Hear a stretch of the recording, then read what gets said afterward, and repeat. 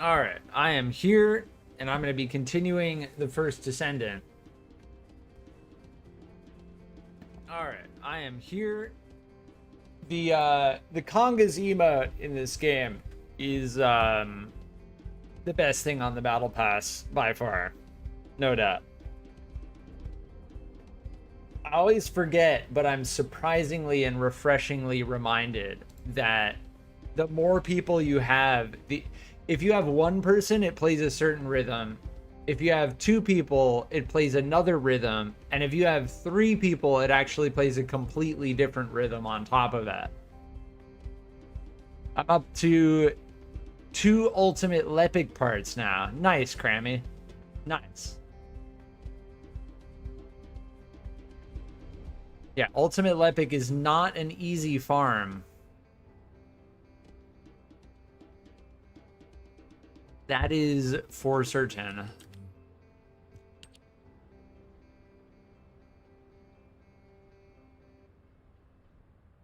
I think we're gonna get left hanging here. You can't see if people are looking at their inventories. We're getting left hanging here. Rip. GG's.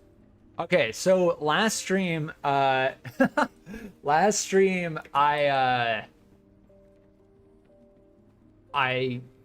got a little bit upset with the vault, and upon further review, I need to get this housekeeping done. Upon further review, when I did the vault, I was so just to be as clear as possible, when you were doing the vault minigame, the timing vault minigame with the circle where you have to click, in between the stages of the minigame, it can change between left click or right click depending on the vault. So you have to pay attention to the tiny icon in the center of the screen to pay attention to see if it changes from left click to right click. So although I clicked in the center of the bar, right in the center very visibly, I pressed the wrong button because that was the button that I had pressed the first 2 times. But on the 3rd time or the 2nd time, it had changed. So it can change between the stages. So just to be very, very clear, I wanted to get that out of the way. But now we are greeted with Enzo and Thundercage. So now we have officially unlocked Enzo. Yeah, Crammy, I think a lot of people are figuring that out. Yeah. But Enzo is going to make all of that a little easier, which is nice. And we have our next Thundercage, which we can continue to farm blueprints for.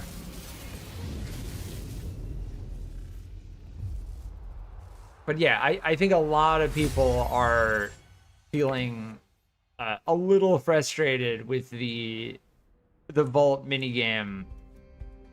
It took me 4 vaults to figure that out. Want any help farming? I appreciate that. I'm gonna be vault hunting with Enzo. So once I get Enzo up and running and I'm focusing on vaults, my plan is gonna be doing some type of combination of stuff in Vespers. Because if I recall, this you get in Vespers. So I need to find something I can farm in Vespers from one of these missions where I can also go and search for the vaults. Because right now, as far as our first energy activator goes, we are 15 conductive metallic foil away from starting research on our first energy activator. And the final part of that grind is using Enzo Descendant required, to open encrypted storage boxes in Vespers. Now, the way I understand further things that are not fully explained, or maybe, but not clearly, if you have a party of people standing around the encrypted storage box or the encrypted vault, when you successfully complete it, everyone in the party gets the drop. So if you are interested in joining me, I will be taking the time to get it to get the rest of this metallic foil. And anyone who's in my party can actually benefit from that farm. So that is something I want to bring up very clearly. If anyone is interested, that is something. It's communal, right? The term is communal. So like you do it together and you all benefit. How was the new game yesterday? Majestic, welcome back. Throne in Liberty was okay, but there are some very concerning things. At the end of my live stream, I give a good summary at the end of that live stream yesterday. I think it's worth trying for free during the open beta, but I absolutely do not recommend putting money into it. And they have a 5-day head start if you buy like the early access bundle. Like, do not, it's not worth it. It is not worth it. But some of the abilities, some of the skills that were tied to the weapons are actually pretty satisfying to use. But yes, that is the energy activator situation. This stream, we are going to use some code analyzers, whether we get the drops or not. We're going to be using it. All right, we need to get our other Thunder Cage from our inventory.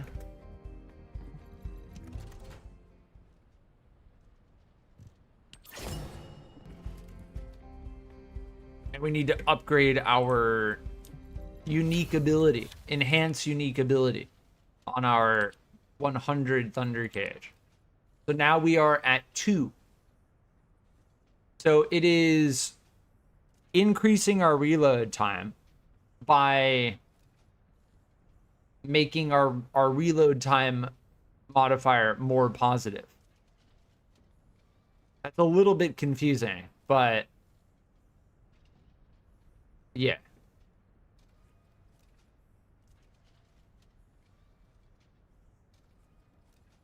And then it increases the trigger rate by 10%. So as far as the 60, 70, 80, whatever, if we get this up 2 more times, then this will be at 100%, and the radius also increases by 0.5 meters. And it scales with the firearm damage, which is massive. It's like you do your firearm damage, kill something, and then you do your firearm damage again to the thing next to it. Silent Knight, welcome back. Good morning. Been farming Thunder Cage myself. Need 1 more to have full. Nice. Yeah, I recommend taking the time to cycle through the Thunder Cage farm to get this thing all the way up. Because as far as I can tell, getting this thing up is going to be a part of the end game. It's lowering the reload time. Yeah. It's a little confusing the way it goes from -15 to -10, because you'd think that a negative reload time would mean that it's decreasing the reload time. But what I think it's actually doing is it's making the reload time shorter, even though that's less negative. It's a little bit confusing. But yes, now we have our Thunder Cage up to 2. And do I need to readjust this? Weak point damage is pretty good. It's a decent firearm attack roll. The toxic attack is meh. I'll probably re-roll it eventually. This Tamer is good. This Tamer is one of the highest DPS weapons that I've obtained thus far. I know people are finding are getting weapons well beyond 300,000 DPS, but that tamer is the highest that I've found. What did we do? Oh, was that? Wait, hold on. Was that a season? That can't be a daily, right? No, that wasn't a daily. Is that a weekly? No, that was a season. Yeah, we just got our season enhance an ultimate weapon unique ability 5 times. We just got 15 supply coins, and we just jumped a whole bunch of levels on the battle pass. We jumped 1, 2, 3, 4, 5, 6, 7, 8, 9, 10, 11, 12, 13 levels on the battle pass. It's linear. The season challenges are by far the red card emote is kind of red card emotes kind of, ooh, this is interesting. I'll try that UI theme. We gotta apply these skins. That's it. This is a very cool Caligo's horn skin. I'll show you why. You need to know what the actual Caligo's horn looks like.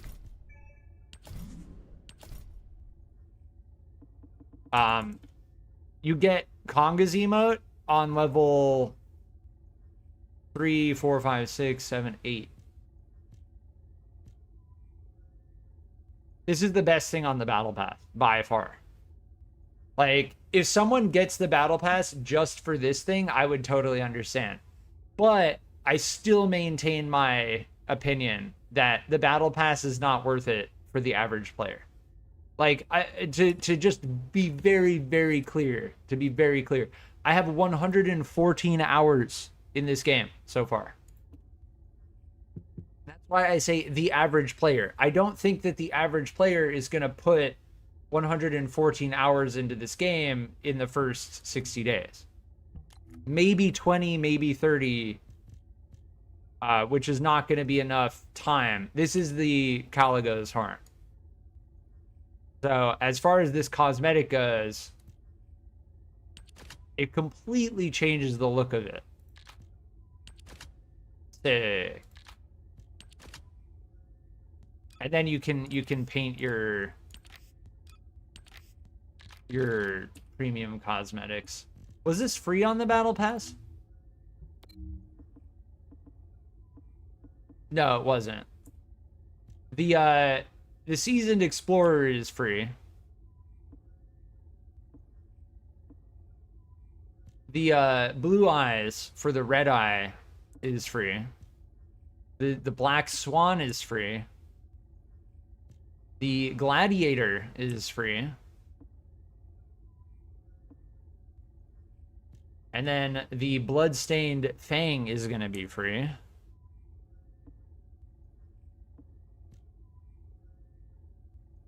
Oh, that's sick. That actually flashes. Emotes that have like effects and stuff are definitely better. And that's free as well. You don't need to buy the battle pass for that.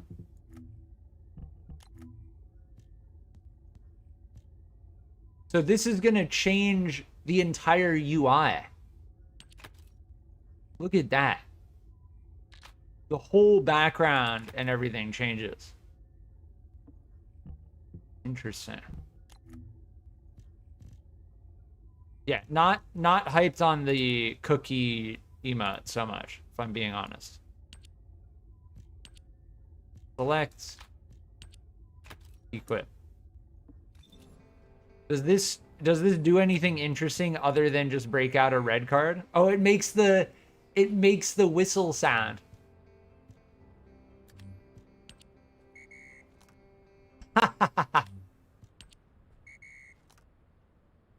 Nice.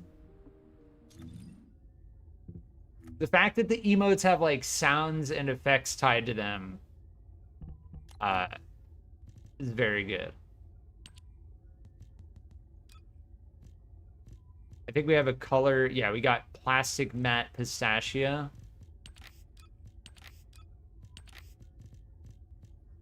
A lot of the colors are very similar. Like if you look at, yeah.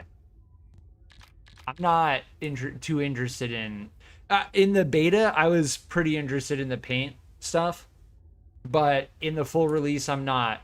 I'm really not.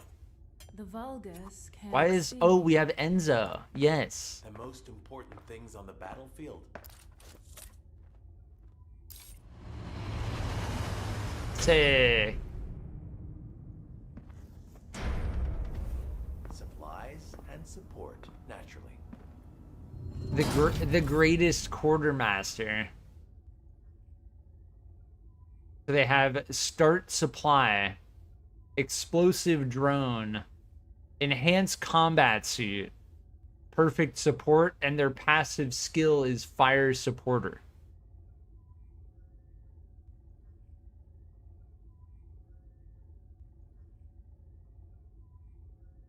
Very interesting. Efficiency increases when Enzo disarms the security of the encrypted vault, and rewards increase when this happens.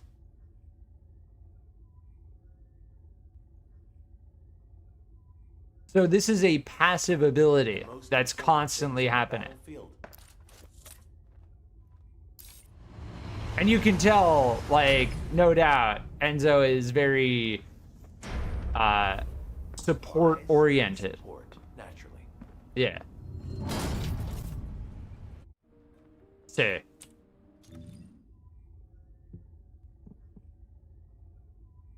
Yeah, like the gold gain and the weapon proficiency gain, these are the only things on the battle pass that I would consider hard pay to progress that you cannot get otherwise by playing the game.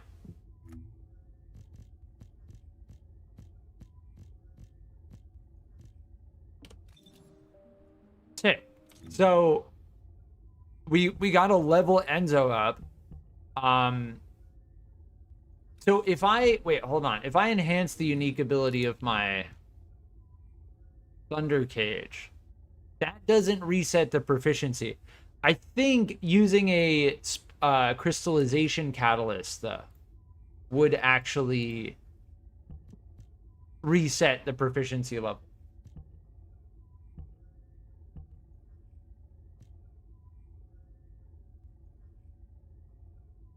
Yeah, I'm still gonna hold on to this one. This one is very limited in range. And we need to make a preset for Enzo for our vault hunting farm.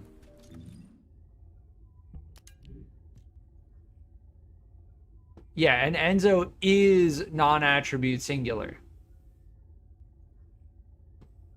So this is actually good on Enzo. I keep pressing I instead of U.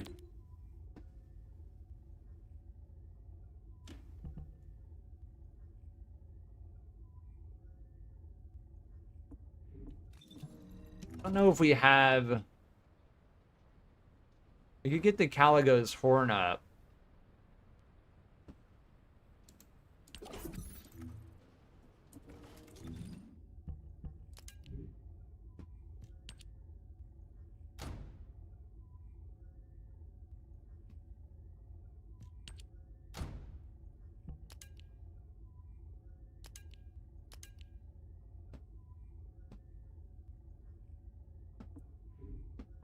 Yeah, apologies. They've been doing construction the past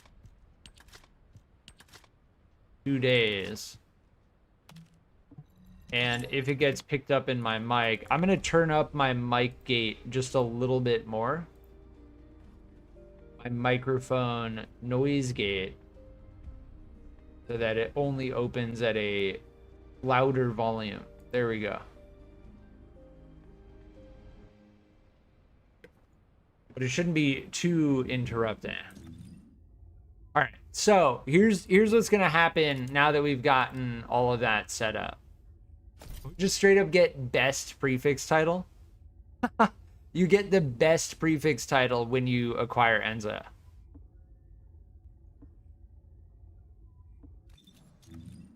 Let's work on, so this is going to be save current, rename, Enzo Vault Farm.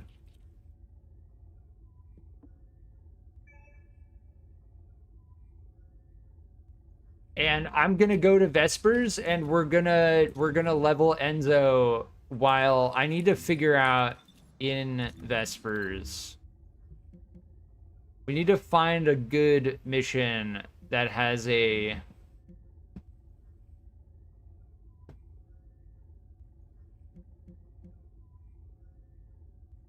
well, first off, let me check this again to see what actual missions this drops from.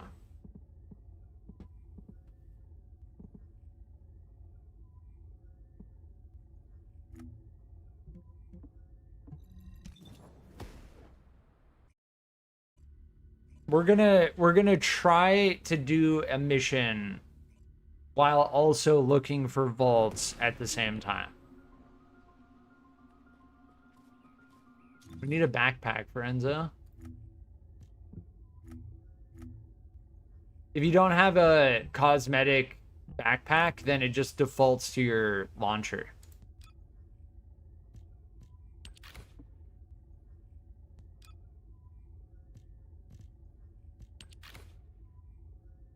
I still really like the X-ray backpack. Like, this is probably my favorite. And that was just the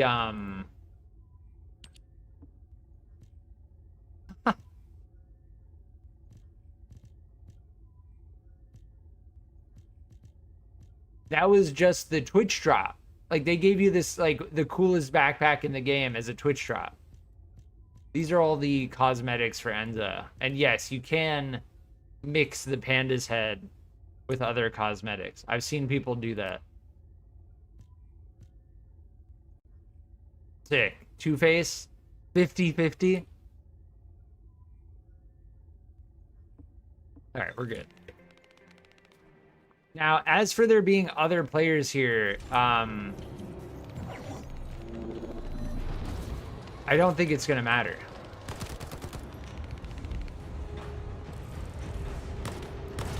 These ones may not pose much of a challenge, but another force is inbound.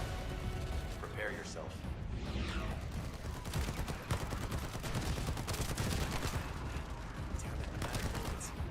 They have guards stationed at the entrance.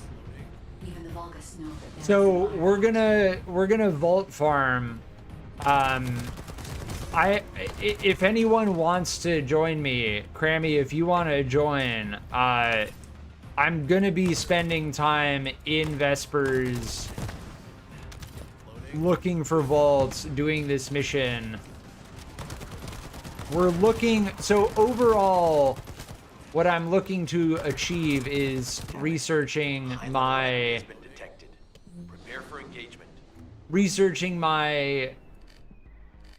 first we can keep the music on the energy activator.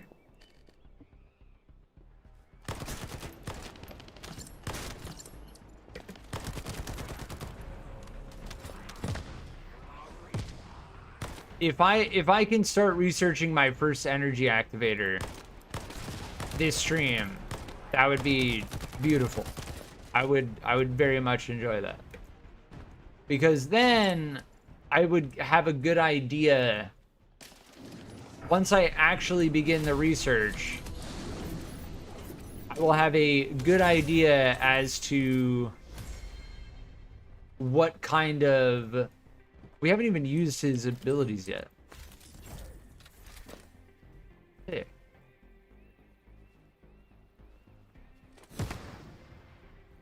Oh. Wherever I'm pointing, awesome. I would have a... So I keep cutting off my own thoughts. I would have a better idea as to what it takes to get an energy activator. That's what I'm trying to say. So technically, this mission, based on the acquisition page, can drop the conductive metallic foil.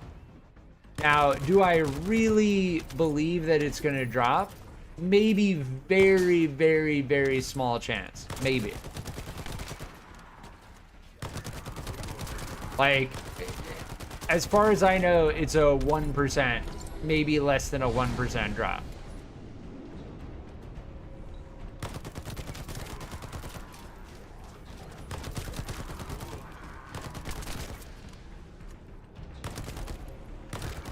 Yeah, the Caligo's horn doesn't feel bad.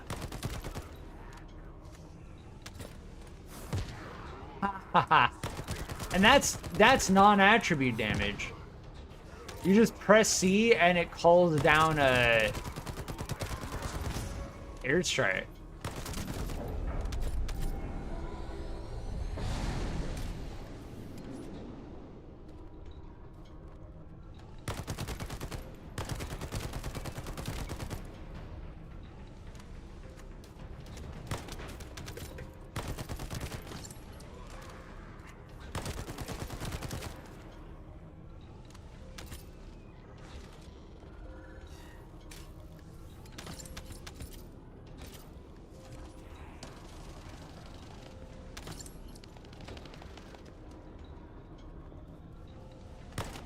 There are like two abilities for Enzo though that are strictly like teammate. Ooh, water play.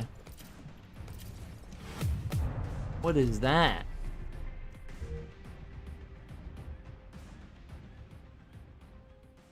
Interesting. Creates a rectangular shaped pool of water in the front of Valby. But for what skill though? It does, like, the text on the Transcendent mods is just like, what? Could be interesting though. We'd have to equip it to really see like what it affects.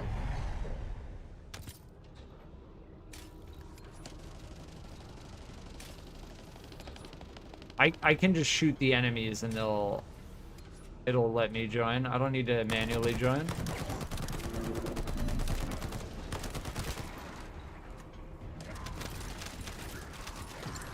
So just to confirm, as far as this material goes, the conductive metallic foil, right here, this is the mission that I'm doing right now.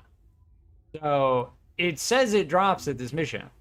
It does actually say it drops at this mission. I'll do this one more run.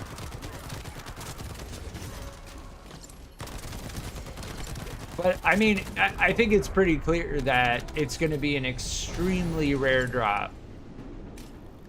And if we really want the metallic foil, like, within a time span not consisting of, like, 10 plus hours, we're gonna go look for vaults.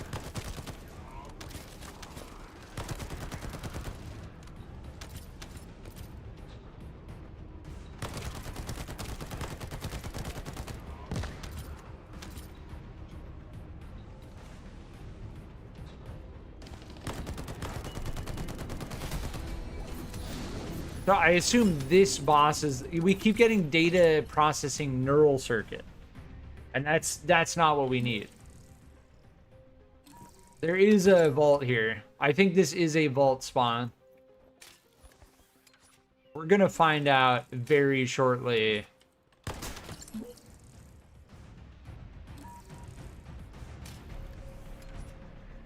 Hold on, I need music off. I need to be able to hear. Here we go. We're gonna find out very shortly just how Enzo impacts these. And this is a code analyzer. So left click or right click. Right click. Look how slow it is. Wait, was that it? That was it. No way. Did you see that? Enzo makes it like easy mode.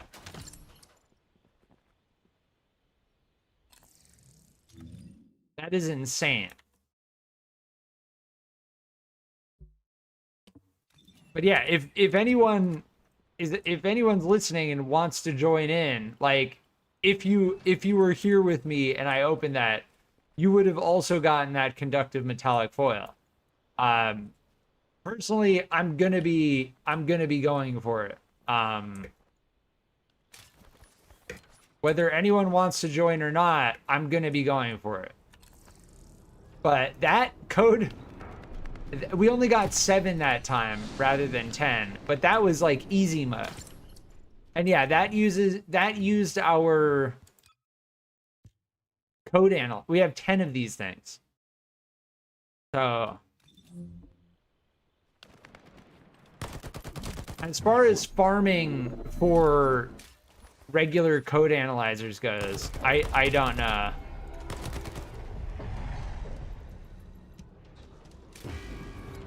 Wait, did I not pick it up? What?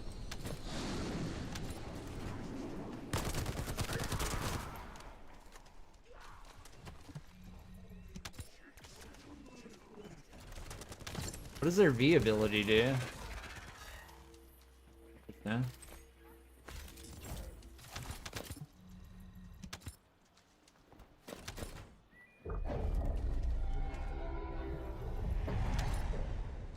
Yeah, still definitely getting used to Enzo right now.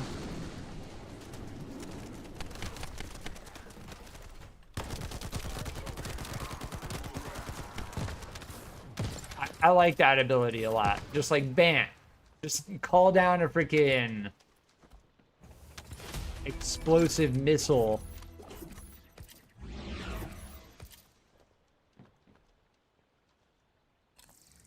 Yeah, if we hit our Asive and we don't hear anything, then that means there isn't even a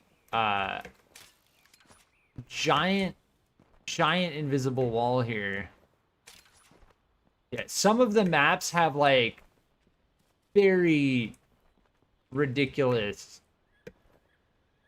limitations. Like they should just make this a giant cliff then. Why isn't this just a giant cliff? You know what I mean? Make it a giant cliff.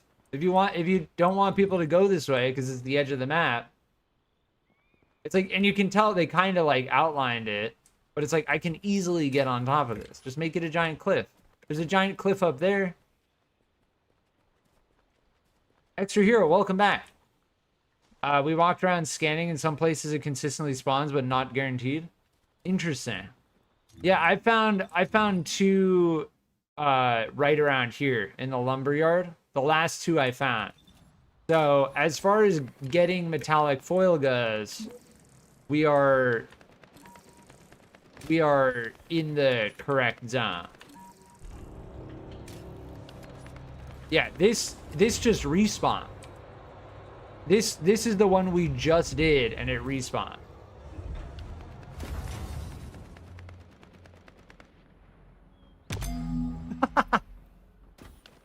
Enzo just makes it easy. This is how you get conductive metallic foil. Now, here's the thing. If my math is correct, we need 2 more. So 1 more vault, and then we have enough for an energy activator. And then the next energy activator after that, we're going to need to cycle through the energy activator grind. But as far as getting our 3rd energy activator goes, like, that's pretty solid. Nudweiser, welcome back. That's the easiest one. The harder orbs still have more skill checks. Yeah. The regular code analyzers, we have 9 of now. But you still get a decent amount of metallic foil. Metallic foil being seemingly the hardest to get resource because you need to do... You need to do the... I don't know. Why is that filter not working? Why did this not designate all of that as junk?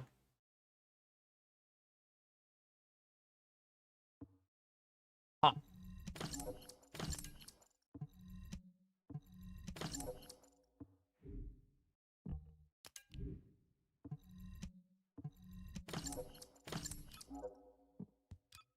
Yeah, I don't know why that doesn't filter all of those as junk. Like this.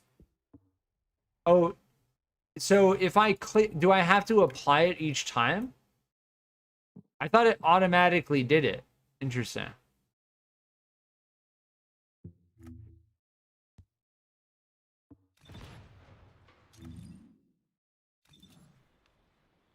The harder ones sometimes give you like 20 80k Kuiper shards. Nice.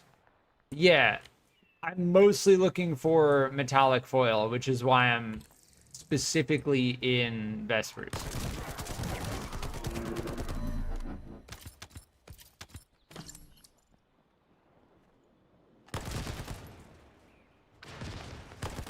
And then also, this mission supposedly has a chance to drop it, which we'll find out. But yes, confirmed. Enzo does have a clear impact, and I imagine on the precision ones,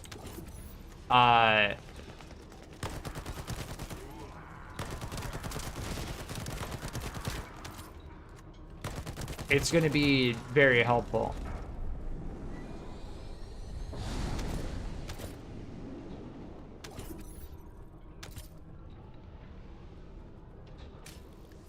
Yeah, we just got, what, like 17 metallic foil?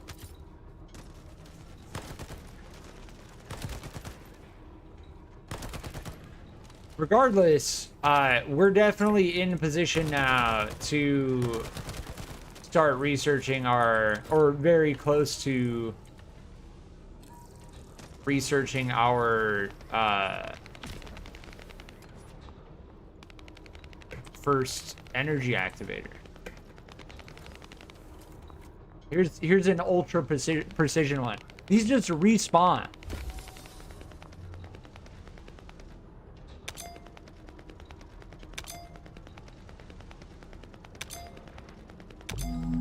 Enzo makes it so much easier. That's crazy.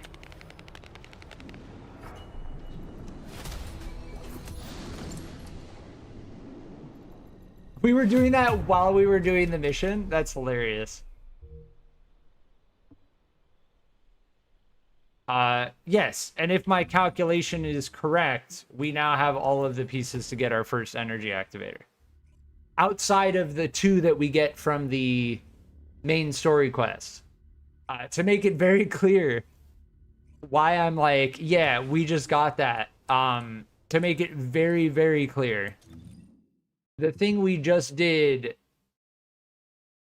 that code analyzer minigame, if you look at this thing right here, for 1200 caliber, to make it very, very clear, if you want 1200 caliber, that's going to be like $25. Like, and we're about to just research that thing. Congrats, thank you. It is quite satisfying to play the game and then actually unlock that. Without buying it for real money or having it handed to me. So, highly recommend.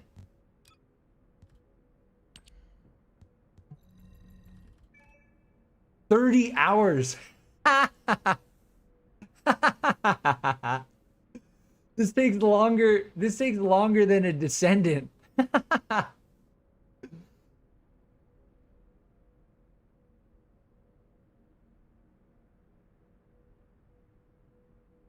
That's hilarious. What you're seeing right now is the true end game.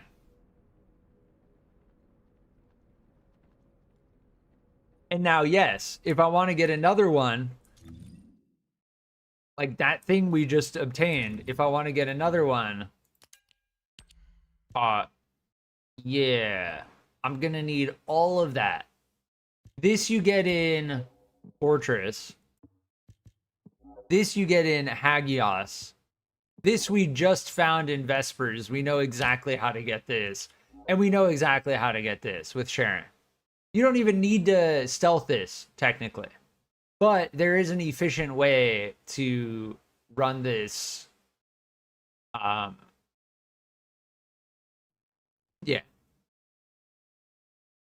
One day I will research one. You will. You will. It is confirmed obtainable by playing the game. So this unobtainable, seemingly unobtainable thing is indeed obtainable, but it does take a lot of time. But that's a part of the game. If you enjoy playing the game, play the game. You'll eventually get it. Like something that I know people are struggling to find are the energy activator blueprints, and these are like a 3% drop. These are the 3% drop, but you get these while you're looking for like other stuff, you know? There's several amorphous that have a chance. See energy activator? Energy activator? It's not like it's a specific thing. Yeah. I'm gonna spend some time getting our next Thunder Cage, which is gonna come from these missions.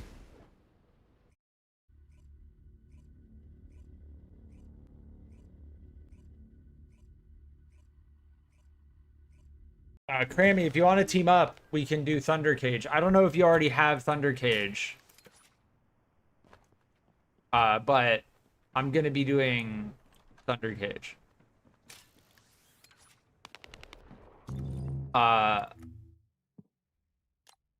You are Aragon, right? Wait, are there 4 people on this map? There's one open. There are only 3 people here. You should be able to get in. This person is farming for Thunder Cage, for sure. Farming for Thunder Cage while using the Thunder Cage.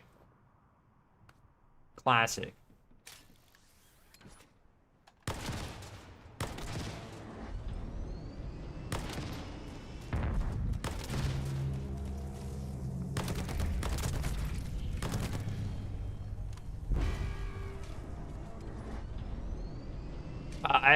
I had to rant about it, but I have always been unlucky, so it's really just standard. Yeah, that's the thing with the energy activator blueprints is like the 6% drop. You just have to crack a whole bunch of them. That kind of thing is just that it's the thing you get by doing other stuff. Everything else on that list you get by doing very specific things. Except for the energy activator blueprint, which you just get by doing other stuff. That's a 6% chance. This Caligo horn skin is sick. We spent 28 minutes in Caligo hard infiltration mission yesterday. And I got carried. The fact that we even were able to kill the boss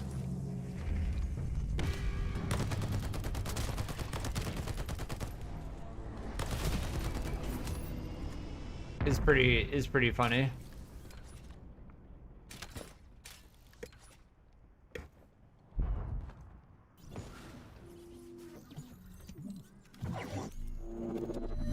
Probably run this like 3 times, see if we get 3 more times, see if we get one, and then we can jump to the what was the other piece we need? The blueprint. The actual blueprint, which is logistics facility. But as far as I can tell, when it comes to all of the other pieces... Oh no, we're still gonna need another polymer. We don't need to run this one again. We got that one 3 times in a row.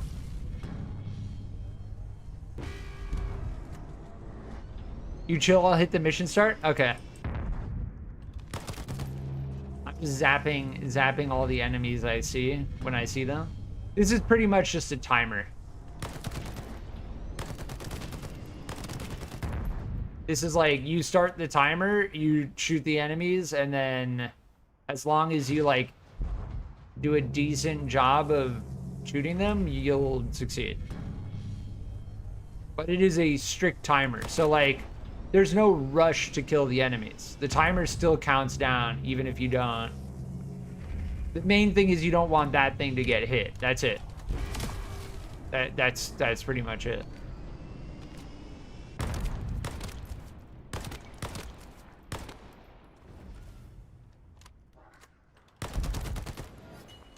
This enemy in particular drops the artificial biometal.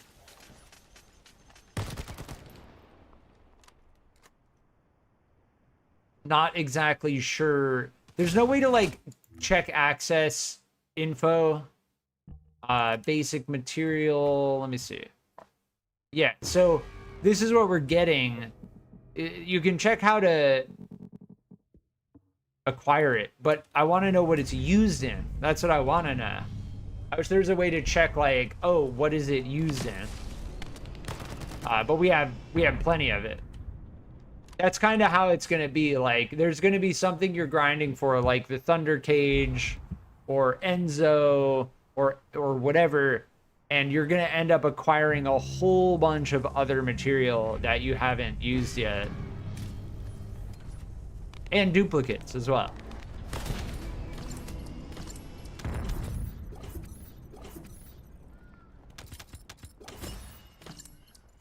You get negative ion particle here. I know you get positive ion particle in the Agna Desert.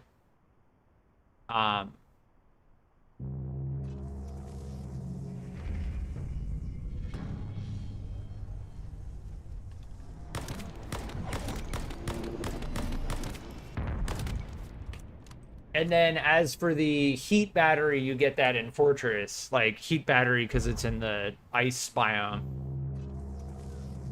Anyone who ran the ambush farming area has a lot of that biometal. Yeah. You get the biometal's like a common... It's a common drop. Like, if you really want to get a whole bunch of it, like, you can get it in a lot of different places.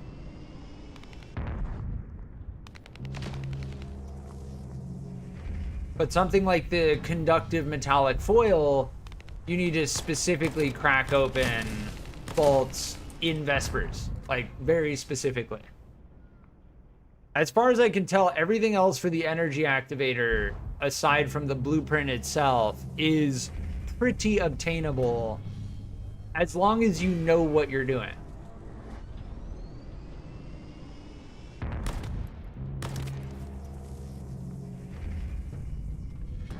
And I learned the hard way, but for anyone listening, there is an easy way to learn. I will give you the easy way. When you're doing the vault minigames, the button you need to push can change between stages from left click to right click. The icon on your screen is very, very small, and it gives very little visual indication that the button has actually changed. So just keep that in mind. You may need to switch from right click to left click in the middle of the minigame.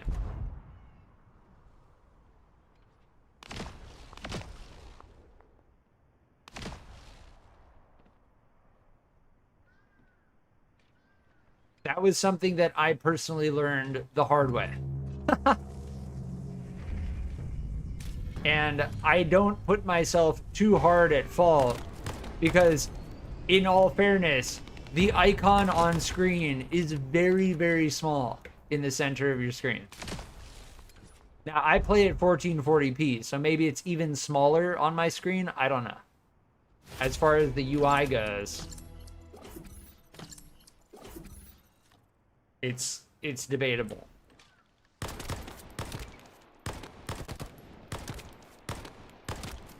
Regardless, Enzo makes it considerably easier.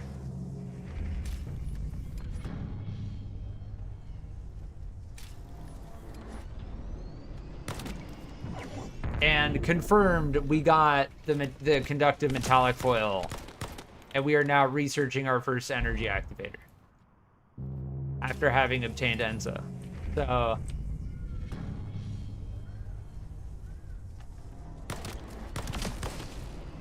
We are in it. As far as like hard end game progression goes, I've made a very like conscious and deliberate decision that I am only going to do the hard mode Colossus solo.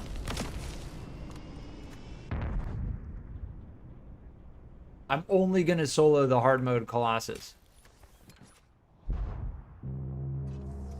And that is simply to test my build skills. I respect all of the ones who would be willing to carry. I do. But it is a personal a personal decision. That animation when they jump in the air is pretty funny. They like kick their legs.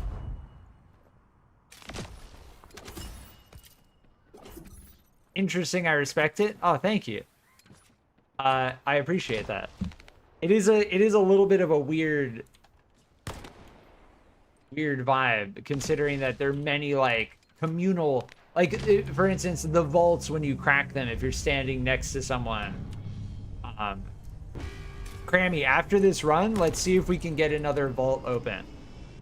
Because I do want to stack more conductive foil, and if I'm gonna do it, we both may as well get the foil. I do kind of want to wait for Lucky though as well, because I did tell Lucky that I would do it with them as well. I've not done any of the hard mode solo because I know I'm gonna get rolled. I did all the ones on normal. Yeah, that's fair.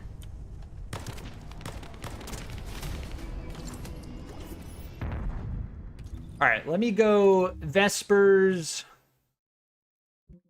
Where were we getting? I think it was the lumber yard, right? So there's a good vault farm spot in Vespers lumber yard.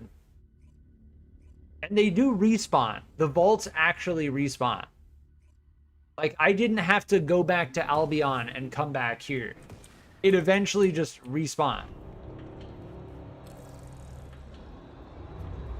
As far as I know, there are 2 vault spawns.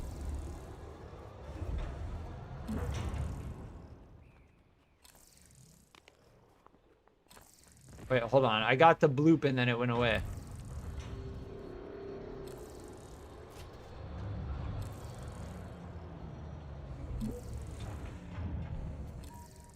It's over here.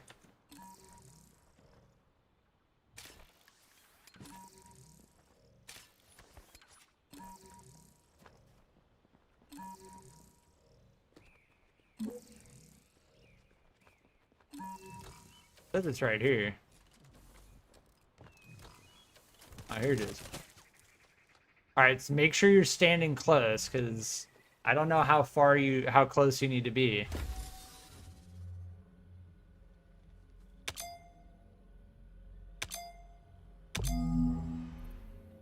Yeah, Enzo makes it much easier.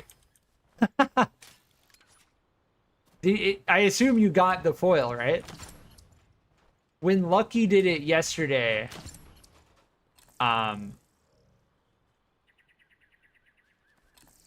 there's another hologram here. See one in here? It drops on the ground. If they're in the area, they will get it. Okay, nice. Good, good, good.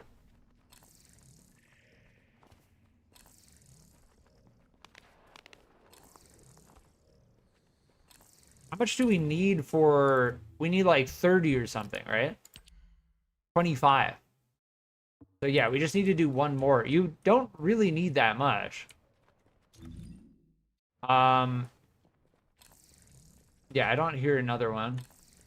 Maybe we could just go to a different area of Vespers. Go to the ruins or something. Yeah, we'll just crack one more and then get enough for the energy activator. Crammy, do you have enough? Like, do you have an even amount for either like 1 or 2 or 3?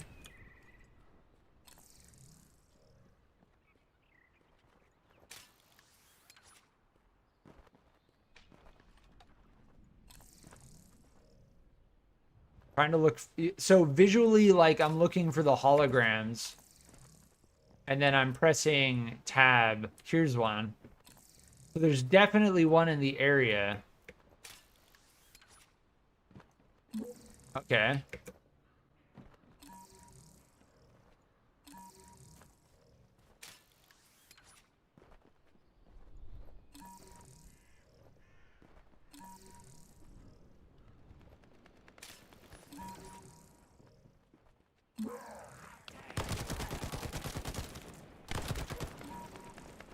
Here it is, yeah. This is just a regular code analyzer. We have a whole bunch of these. I missed it, but it's only 1 hit. It's fine.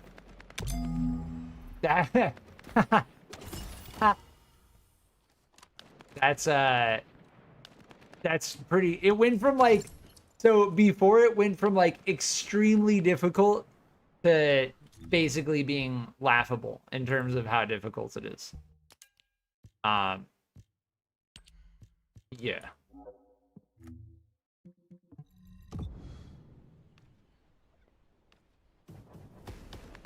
So as far as farming those goes, that's how you farm conductive metallic foil.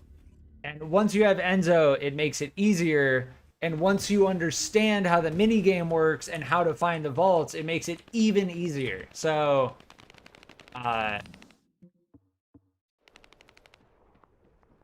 yes. I will be right back 1 sec.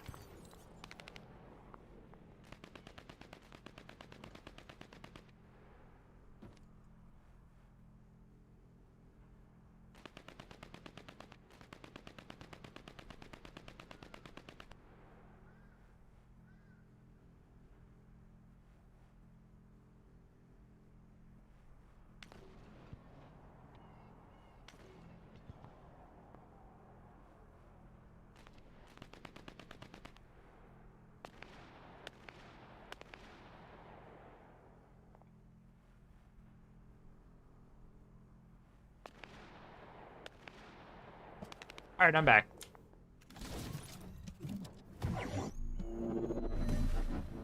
I like timing games. Yeah, timing games can be fun. The important thing to realize, the most important thing to realize when it comes to the that vault mini game is that you will lose your code analyzer if you don't succeed. If you understand that, then what that'll do is make you careful about interacting with them. And then once you develop a better understanding of how the minigame works, how to find the vaults, once you get Enzo to make it even easier, then that's when I recommend actually going and vault hunting. Because I think what's happening to a lot of players right now is they are coming across the vaults. I know, I'm just saying from my experience, when I came across my first vault, I didn't even know what I needed or what to do with it. So that's my recommendation. Like, just the first thing to recognize is you burn your code analyzer if you fail the minigame. Like, if you misclick or whatever, you lose your code analyzer. Well, you know me, I like high stakes. That's legit. We know generally how to farm for the code analyzers, but that's the thing. If you don't have the code analyzer, you can't interact with the vault. So it's really like it's a step-by-step process, right? Like, you get the code once you have code analyzers, then you go vault hunting. You can't go vault hunting unless you have the keys. And that's like no duh, but it's important to recognize that. Like, you consume your code analyzers when you open the vault. Is that bunny not wearing clothes? I didn't see. I'm certain not. Like, bunny is very much clothed. We have to get right here. There we go. And then we can interact with these things. I don't think you need to do them in order. Yeah, it doesn't really matter.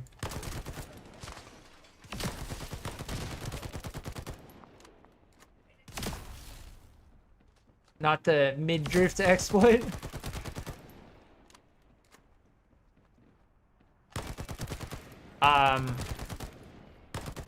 They may have had like a certain paint that looked like it.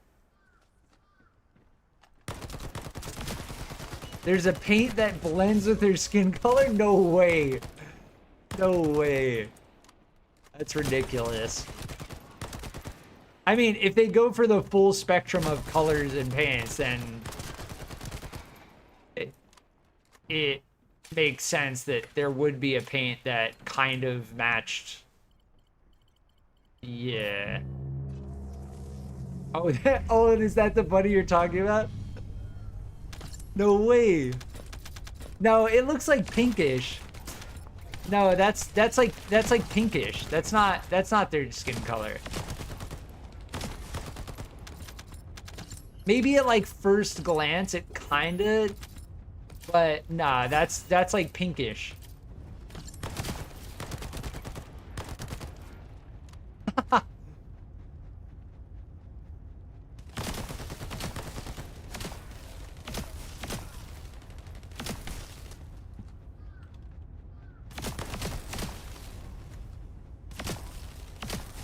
Yeah, it's on the ultimate skin and the other one not the default. It's a bug, I think. I've seen it before as well. No, I think it is actual, like, people painting their cosmetic. I don't think that's a bug. That looks like they painted their cosmetic. Yeah. But yeah, I definitely see the resemblance, but it to me, like, when I actually look at it, it looks like they just painted it light pink. If I'm being honest. The skins aren't rendering in. No. That's definitely, they painted that. You can see, like, on their legs, they still have the blue things. Yeah.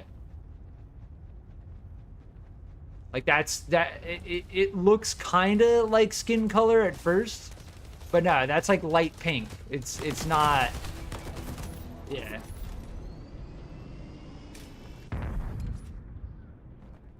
Looks regular pink. Yeah, exactly. I mean, I can see what you mean. It's close, but like, it doesn't. Like, when I first saw that, I don't think it really registered as like, is that what I think it is? Like, no, that's just like a painted cosmetic.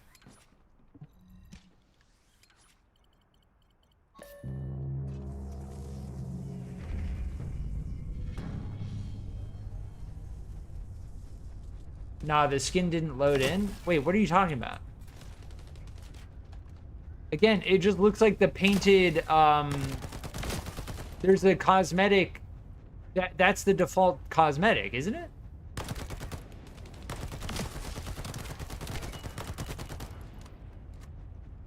It has a pink and purple skin for me.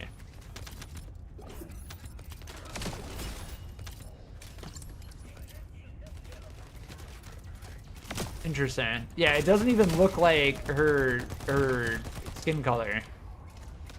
But if that's a bug, I mean, it's a bug, sure.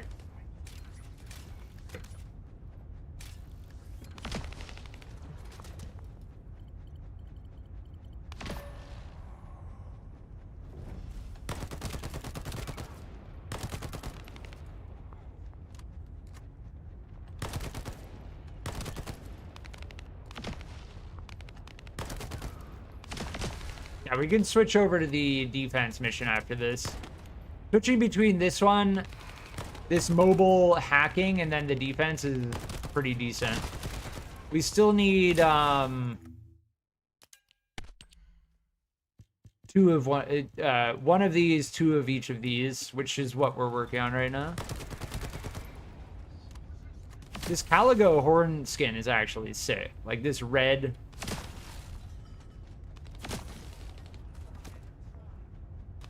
Cosmetic. If you know what the default Caligo horn looks like, it's actually pretty sweet. Just checking out my weapon cosmetic while everyone else does the work.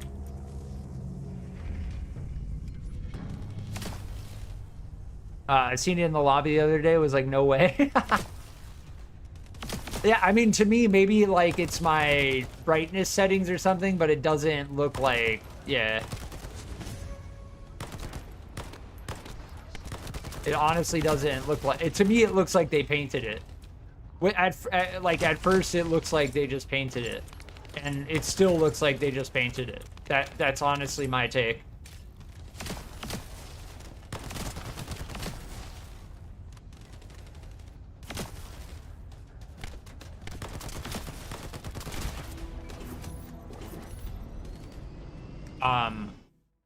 Definitely not feeling like a 20% on that one.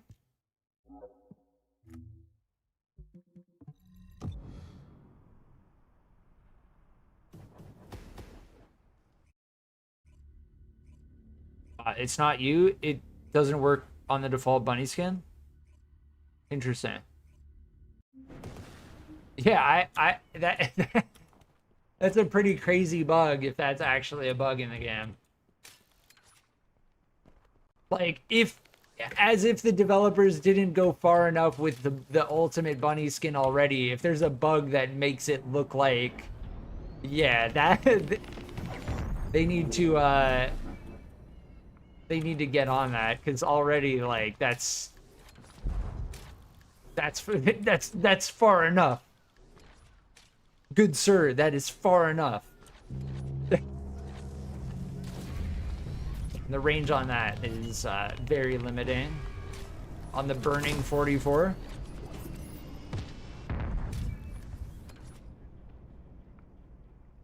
the Skyrim meme, stop right there, criminal scum.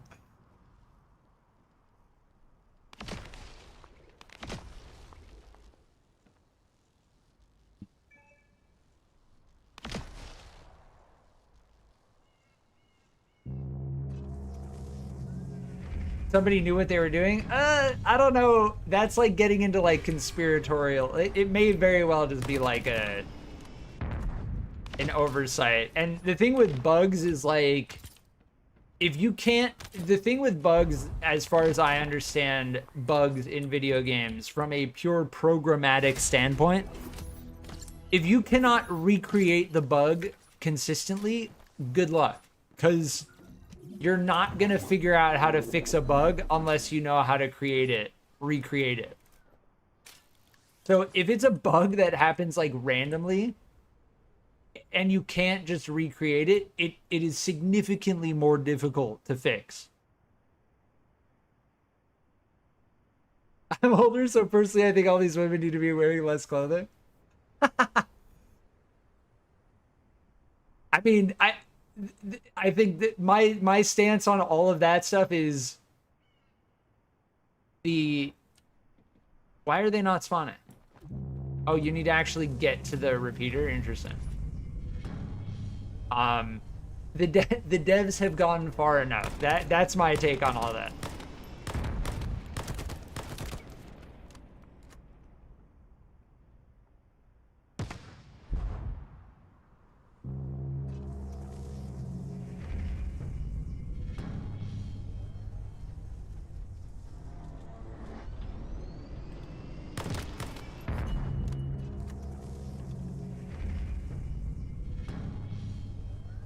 But yeah, between this mission and the one we were doing before, this right here is the Thunder Cage grind. There's no other way to get it. There's no other way. Like, if I look, just to quadruple confirm while I'm saying it, No other way. There's no hard mode. I would be doing a hard mode if there was a way. There is no hard mode way to get the Thunder Cage blueprints.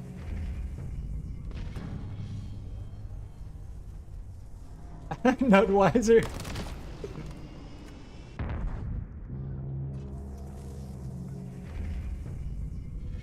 As far as that stuff goes, like I'm gonna just stick with what I said earlier.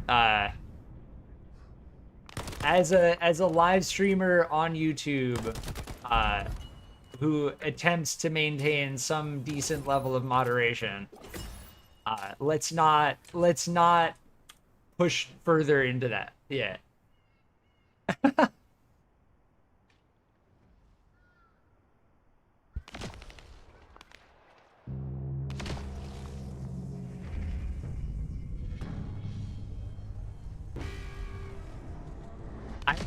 I maintain my firm stance of the devs have gone far enough in that regard.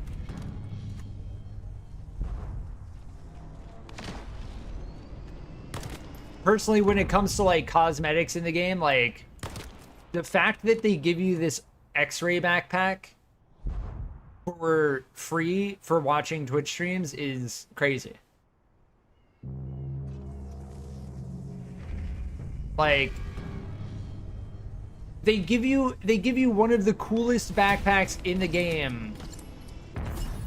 Oh, we finally got the nanotube. All right, good. We got the Nexon thumbs up. We got to go one more time.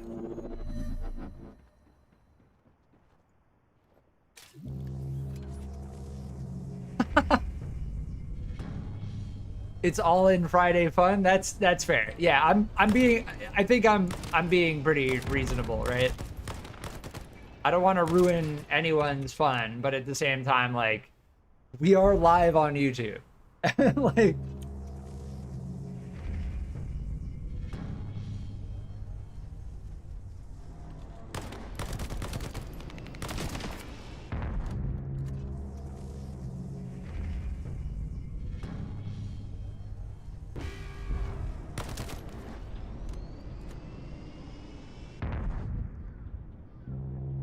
but yeah, I want to see more stuff like this.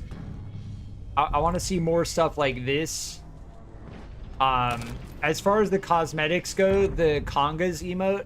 Oh, Crammy, can you come here and see if you can do it in the air?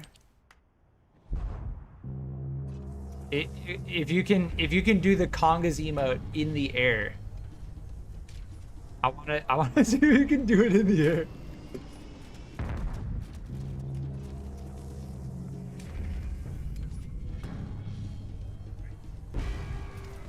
Wait, hold on, we gotta kill enemies. The spawn timer on this is ridiculous. Here, if I stand here and do it. Damn it! The tracker the tracker just froze both of us at the same time. Look, he's not in the air. This is the best thing on the battle pass by far. The fact that you can just float in the air playing a conga in this game is just beautiful.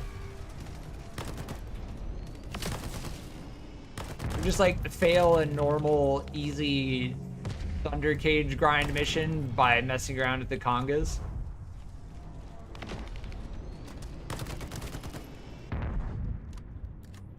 Yeah, this is the best emote in the game, hands down. There's another one where you can...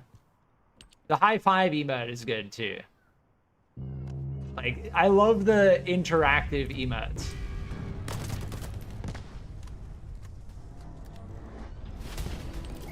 The red card where it plays the whistle sound. Didn't we... Where was the other one we had?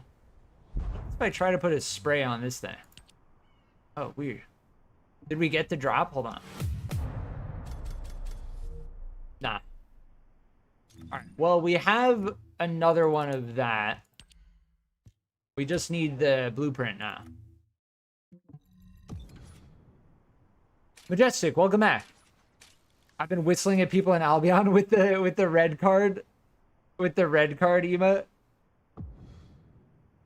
I like that the emotes play sounds and have visual effects. Like, there are many, many games that just have bland, boring emotes that are meaningless. And the amount that you can do when it comes to emotes that have visual effects, interactivity, and sounds, like, there's a lot that you can do. So it's very cool that they've achieved that. Specifically regarding the emotes.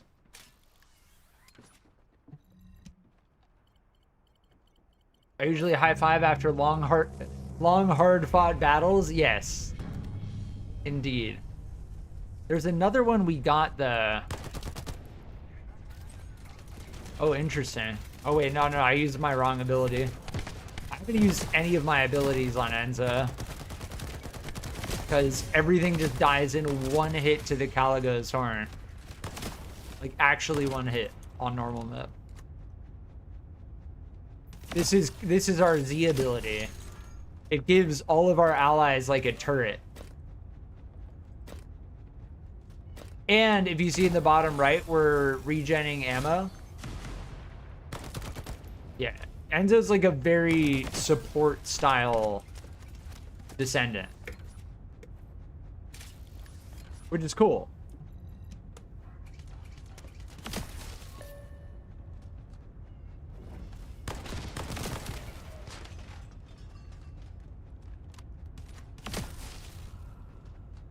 I like the idea of support abilities.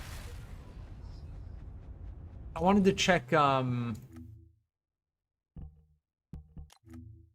we got this emote as well.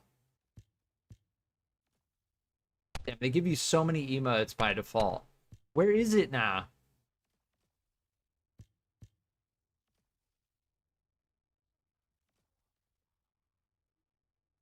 I just can't. I can't find it. It was the... Oh, maybe we haven't...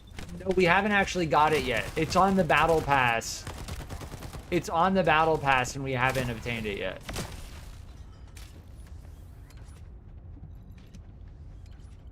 Yeah, it's on the battle pass. This one. Yeah, the one that this one actually like flashes. I assume it's gonna have like a camera sound effect. Damn.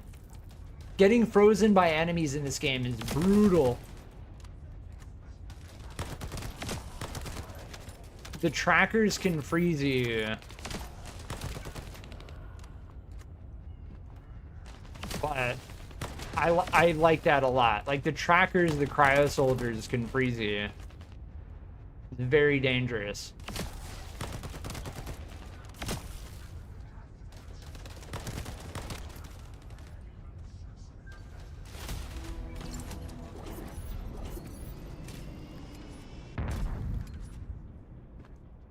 I feel like one of us at the end of the mission could run back to this just to restart it.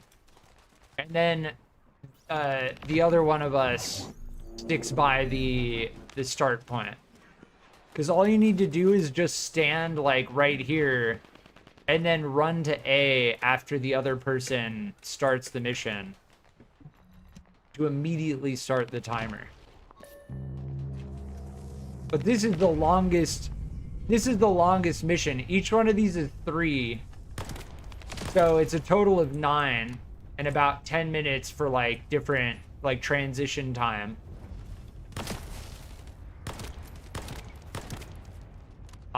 And this is the hardest piece to get. So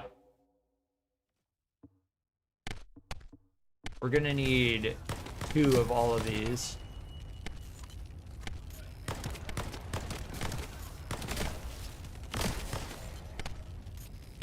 What's my proficiency on this? 12? Okay, we're good.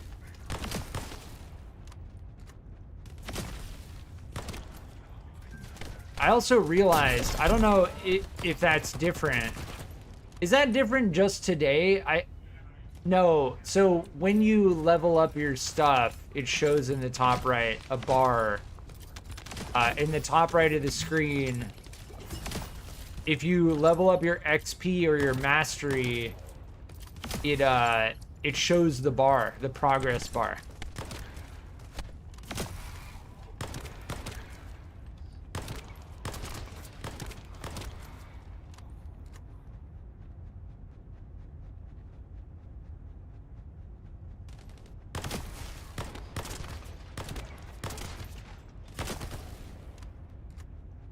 But yeah, this is the longest flat time.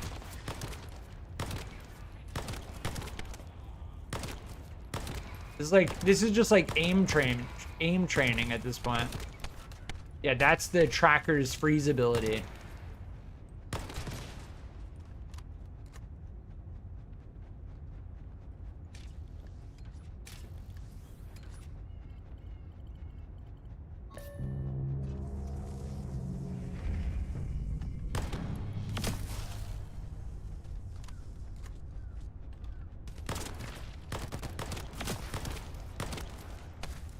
If I switch over to Blair,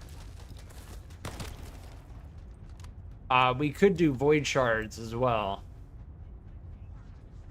Both Lepic and Blair being fire type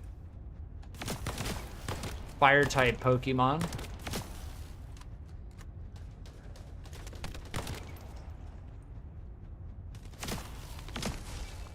Oh, this guy got in clutch right at the end. GG. For them, that was like a 10-second roll.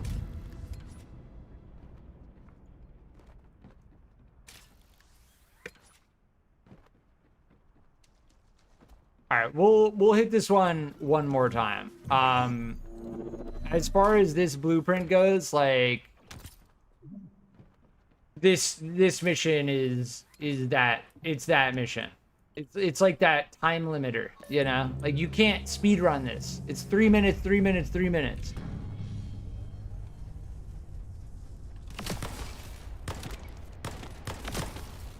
And there is no other way. I've looked 3 times.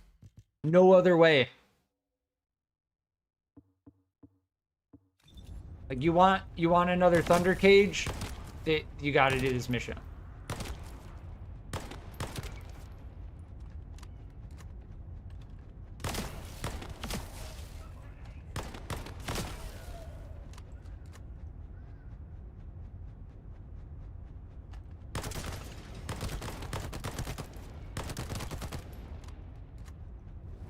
So beyond Thunder Cage, we have the energy activator researching.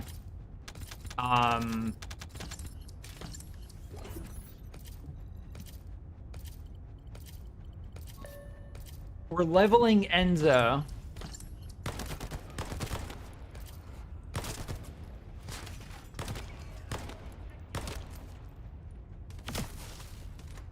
Have you grabbed the free Thunder Cage from Albion? Yes.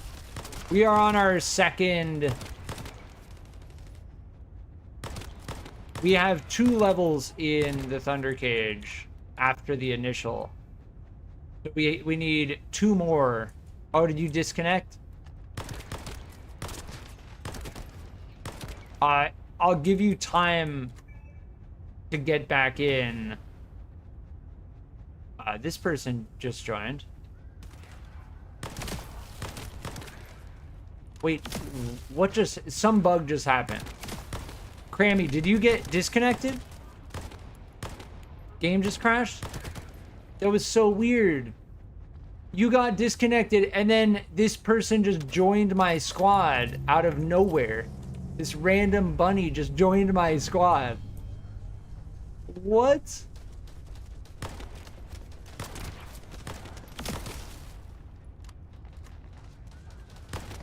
There's nothing I can do to, like, stop the timer.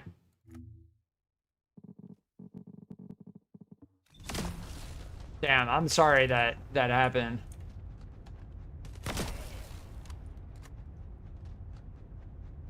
Thankfully, it's not like the end of a hard infiltration mission, though. That has happened to me. 20-minute hard infiltration mission. disconnected right at the end. All right, we got the blueprint. No, just to be clear, I got the blueprint, but that doesn't mean you missed out on the blueprint. Like, every time you are in a party doing a mission, each individual in the party has their own role. So yeah. Even though I rolled it and got it, it does not mean that you missed out on getting it. I'm just making that clear so it doesn't feel like you just missed out on the blueprint.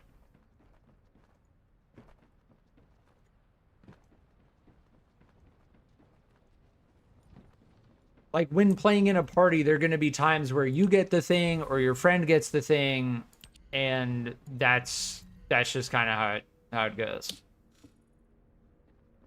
You have max Thunder Cage already? Okay, good. What are you looking to do? I'm sure you're looking for I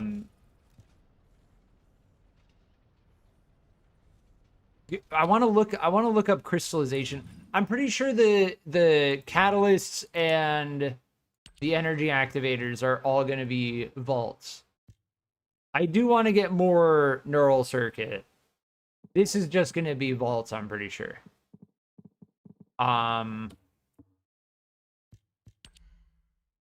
This is going to be Fortress. This is going to be Hagios. Oh yeah, I said that earlier. The heat plasma battery is not Fortress. This is Hagios. The heat plasma battery is Hagios. The polyatomic ion is Fortress.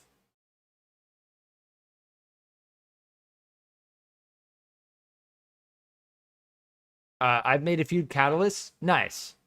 So you're like deep hard endgame. Have you done the Molten Fortress hard boss?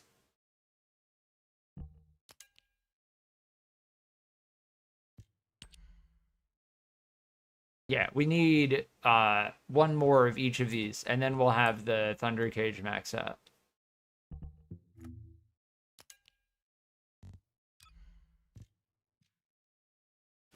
I feel like maxed out Thunder Cage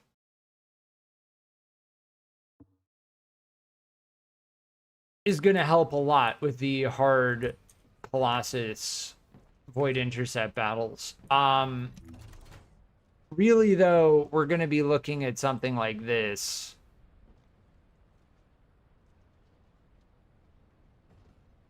Getting our eternal willpower maxed out. I haven't even finished the story on normal yet. Just been farming a lot. That's legit. I respect that. Because yeah, that's the great thing about this game. You don't need to push into that hard end game. Oh, so wait, you can't do hard mode missions? If you haven't finished the story, then you can't do hard mode, right?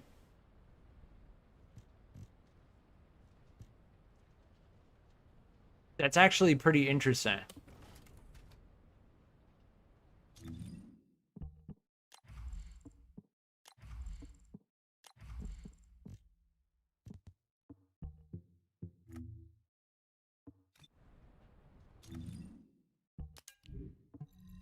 There's one thing I do like farming low-level stuff, and it's the fact that I can just junk all of it without even needing to look at it.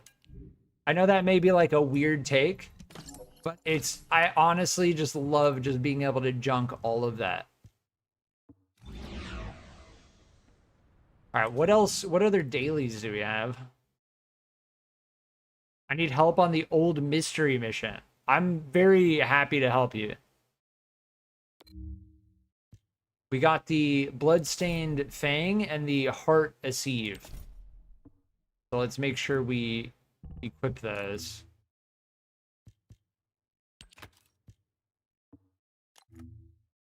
It was for the Hungry Hound. Nice. This is what the default looks like. And this is the cosmetic. And this is free on the battle pass. And a lot of the free weapon skins on the battle pass actually look pretty good. It still doesn't, it's still not worth, I mean, I'm saying the free ones look good. So it's not exactly my point. It's not worth paying for the premium one because the free ones you get are actually pretty cool. That's my whole point. Like, this one is premium. This one is free. This one actually looks cooler than this one, in my opinion. That's what I'm trying to get at. Where is the old mystery mission? Every time I try to do the mission, you get 3 AFK players. Oh, rip. That sucks. Yeah, I don't know what they're going to do about AFKers other than they added a report system, but it's so tough. It's in Hagios.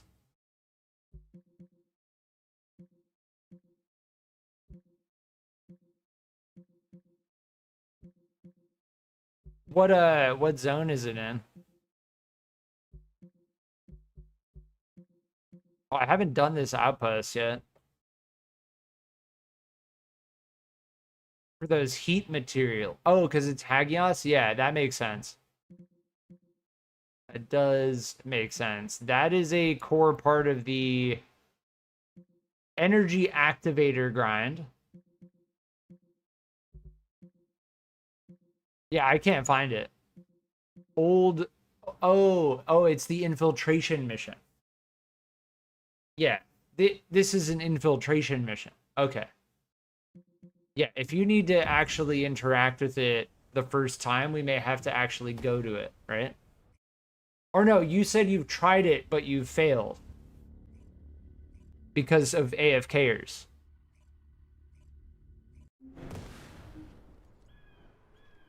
What part do people AFK? Because as far as I can tell, with the infiltration missions, like, you gotta run through it. Yeah, we'll do it with puppies. Oh, this is how you get the Blair code. Okay. Could farm energy. This is only a 3% drop on the energy activator, though. Yeah, for the heat battery, that makes sense. Because I'm pretty sure I did this a whole bunch of times, and that's how I got the heat batteries for the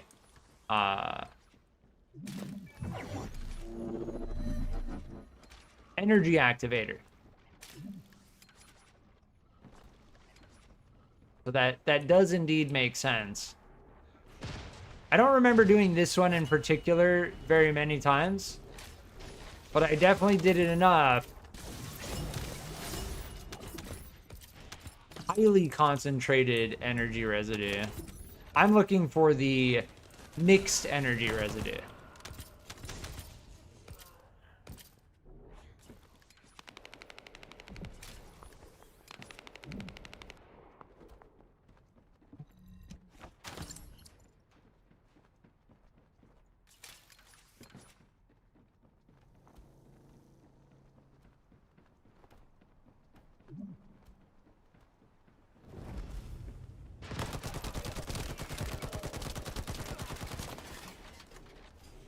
Yeah, we need the mixed energy residue.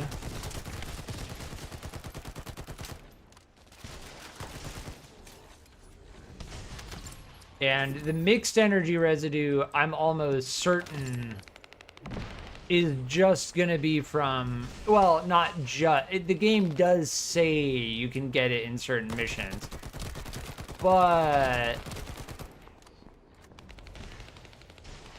I don't know. I don't know. Like, I haven't found a single one of these. And I've spent a good amount of time in the Agna Desert.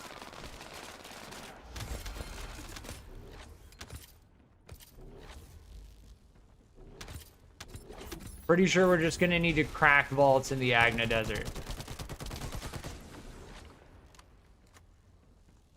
People farm this part where you are now?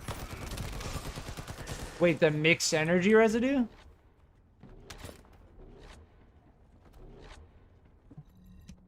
Mixed energy residue only drops in the Agna Desert.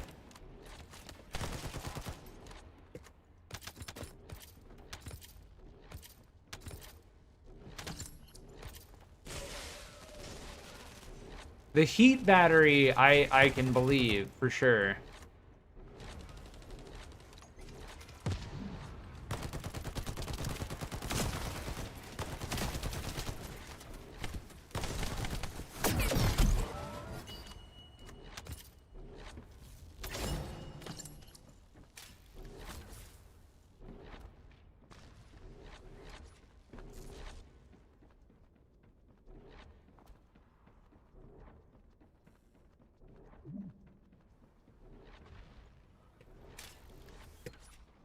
Oh my.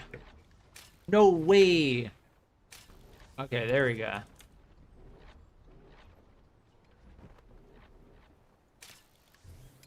Oh, just made that. Did not feel like we should have made that, but we did. Yeah, it's probably best to just go for this one. Oh, just made it. So close. GG's.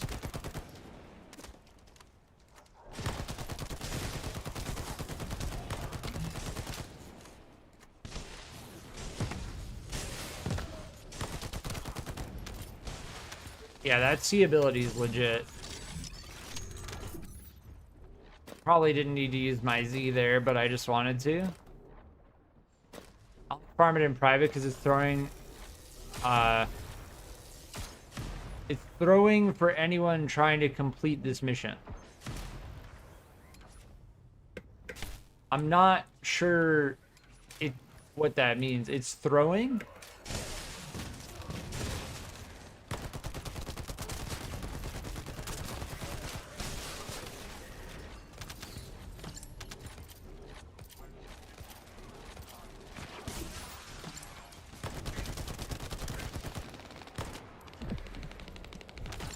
To farm this area, you have to fail the mission.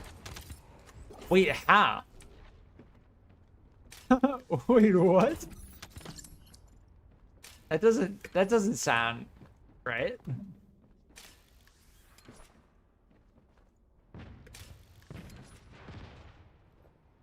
Do you get like a faster drop rate if you fail at some point, or?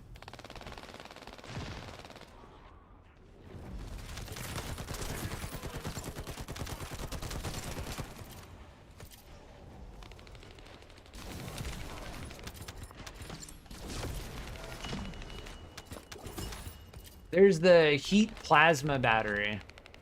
That is a core part of the energy activator.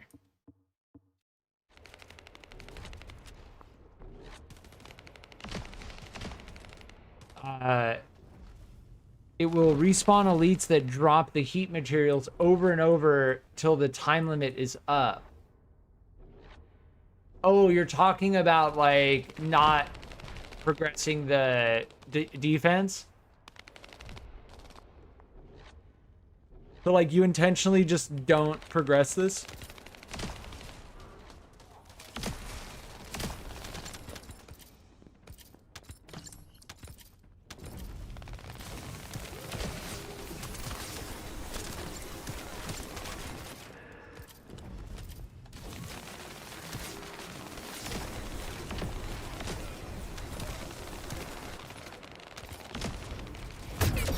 Oof. Those trap balls do a disproportionate amount of damage. It's jank? Yeah. Yeah, that's like jank farm, but if it works, it works.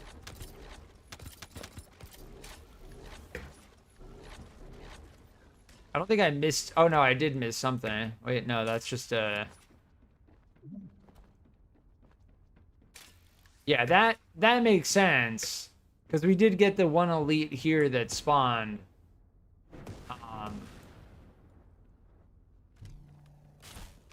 Yeah. Oh, I remember this laser jump.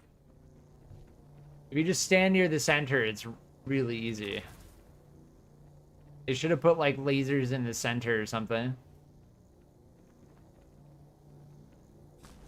The closer you are to the center, it's just like you don't have to move nearly as much. Oh my. Reversed on me right at the end. A few missions you get more materials out of failing. Yeah, there's one in Agna. The I can't look at the map right now, but definitely one in the Agna Desert where if you fail at a certain time, you still get the positive ions. And you don't need to beat the boss. So I definitely like have kind of subtly picked up on that. Regardless, like, I'm probably just gonna play it through, you know? That is interesting to know. I appreciate you bringing that up.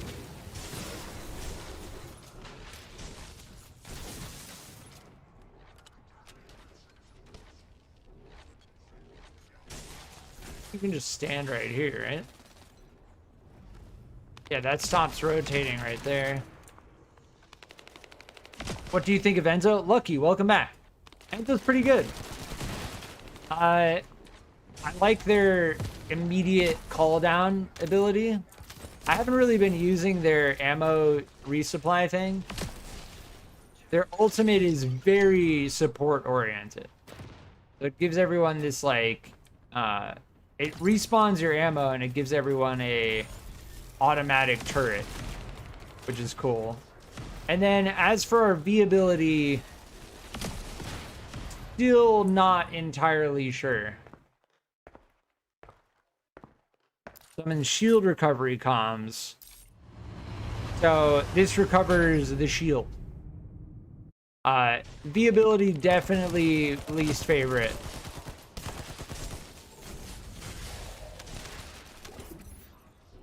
But C ability, sick. C ability is my favorite. As for Enzo cracking of vaults, Enzo makes it significantly easier as far as I can tell.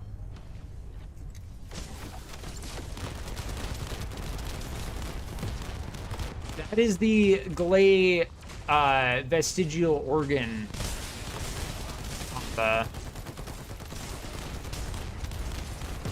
Right there is why they allow you to turn off the explosion effect for other players.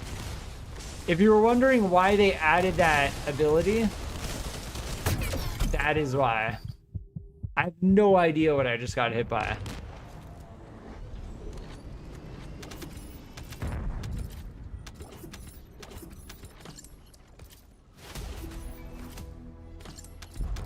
The cutscene after this mission is pretty sick.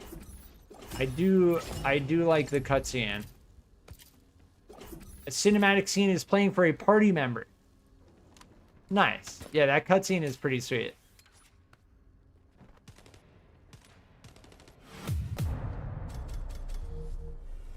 Yeah, don't feel like you have to skip it. Like, I'm chilling. We're good. It is a pretty interesting cutscene. We also got a code analyzer as a random drop.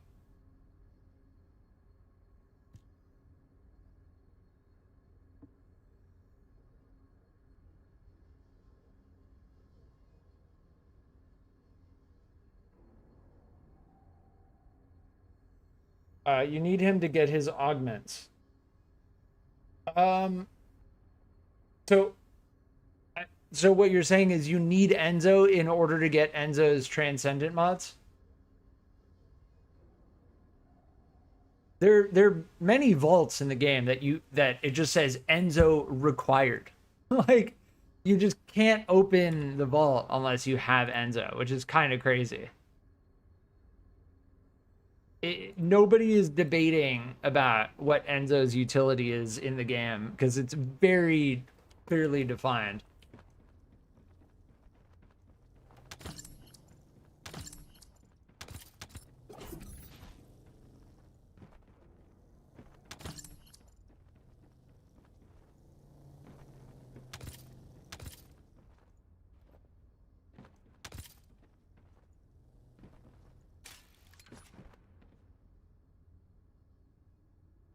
As far as like item acquisition distance goes, that's probably one of the worst rolls on any type of external component. Given the fact that you only have 2 rolls, you're primarily gonna want to go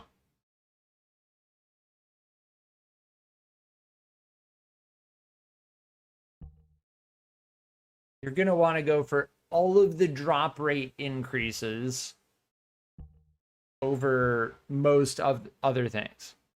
We do want to replace this. That max shield roll is just kind of meh. The reason why I poo-poo on shield constantly in this game is because it is confirmed that defense doesn't impact your shield.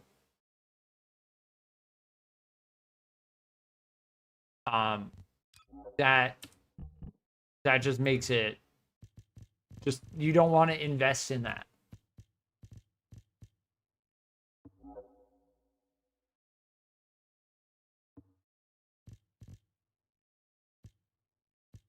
Yeah, we get the heat plasma battery from this, so it's definitely not a bad infiltration mission.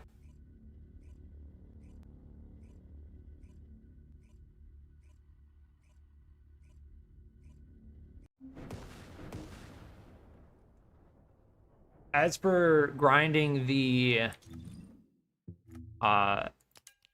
energy activators, you do that like 2 or 3 times and you're good on the heat plasma battery. And lucky, if you want to do vaults, like I'm gonna be doing vaults in the near future, this stream. Like throughout the stream, I'll go back to doing vaults, but as far as vaults go, the biggest limiter is absolutely going to become these things. Thankfully, the regular, like all of the ones we've been using have primarily been, well, we did use 2 ultra precision, but yeah. Probably won't be on for an hour. Yeah, no problem. No worries. I definitely didn't forget that you got us our first gold metallic foil. So as far as using my code analyzers go, I'm definitely looking to incorporate as many friends as we can. Swamp Walker run? We could. I probably should build. I haven't done a Colossus battle in a while. There was a daily yesterday to do Colossus. It says I cannot intercept. You can do Pyromaniac though. I'm gonna go get coffee and food for me and the wife before she goes to work. Nice. I hope you enjoy it. Yeah, I look forward to playing in the future. If you ever want to crack vaults, and you see that I'm live, just let me know. It really is like, as far as the presets go, jumping between builds is like not difficult. Definitely gonna save this current setup, although it's not ideal.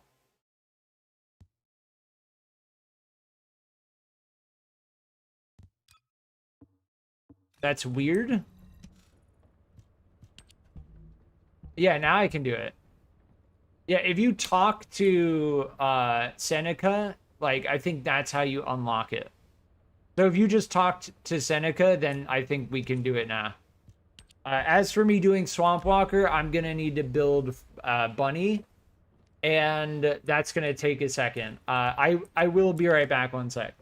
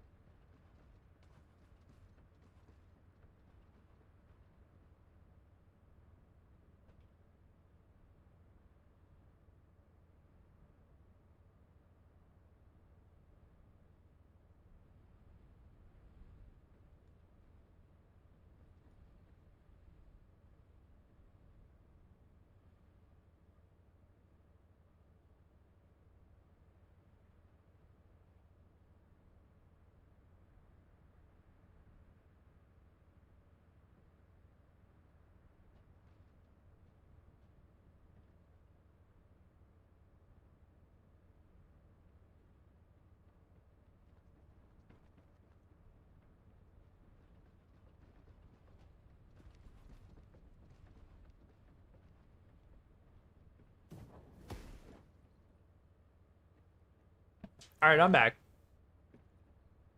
I went into Dead Bride hard mode to test Damaged Soul last night and beat it. Nice. Nice. Yeah, that's 106. As far as like scaling your damage up,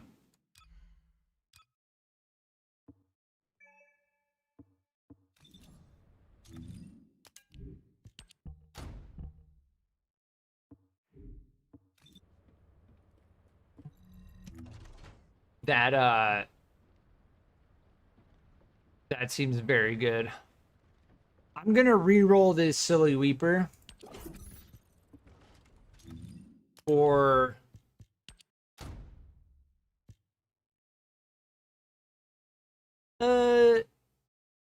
yeah, I'm gonna re-roll the Silly Weeper. Make sure I get the correct mods on it first.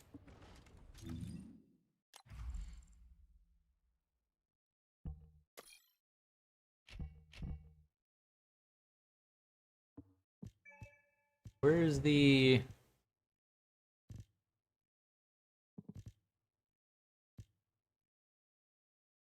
Yeah, we want electric gun barrel and electric enhancement. We'll go with those two for now, but I'm gonna re-roll this. Should I re-roll it? It's chill, or no, it's toxic. It's tough. I don't have the thing is, like, I don't have another scout rifle, and I need one.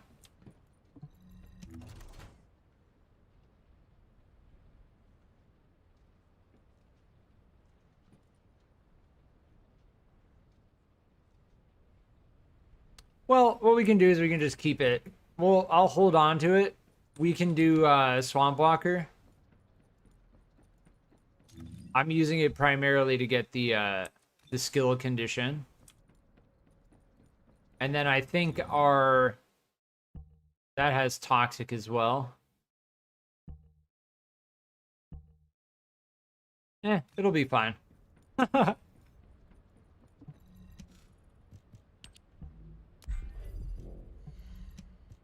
It'll be fine. A little bit of toxic damage on the toxic Colossus should be fine.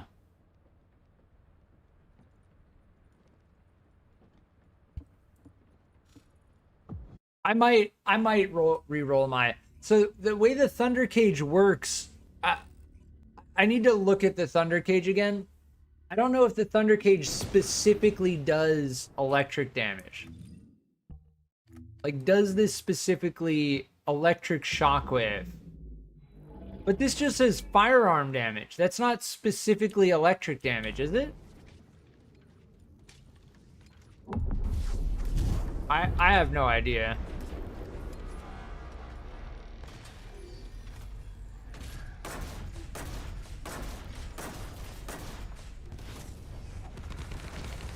Oh, did those just, like, go through them? If you use Sigvors before, oh, they changed the icon for Bunny's zap ability.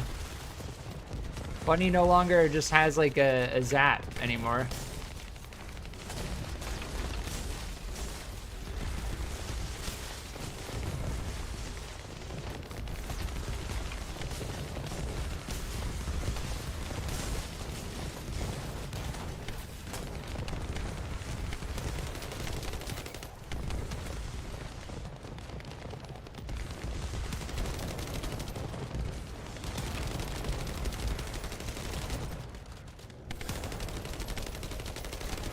Or she does have a zap. What I'm trying to say is that her zap icon looks different. It looks more like a zap. It looks more like what she actually does when she uses that ability. That's what I'm trying to say.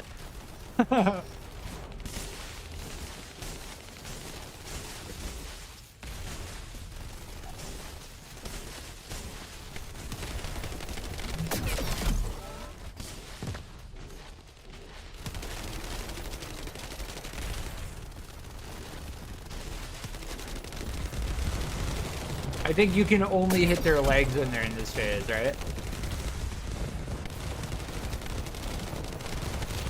Yeah.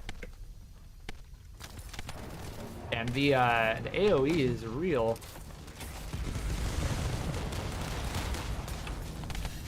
Please get zapped. I couldn't hit their eye from that angle.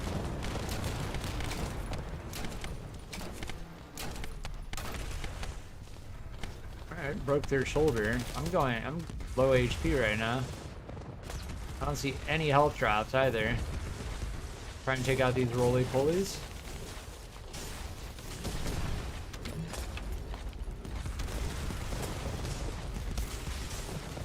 My bunny build is still a little bit weak, honestly. Like, overall, this bunny build is not where it needs to be.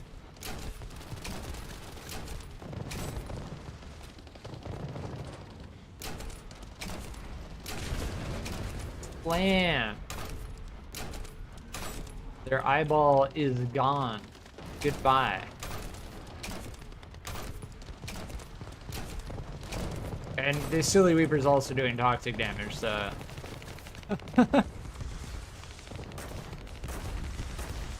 Could have re-rolled electric on it. I don't know. Thought about it.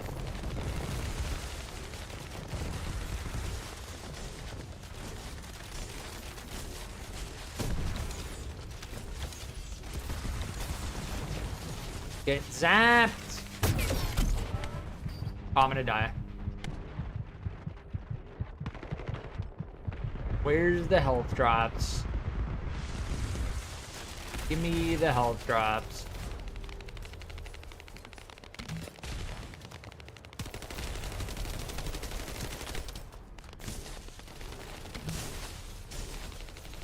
Yeah, our lightning emission is still pretty strong. Like, these roly-polies are pretty strong.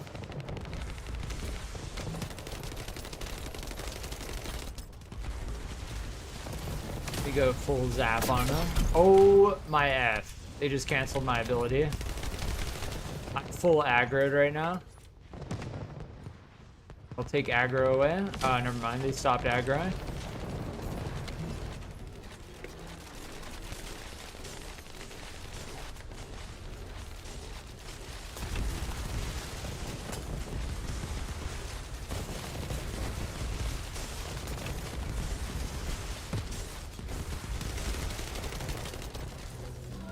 There we go.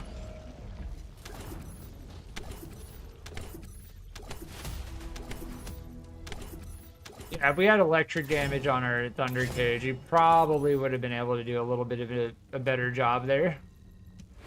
GG's. Why do we have so many of these?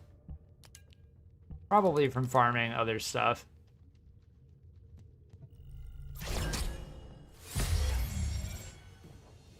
Yes, Greg's Reversed Fate, one of the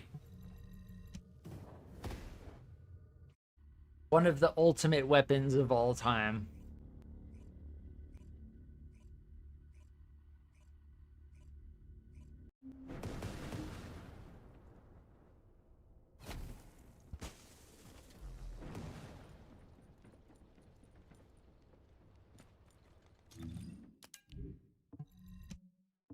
You have a bunch of them as well? Yeah. It is that ultimate weapon. I am noticing that when I do shift designate, my filter is working. So I was assuming that this would automatically set it as junk, but you still have to hold shift and then dismantle. But by setting your filters properly, you don't need to worry about accidentally deleting what you want to keep. If you set your filters incorrectly, you may accidentally delete or junk your ultimate weapons. I think it does actually give you another warning notification, like, are you sure you want to junk this ultimate weapon?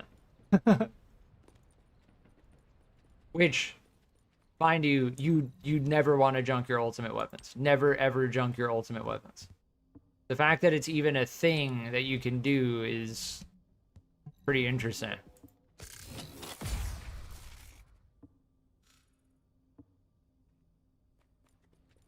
If I'm in my bunny farm build...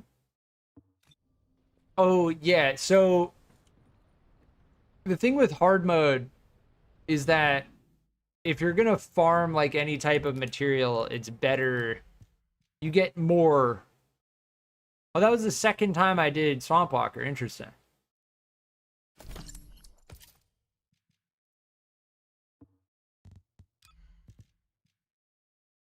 Interesting. And that was the second time I'd done Old Mystery. Interesting.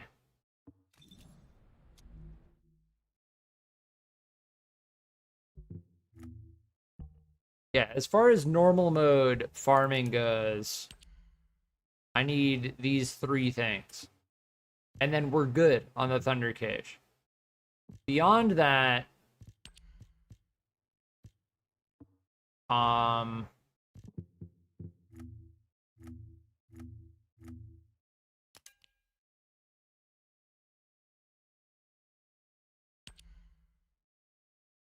I need to farm Neural Circuit.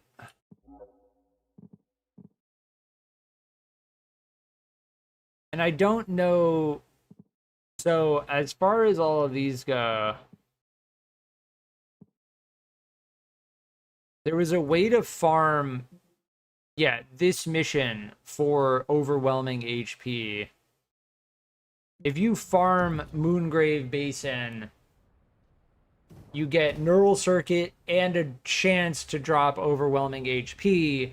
Overwhelming HP being one of like the hard endgame meta modules in the game, because what it does is it sets your shield to 1, and then you get a huge bonus to health.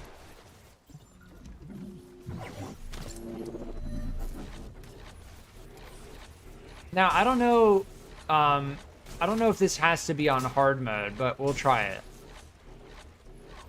Because I already started it, I'm just gonna go with it.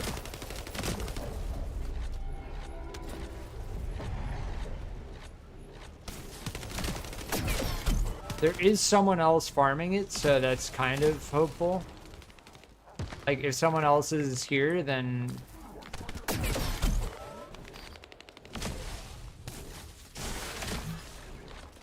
maybe that means you can farm it?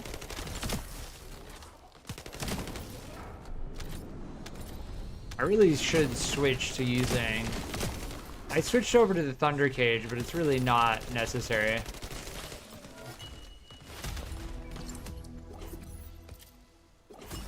Yeah, we got Advanced Neural Circuit. Nice.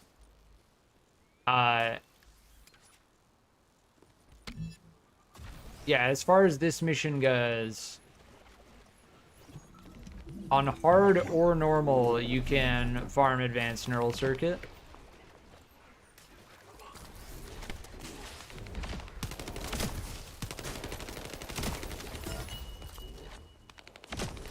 And you also get cooling metallic foil.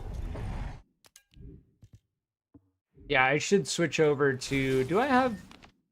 no, Silly Weeper we don't have fully maxed out in terms of proficiency.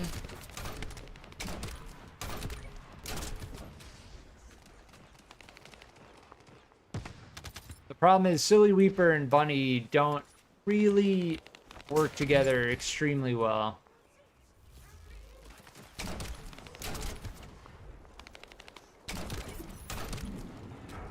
I'm just avoiding using the Thunder Cage because we've already maxed our proficiency with it. So yeah, and twice in a row we got Neural Circuit. How long was that? Not bad. Sub 1 minute. Honestly, not bad. This mission for Neural Circuit is actually not too terrible. And you're rolling for overwhelming HP as well, so...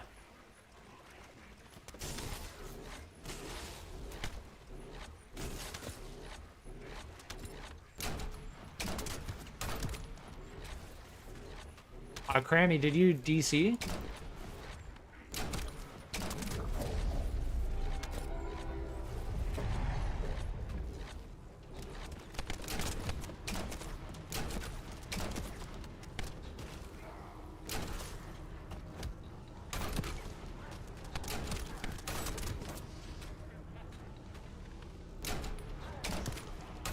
I think neural circuit, this neural circuit's also used in like several Descendant blueprints, which is why I don't freaking have any, because I keep using all of it and it doesn't drop that much.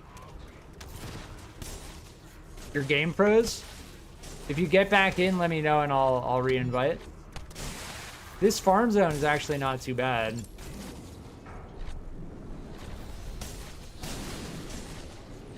Definitely not the best, but the fact that you can do this sub 1 minute and I've gotten neural circuit every time is what matters.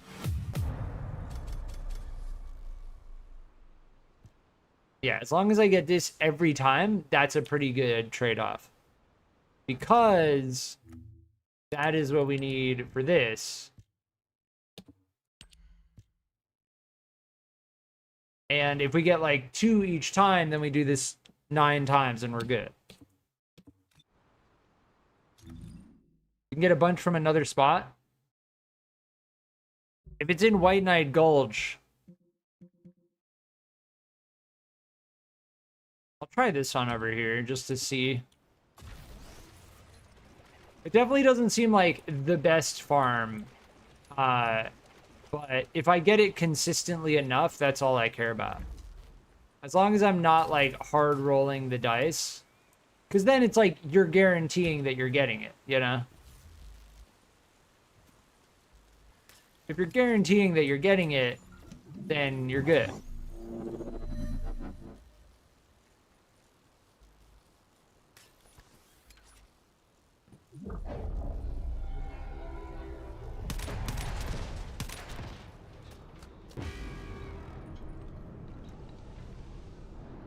Or you have to run up the hill and defend 4 different points. Interesting. Yeah, I don't think this is the one.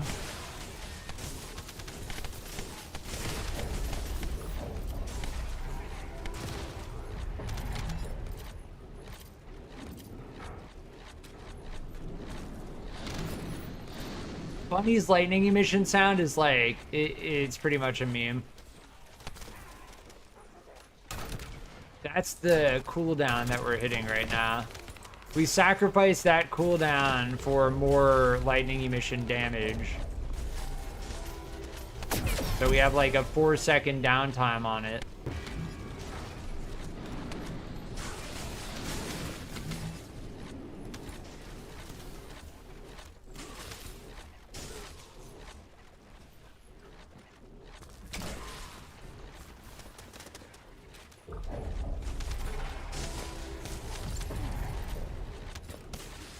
Each point spawns a yellow health mob.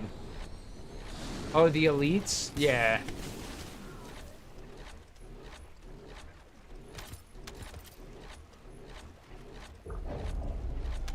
Yeah, this one's definitely not seeming like it.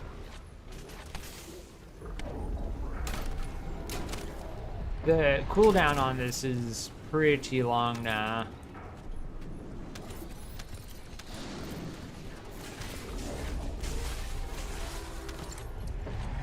But I like the idea of when I'm using it, it does more damage at the sacrifice of there being a 4-second cooldown, right? Like having it up all the time is great. But if I'm going to be using Bunny in like hard mode and stuff, I'd rather sacrifice that 5 seconds. Like I'm not using it right now, you know?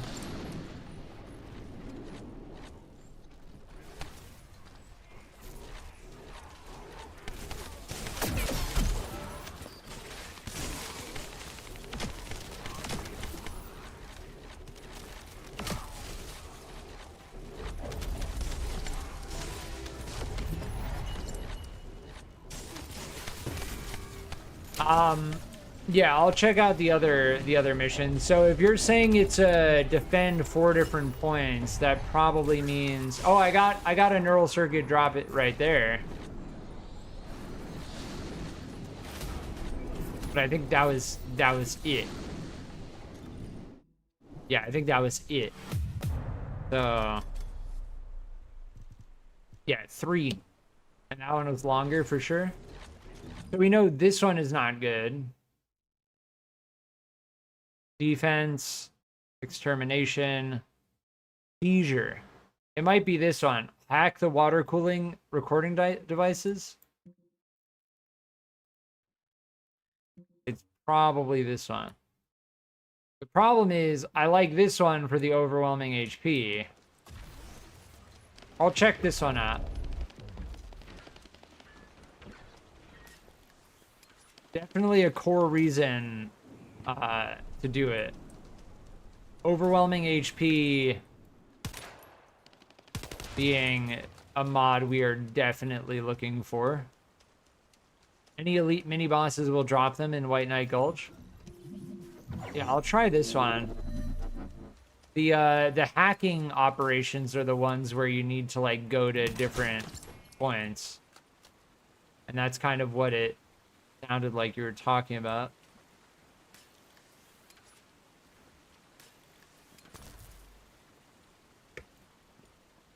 These things.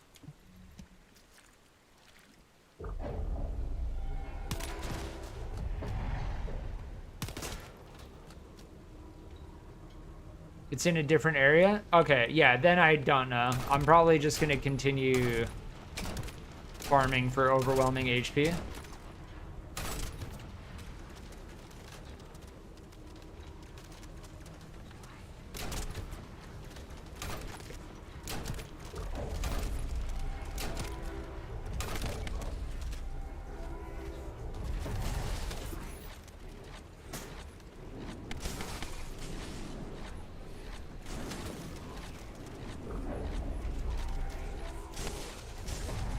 This is like the peak bunny gameplay.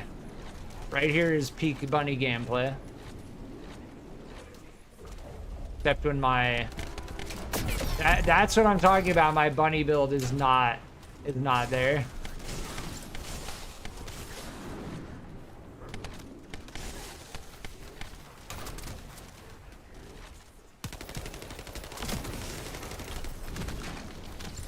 Our bunny build is definitely not there.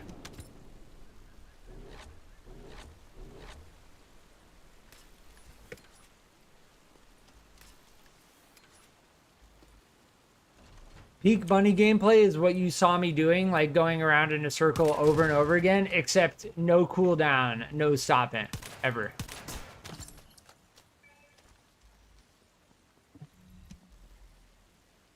What? They joined our mission and then it said they were incapacitated and then they left. Okay.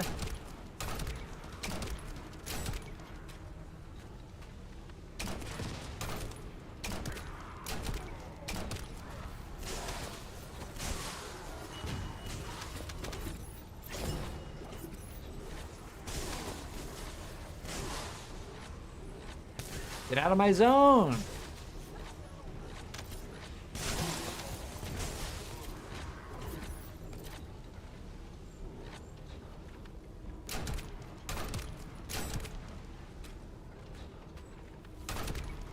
I didn't check my other dailies. I need to check my dailies.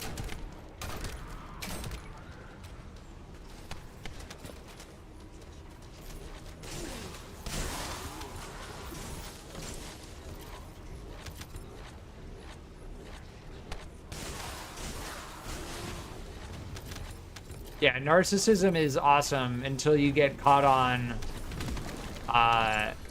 terrain like that. Then it completely cancels narcissism and you get none of the benefit.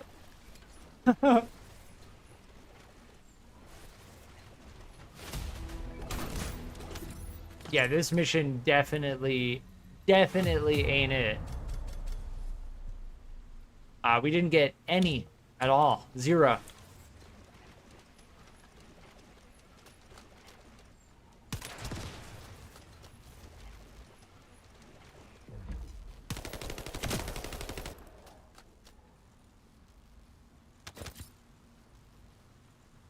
Lucky, if you're back in game, I'll re-invite. I don't know if I can invite while I'm in a mission. Maybe?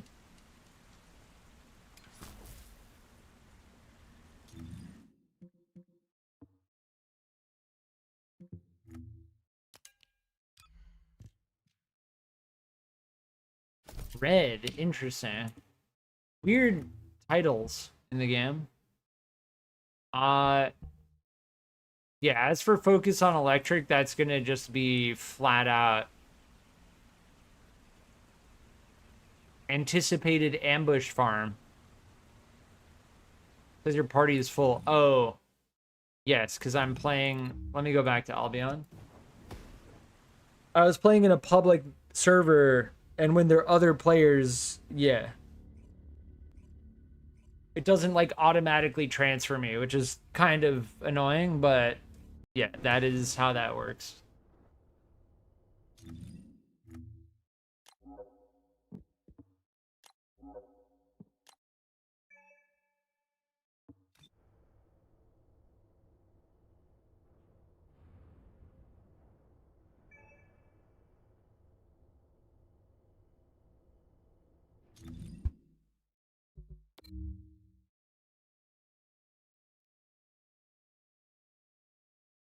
Yeah, I don't know where you have to run up the hill and defend 4 different points. That sounds like it would be a hack. Definitely not that. Definitely not that. Maybe capture the fortress control facility? Gotta be some type of, like, capture.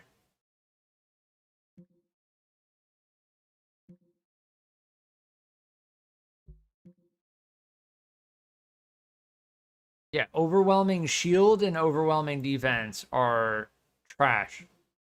Overwhelming defense may be the worst module in the entire game. But overwhelming HP is actually decent. It's the first one out of shipment.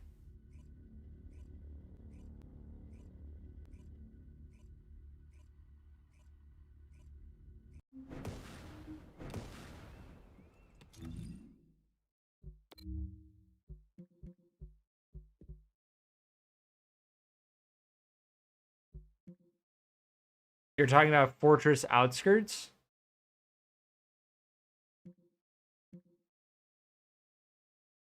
It would have to be... This is the first one, right? We can try it. I don't know what Lethal Finish does.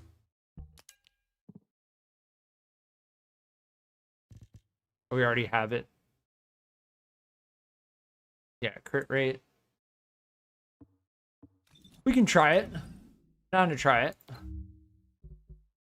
If it feels right, then it feels right.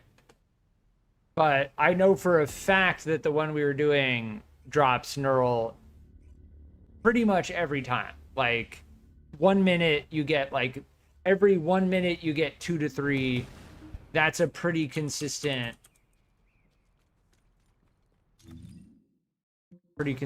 drop.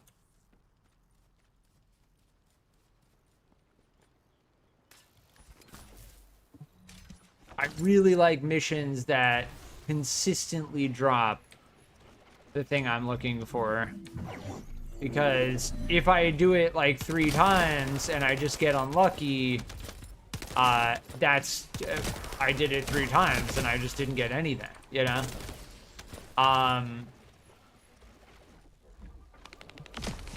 As opposed to getting a small amount every single time. If you do it 3 times, then you at least get a small amount. I think this is the one you're talking about, yeah. Now, I think each person can do one at the same time, which halves the amount of time it should take. Nicklet.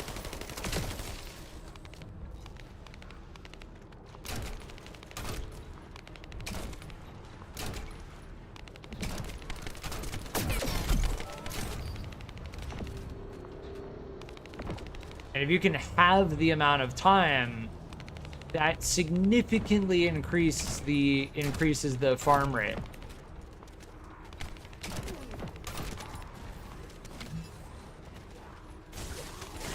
Get out of my zone.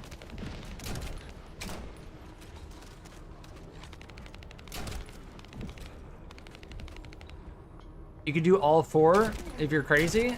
Yeah, I mean, if you have 4 people who know what they're doing, yeah. I've played with pubbies on these kinds of missions, and people kind of just congregate at one. If you're at a lower level, they can actually be kind of difficult.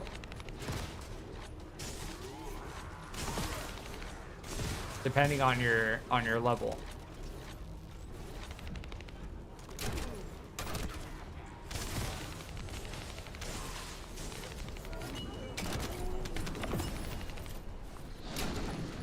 Gotta love it when lightning emission just runs out. That's what I'm talking about. Yeah, there's the neural circuit.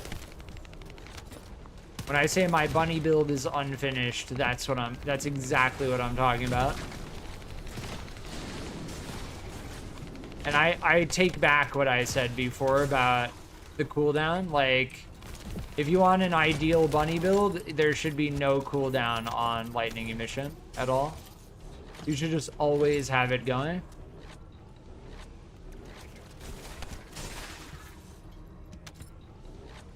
Yeah, you need to, after you beat the area, you need to bring the things to the actual deposit zone.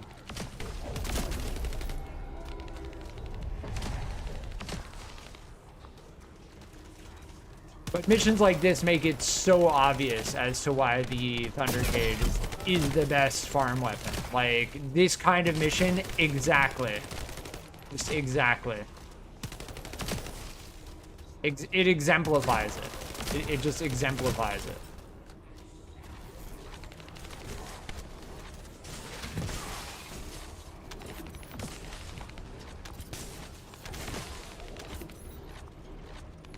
Yeah, we don't actually need to stand in the zone.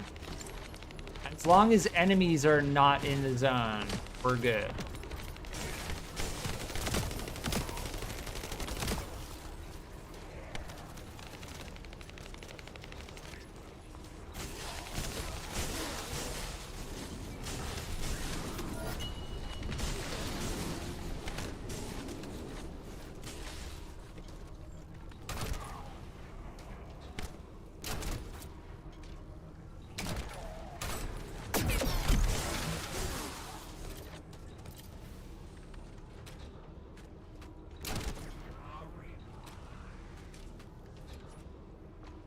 If this could be sub...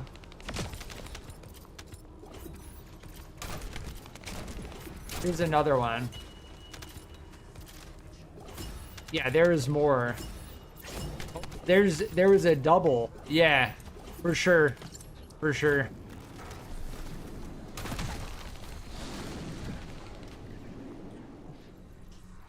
For sure. If we can get this sub 5 minutes...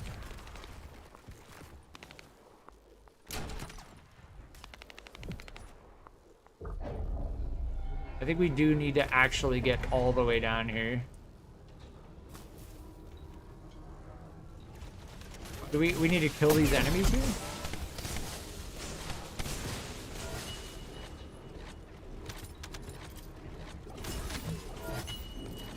Oh, and I think we got even more. Yeah. So that mission, 5 minutes, but we got multiple neural circuit drops. I don't know exactly how many.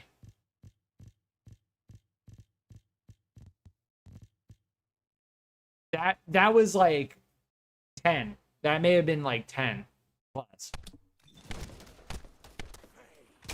So as far as neural circuit drops go, that being about 5 minutes is probably Better.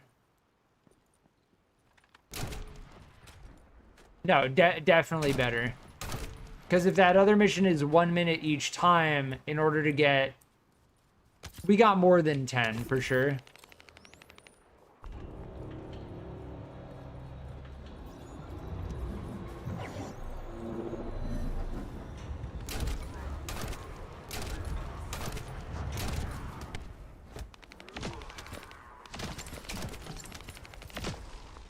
The Silly Weeper is like the Colossus Destroyer, for sure.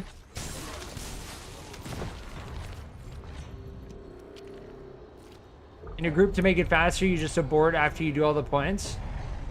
I did get a neural circuit drop from that last enemy at the bottom there.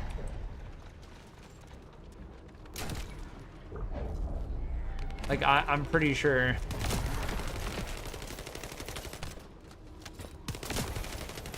Yeah, using the Silly Weeper here is not ideal.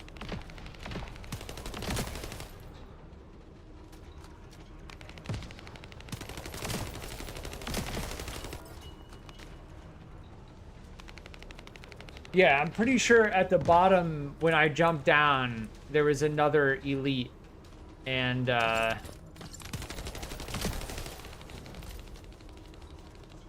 I just start this one? I don't need to be in that other area, right?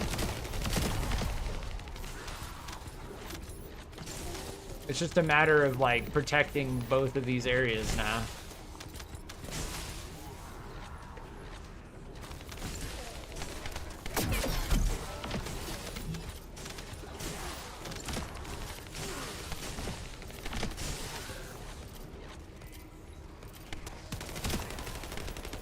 Yeah, lightning emission being on cooldown is biggest loss in DPS by far.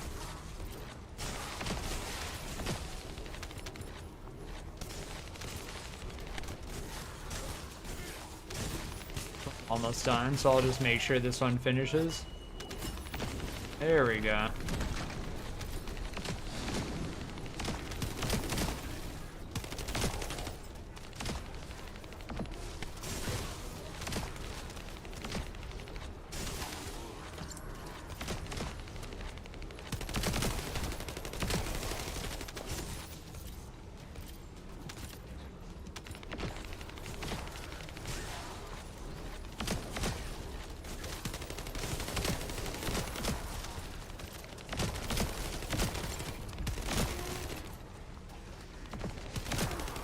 Lightning emission on cooldown is like the biggest loss in DPS, but yes, starting this sooner definitely helped.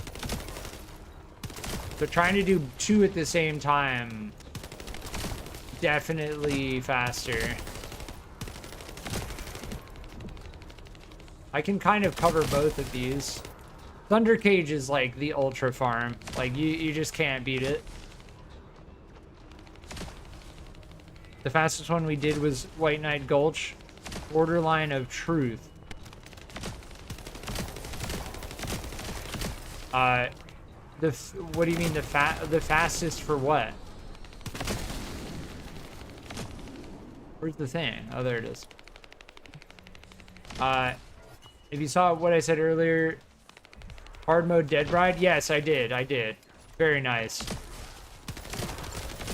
Yeah, I personally plan on the fact that you soloed Dead Bride on hard mode.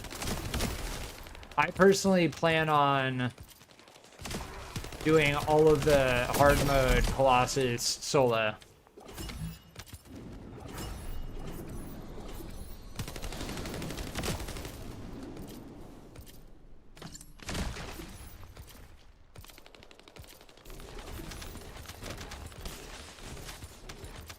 Decent drop rate on this mission too, overall.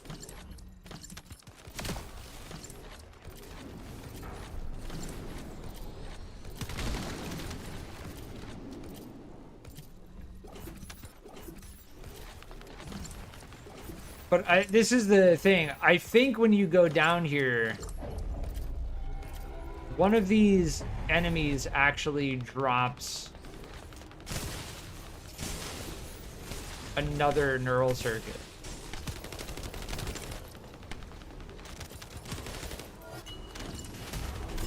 Yeah, see?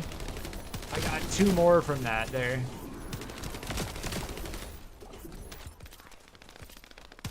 This is confirmed the neural circuit farm zone for sure.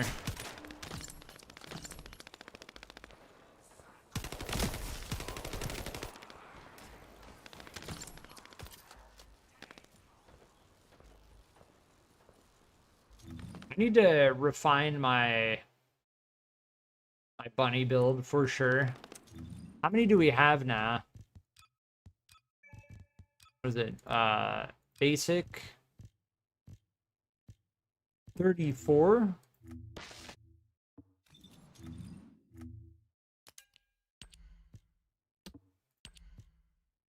That's almost enough for 2. I mean, I could do another one. You could do another one. What is this green right here?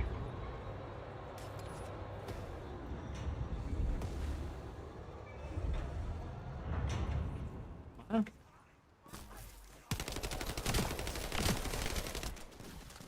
What mission is this? Here's some more neural circuit drops. I think this other person was doing this other mission. Isn't this a part of like a defend? This is like a special operation mission.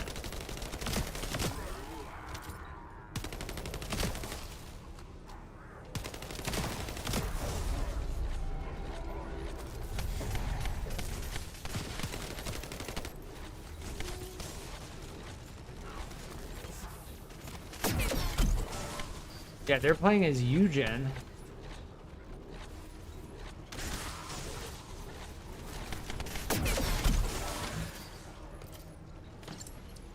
Yeah, I need to swap out some mods because the fact that lightning emission goes down for a solid like 5 seconds is not, that's not what we actually want.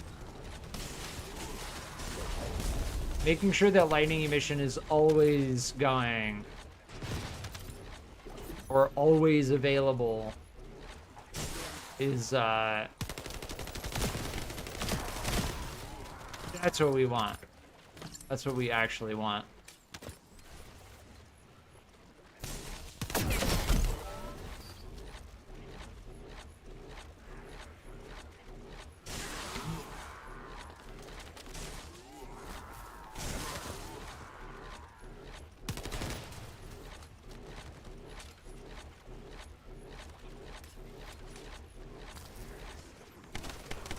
Yeah, see that? Like, oh, hey, it's on cooldown. And we're getting a good reminder as to why cooldown directly... Oh, there's an ultra precision drop. Okay.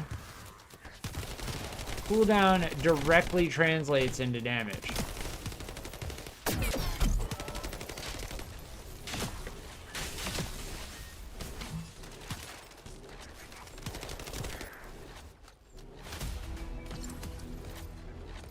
I'm completely full on drops. We got to go back to Albion. Cooldown directly translates, well, indirectly translates into damage because if your ability's on cooldown, then it is doing 0 damage. So by reducing the cooldown or increasing the duration, you are increasing your DPS. Or not your DPS, but your damage consistently over time. Right, your DPS is your damage per second. Oh,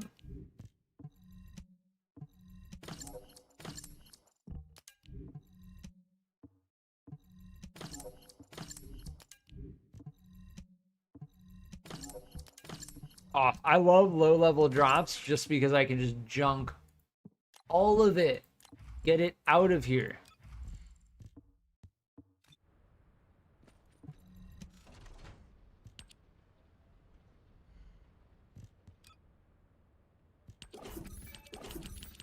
They need a clam all button for that.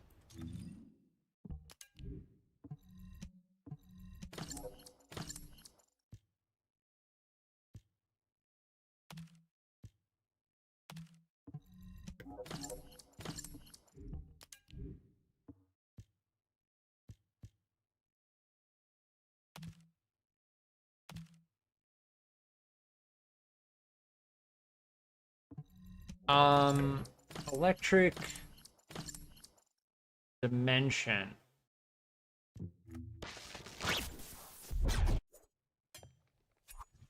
Yeah, with Sharen we want electric fusion. It's electric singular and electric fusion. Those are the reactors we're looking for. You need MP collector for Bunny too? NP collector.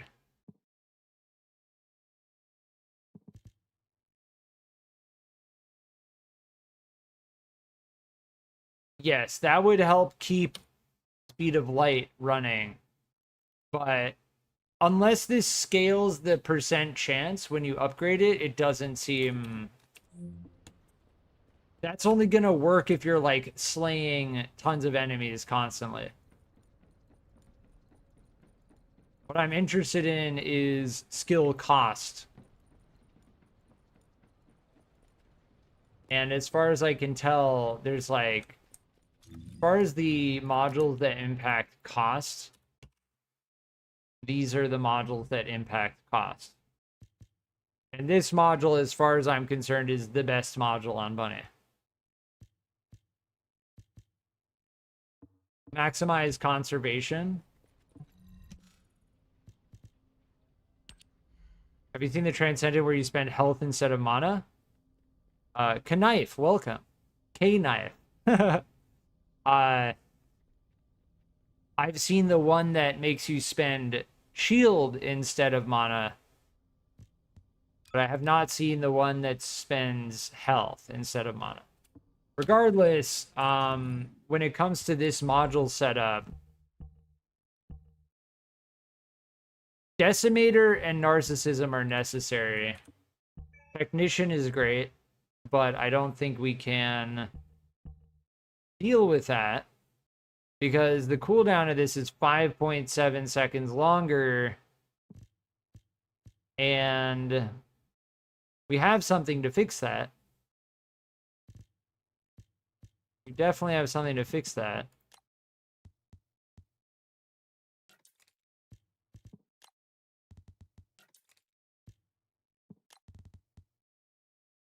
How do I sort by... How do I sort by how many points I have in it? There we go. Okay. Kinda. We kinda got it. This thing.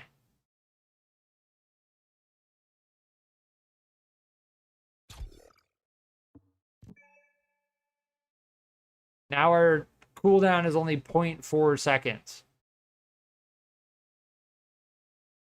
I'll be on in like 10-15 minutes. Nice.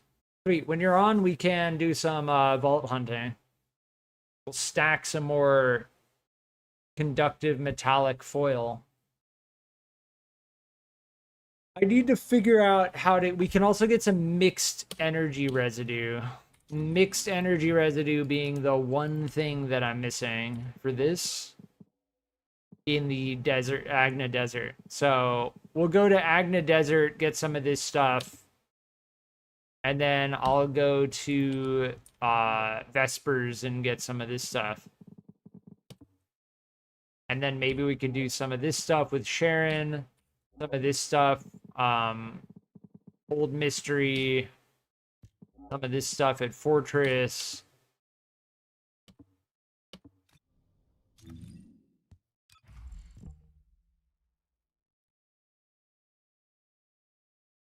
But yeah, as far as this bunny build goes, it's pretty close. The thing is, like, we take the hit to the skill power modifier, right? But I don't know if I care, because I'd rather have this running all the time Having this go down for 5 seconds is far worse than that negative 13.8%.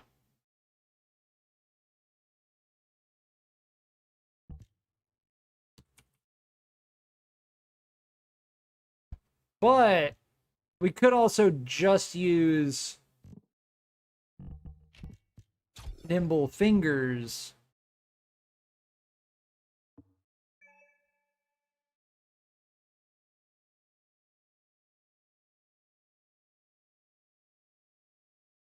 You've got 5 catalyst blueprints? Yeah. Yeah, I've got about that many.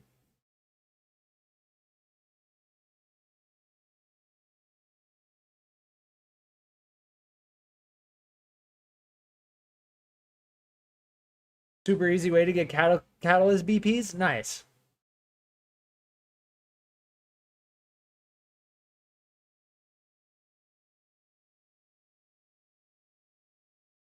Like, I kind of care about that extra electrocution skill power, but there's so many things that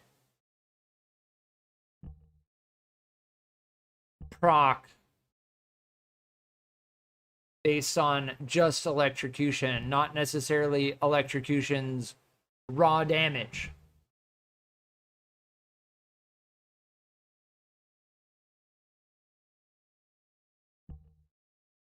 And Bunny starts scaling when you have Narcissism max stacks, and Decimator starts triggering when you're defeating enemies that get electrocution. So this combo is very good. But you need to be running around, sprinting without getting blocked. And you need to be defeating enemies that are being electrocuted. Now, the problem is with Narcissism, you can't shoot your gun. Like, if you shoot your weapon while you're sprinting, you're no longer sprinting. There's no weapon in the game that lets you sprint and shoot at the same time, as far as I can tell.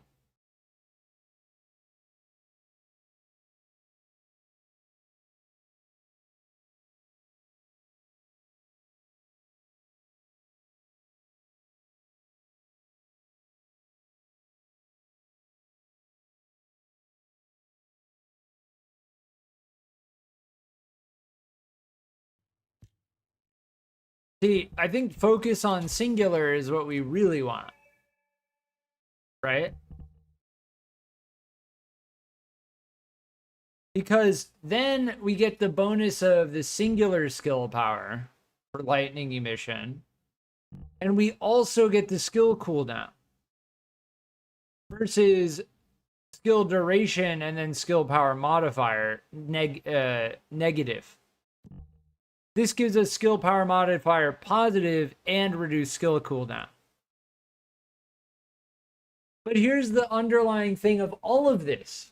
Again, as to why my bunny build is not right where it needs to be. And this is why I've kind of just like stopped investing in bunny. It's because I need focus on electric. Like, look at this thing. Like, it's a no-brainer.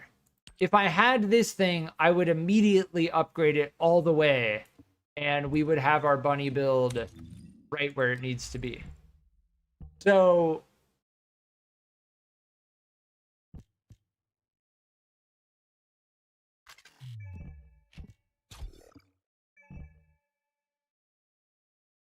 for now, I'm just going to do this.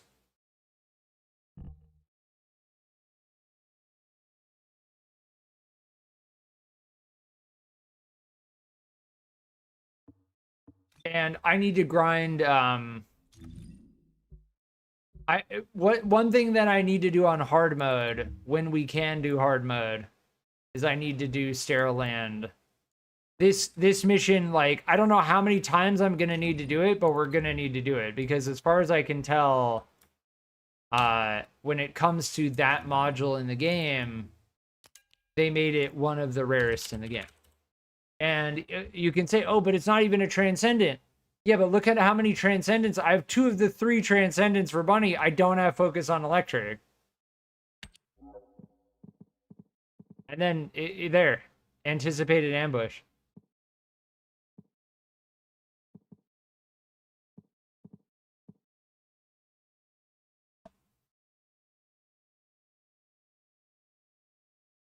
But yeah, Crammy, if you swap to Bunny, then we can do the Void Fragments.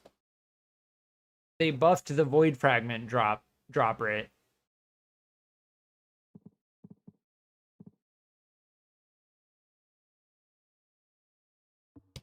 And I think they did that on both hard and normal.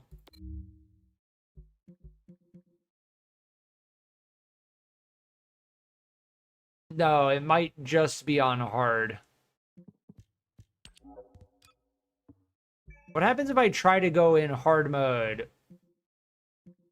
Well, yeah, you would need to switch to Bunny to be able to do that. Now, I don't know what happens if I try to go into this hard mode when you don't have hard mode unlocked.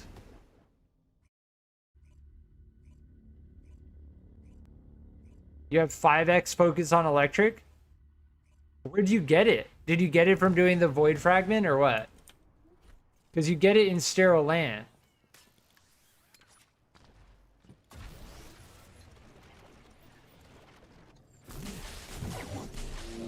Like, this is a hard Bunny grind zone right here.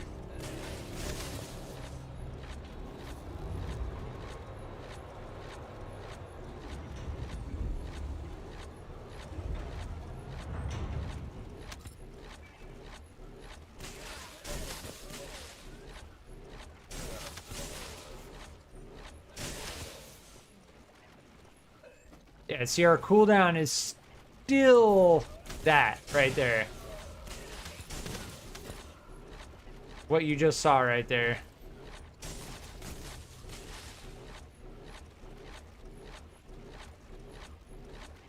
This is Bunny gameplay. Like this is Bunny gameplay. I don't hate it. I don't necessarily like it though either. Dude, why is my cooldown so long? Why does that feel like longer than 1 second? Like that's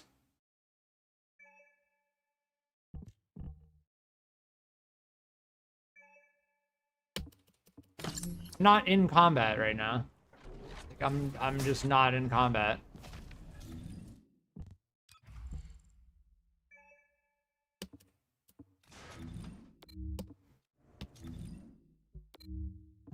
I need to change this mod out. It's not letting me change it.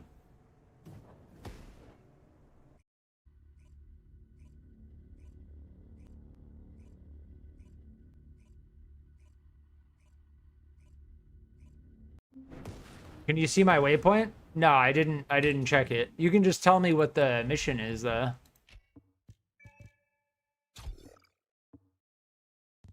Are we good now? 0.4 seconds. We'll take it. Fine.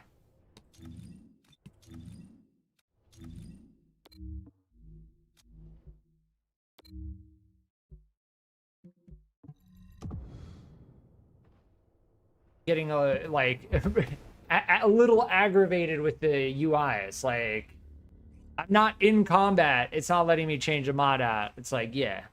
Then I have to go to the map. Then I have to go to Albion. Then I have to open it back up. Then I have to switch back to the other thing. Getting caught on terrain constantly. I'm wondering if narcissism is really like the thing you want. I don't know. The thing is, it scales, right? If you don't get blocked, it scales.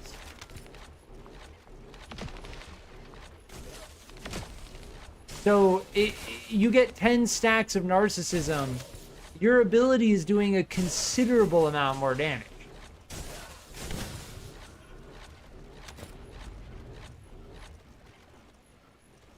How is that 0.4 seconds? That is not 0.4 seconds. Dude, there's something bugging with the cooldown times.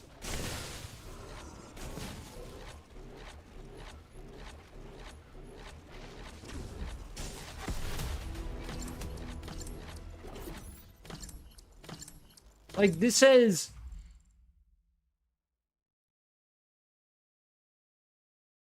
0.4 seconds. Like, that's not 0.4 seconds. You're not going to tell me that what I just experienced is 0.4 seconds.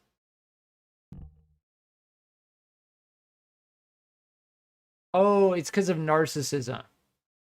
So the skill cooldown, yeah, so yes. We're gonna, if we want the skill cost, we have to accept the extra skill cooldown. That's why. It's not bugging. It's because of narcissism.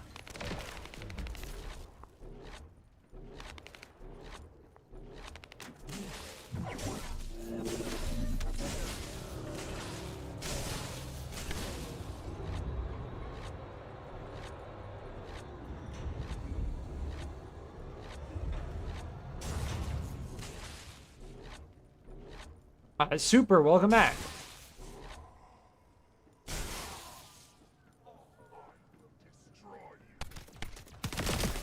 Yeah, the reason why, I don't know about narcissism. Like, I think narcissism is kind of, the thing is, what narcissism does is it allows us to use speed of light for longer, right? As we use speed of light, it lowers the amount that it costs. Like, if you look at our MP bar right now, see how slowly it's going down? Like, that's what narcissism does. But it then makes us sacrifice our skill power.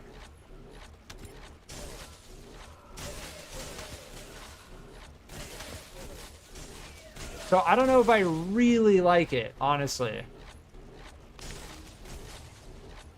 It lets me use speed of light constantly, which lets us move faster, which then should technically... See, look at that cooldown. See that? That's the trade-off right there.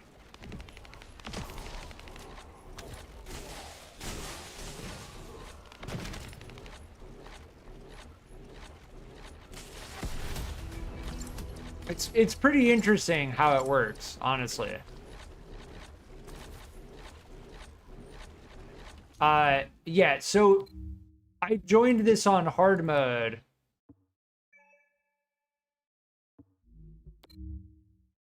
But I don't think we can actually do hard mode because you haven't reached hard mode. So the thing with doing these void shards is you get twice as much when you do it on hard mode. The skill duration needs to be higher or cooldown needs to be lower. Yes, exactly. Now, the problem is we already have... I guess I could put maximize duration. But then, you know, the sacrifice to skill power modifier for the decrease... Is it worth decreasing skill cost that much? Right? We're talking 30%. Basically what narcissism lets you do, just to like go cut through everything. Just cut through everything. Narcissism gives you a huge decrease to skill cost, which directly impacts speed of light. Because the way speed of light works is it just costs MP continuously. The cooldown is irrelevant. The cooldown is like 1.7 seconds. Once you start using it, you're using it until your MP runs out or you get interrupted or whatever. Right? That's what narcissism does. Now, if I just don't use that and I swap that with like maximize conservation, that probably would just save me a lot of headache in terms of keeping lightning emission up all the time. Nimble fingers. Well, I'm using maximized duration already. Nimble fingers is like maximized duration, just not as focused, right? What is this at?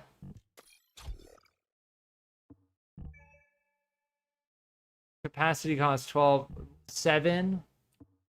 If I max out Nimble Fingers, I want to see what we get from it.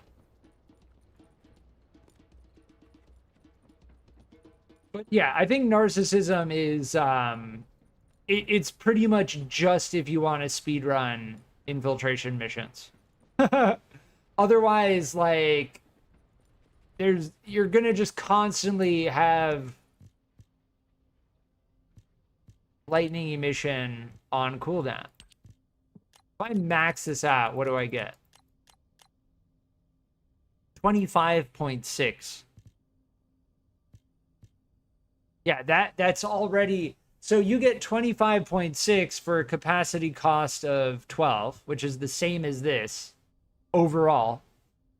And you don't get the reduction to skill power modifier.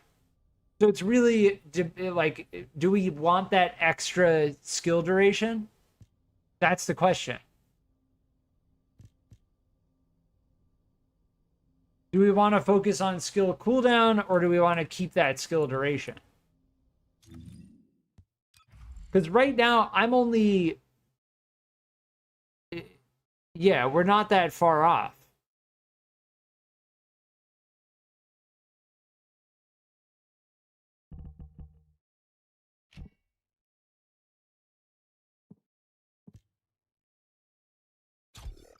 Yeah, I still think...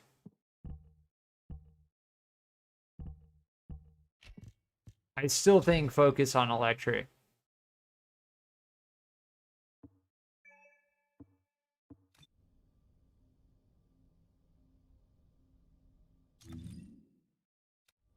As far as farming for focus on electric goes, I'm gonna do that on hard mode because I'm gonna get a ton of void shards doing it. And Crammy, you can't do a hard mode. So we'll go and do Thunder Cage instead.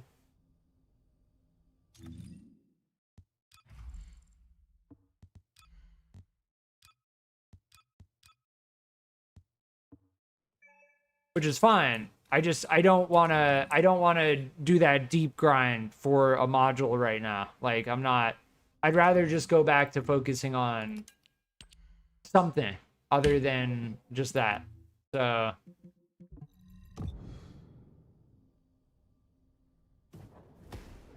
but as for doing that void shard mission that we just did, like, I just will flat out say it doesn't feel good doing it on normal when I know I could be getting twice as much while doing it on hard. And it's fine. It's fine. But I've done so much in the sterile lands already. The fact that I haven't gotten focus on electric is the only reason I would consider doing that right now.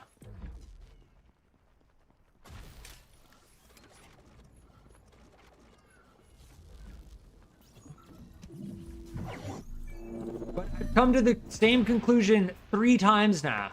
And I'm going to remind myself every time. Every time. I'm not going to worry about my bunny build until after I get focus on electric. It's not going to happen. It's like, it's a no-brainer. I said it before. It's a no-brainer. If you don't have focus on electric, get focus on electric. Otherwise, your bunny build is not complete. And just end of story. It's a no-brainer. You get skill cooldown and electric skill power. Like, how do you... You know what I mean?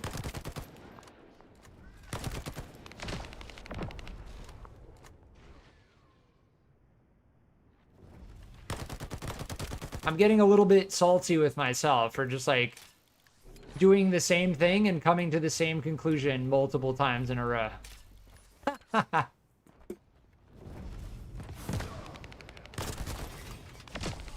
Enzo is pretty fun, though.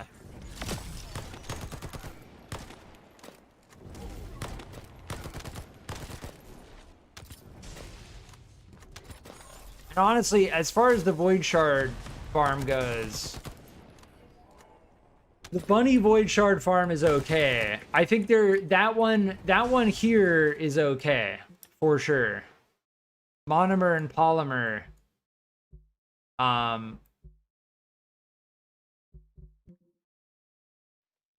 This one gives monomer and inorganic.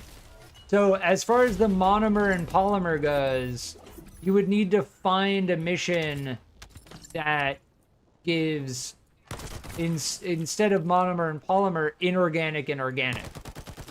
If you could find that and then jump back and forth between those two with Bunny, you'd be good. Now, is there actually an electric void shard mission that gives inorganic and organic? I don't know. It's very possible that there isn't. Very possible. Which is why I love farming for void shards with Valby, and I highly recommend farming for void shards with Valby, because you just get every type. You don't even have to think about it. And then you can say, oh no, but what if I'm stacking a whole bunch of something that I'm not using? Who cares? You don't have to think about it. You're getting everything you need. Then you don't even need to play that game of like, oh, am I getting this type of shard at this place, that type of shard at that place? Then you're just good. You're good.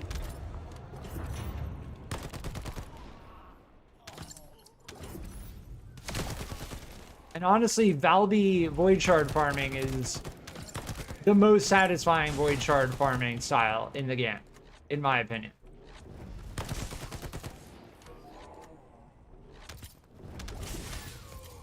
Valby is also not that difficult to get. As far as unlocking Descendants goes, Valby comes right after Sharen, right after Blair, and once you get Blair,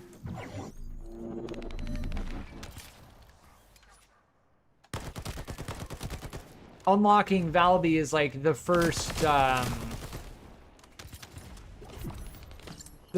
non-infiltration mission only Descendant. Like, what I mean is, in terms of the Descendants, if you look at Bunny, right, you just have the things. If you look at Blair, you just have the things. But then if you look at Valby, you have all of this stuff here. Valby being like the first one where you have to actually think about like, oh, I need to go and get this material, this blueprint, and then I need to craft each part. Like, that's what I'm talking about. But Valby, in my opinion, as far as the ways that you get the Amorphous, the Colossus you need to fight in order to open the Amorphous, Valby is the easiest to get after Blair. Blair being the last Descendant that you get just by doing infiltration missions. That is what I'm trying to say. I think I nailed exactly what I was trying to say.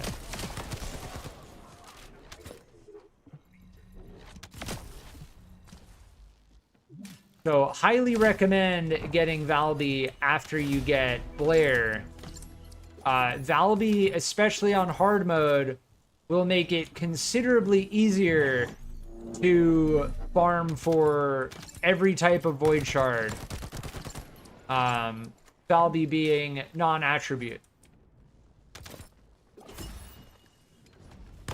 Enzo is also technically non-attribute. The whole non-attribute thing in this game is, it feels very unfinished. Like, I'm just gonna flat out say it. Like, for instance, Kyle is non-attribute. Like, what? Like, Kyle is non-attribute, but he's like, he's got lightning and, oh, there's another ultra precision. That's what I'm talking about with the ultra precision. It's like, you're just farming for Thunder Cage, you just got an ultra precision code analyzer. Like, going looking for that, like, you're better off just doing something else and hoping they drop. That's the reality. But yeah, Kyle is non-attribute, even though they've got freaking lightning coming off of their suit.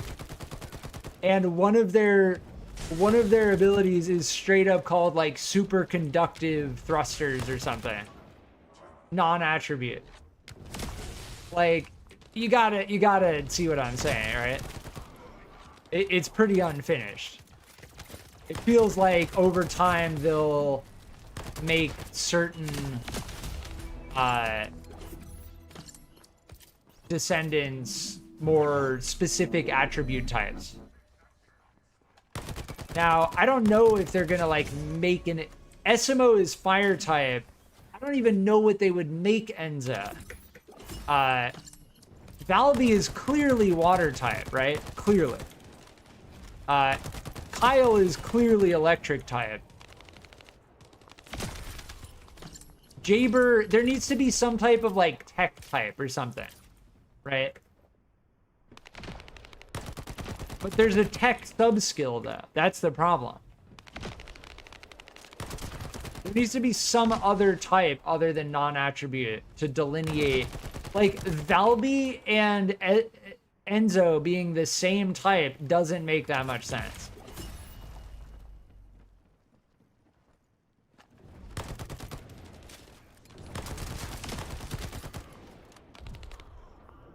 Agna Desert Electro ones are good for Bunny too. Are you talking about Void Shards? If you're talking about Void Shards, yeah. So as far as the desert goes, is this inorganic? No, monomer, polymer, organic, inorganic. Yes. So yes, you jump between this one and this one, you get all four with Bunny. Yes. But you get less of one and more of the other.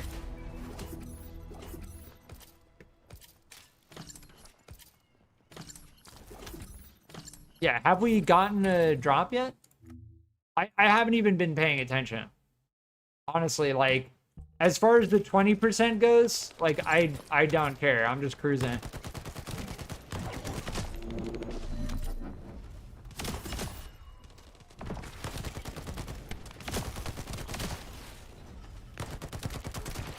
I'm leveling Enzo. We're getting proficiency on our Galaga right now. I'm excited to see what Luna's skills are. Yeah, see, that's tough. Like, if we're gonna be completely honest, like, is Luna gonna be non-attribute? You know what I mean? It's a little bit of like unfinished. It's what I mean when I say the game is unpolished. It's like, yeah. And it's okay. The thing is, it doesn't interrupt the core gameplay loop. That's what makes it okay. That's why I say unpolished and rather than I was using the term unfinished. I'm gonna say unpolished, right? Because sure, it's unpolished, but it's still enjoyable. Unfinished implies that it's like janky and broken. Something that's unfinished is like you can't even operate it because it doesn't work because it's unfinished, right? That's the whole take on that.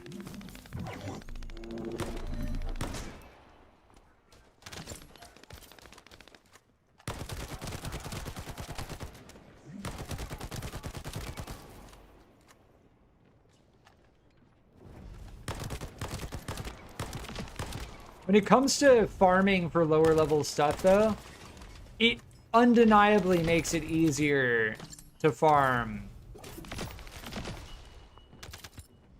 Given once you reach level 100 weapon drops, right?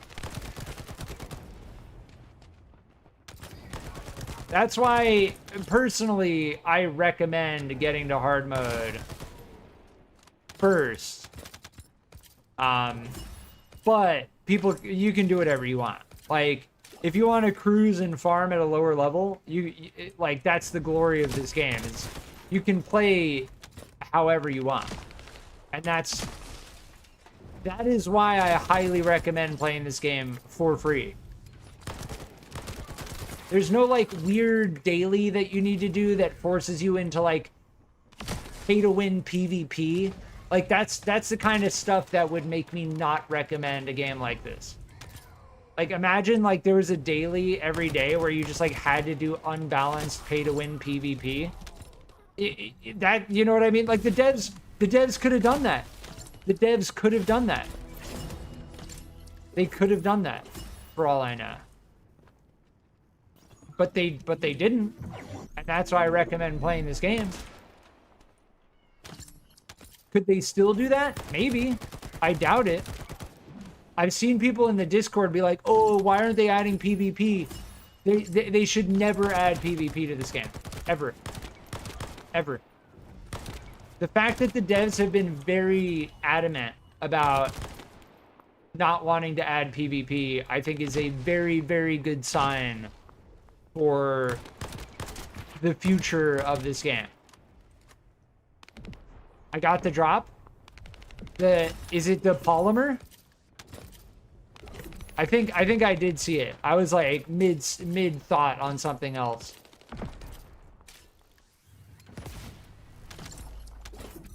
But yeah, so with the 20%, you'll get it eventually. Like, I do need 2 of these.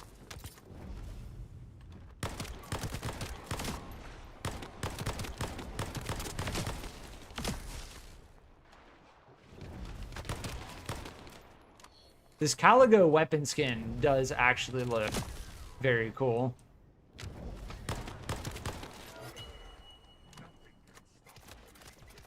Here, the boss spawns right down there. 2-shot. All right, we can go do the other one. I think that was enough times on this one. Get all the... We got to pick up the purple drops. I'm sure the negative ion... Did we get another one? No, that was something else. Yeah, the other one is the nanotube.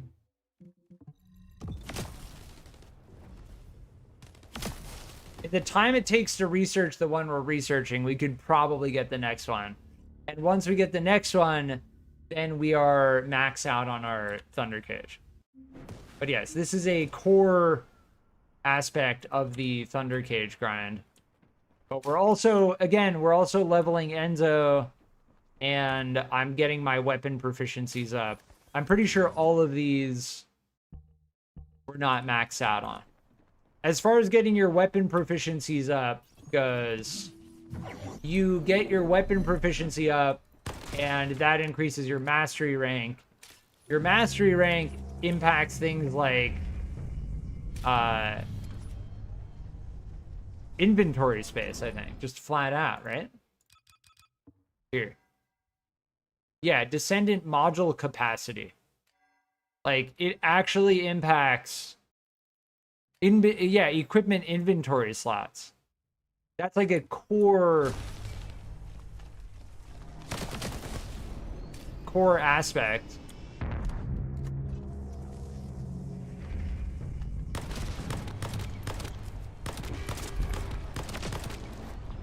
Yeah, Bunny playstyle, I don't mind, but I will say I'm at the point with Bunny where I've used an energy activator, 2 crystallization catalysts. Like, if I don't have the mod I need, then I'm just not gonna use Bunny until I get that mod. Because it just like it doesn't feel good knowing exactly what I want. Every time lightning emission goes on cooldown, I just like feel it. I'm just like, it just makes me not want to play Bunny. If I'm gonna play Bunny, I want my lightning emission to be active 100% of the time. You still got 4 hours on Enzo? Nice. Yeah, Enzo is definitely interesting. Totally support vibe. Enzo's C ability is my favorite. You just like, it's a zap. It's like, you want to zap an enemy? Zap. Then that was a lot of drops. It dropped like 4 things.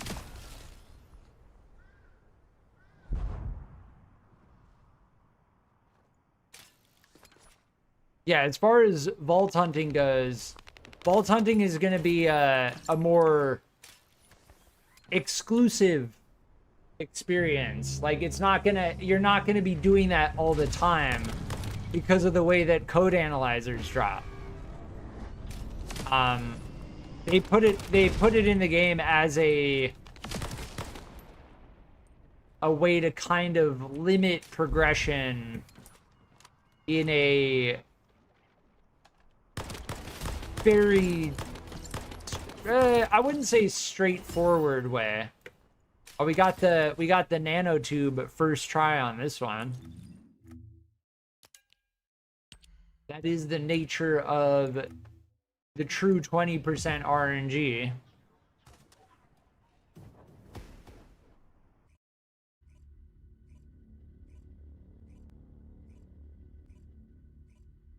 I want the crit and weak point damage augment. Is that Enzo?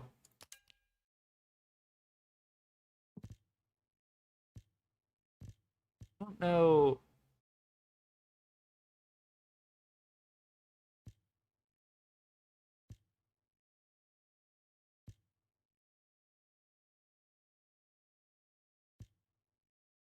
Are you talking about focus fire? On firearm, crit attack increases the drone's duration.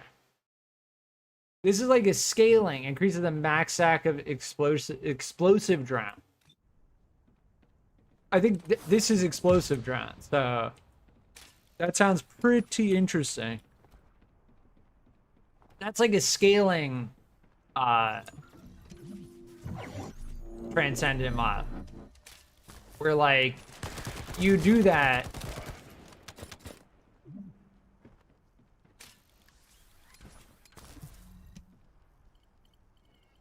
but you need to get crits. So what's did we even check what's in those base? 10%, so not 5%. 10% isn't bad.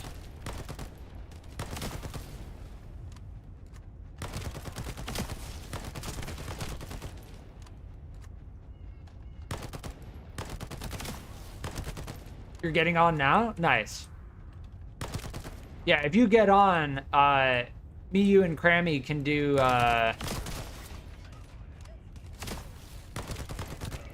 do some vault hunting. So we rejoice and share in the beautiful rare drops. I need mixed energy residue. So we're gonna need to do it in... Vespers we can get more metallic foil. I wouldn't mind enough for another stack. Another 25 for another energy activator in the future. Primarily, I need mixed energy residue for the crystallization catalysts. And then we need to start really thinking about what we're going to want to use those on. As far as DPS goes, I think it's confirmed at this point that the Eternal Willpower and the Tamer are two of like the higher DPS weapons in the game, alongside the Vestigial Organ. But the Vestigial Organ is a very specific weapon, which you'll see primarily on Glay, due to Glay's ability to... It's so funny how you like have your gun in the air when you're against a wall. You just like fire your gun into the air. Pretty goofy. But the new thing is people are playing on all those settings with unlimited frame rate, because frame rate is tied to fire rate. Wait, what? So it just buffs your fire rate? Oh, this bunny got lucky. We are playing on public. As far as people dropping in right at the end goes, I don't care.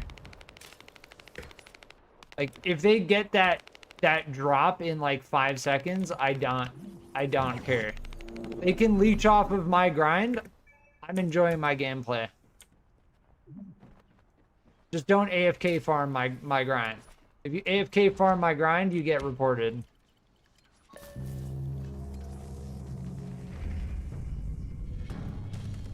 I respect the grind, no matter how futile it might be. But you gotta grind the grind. I need to get rid of all of these really quickly. Just get all of this out of here. So I can continue picking up these beautiful low-level blue drop, which give us next to nothing.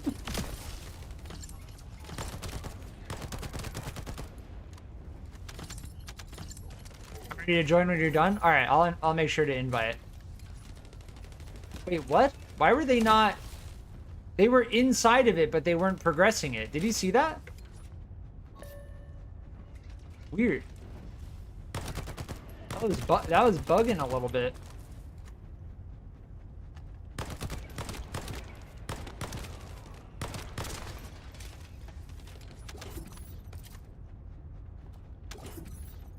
Yeah, after this run, we can crack a couple vaults in Vespers and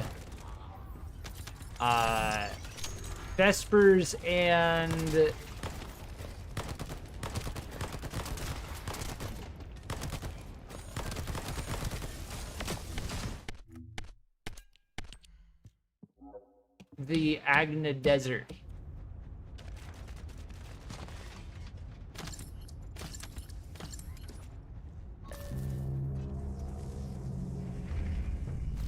Yeah, the viability on Enzo is probably the worst. It buffs your shield.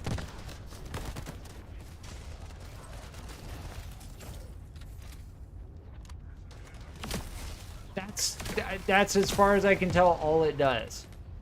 So Enzo's C is definitely like their main damage dealer. And their ultimate is interesting because it's a hard support.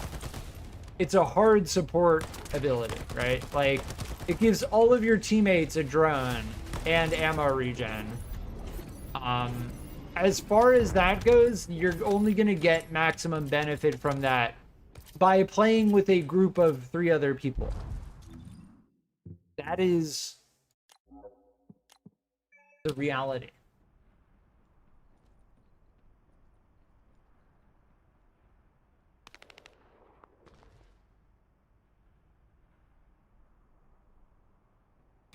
So let's see if we can even get I don't know what else there is to do. I know that you can get positive ion particles by doing this.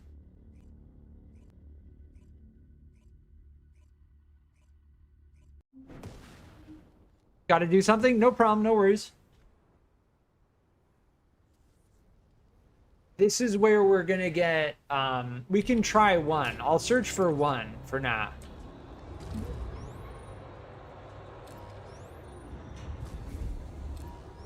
This is where we're going to get mixed energy residue for sure.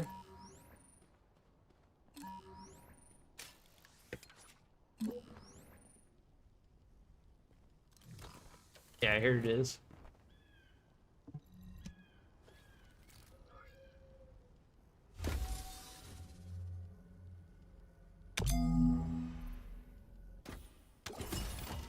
Yeah, so you get mixed energy residue. That is the material you need for the crystallization catalyst. So we do like 2 more of those and we'll have enough for crystallization catalyst. And the regular code analyzers, we have 9 of these, so we're good. See if there's another one. They do respawn. Like, they're not the vaults, once you know how to find them, once you learn that, like, yeah, that's what you primarily use your receive for, they're not that difficult to find. When I first started playing, I was like, I wish the receive had more utility. It has utility. The receive has utility. Like, you directly get resources. All right. You directly get resources by using your receive to find the vaults, which you then unlock to get certain resources. As far as I can tell, the mixed energy residue that we just got, I've only ever found it in vaults, and I have spent a good amount of time in the Agna Desert. Maybe you can get it as a super rare drop from those missions that are listed. Maybe. If I had to guess, it's 1%, maybe less. Otherwise, this is how you find it. It's over on the right side. It might be deeper inside here, though. Yeah, it's definitely to the right.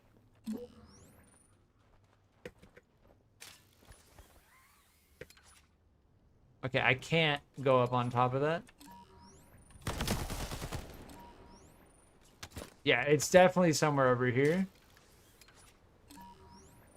There it is. Desert also is pretty easy to see them because it's pretty open. This one's a precision code analyzer.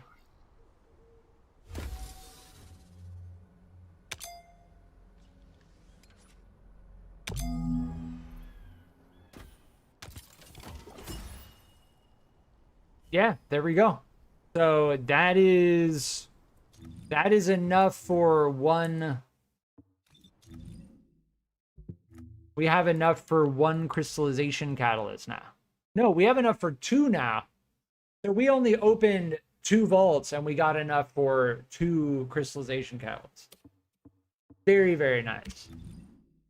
So, and to be clear, I have like 7, plenty more code analyzers at this point.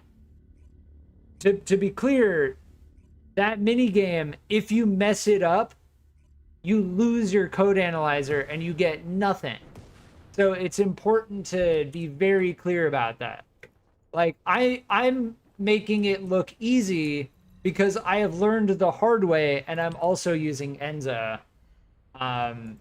It does get more difficult, especially if you don't know that the button that you need to push can change between the stages of the minigame. Like, you could be going left click, right click, and then left click, as far as I can tell. I also didn't put any modules on Enzo. That's so weird when you equip recommended modules. We're playing on normal, so it's okay. I haven't really thought about what modules would be good. Battle of Stamina, HP... No. We determined HP amplification for sure. Except the problem with Enzo is they have an ability that specifically recovers shield.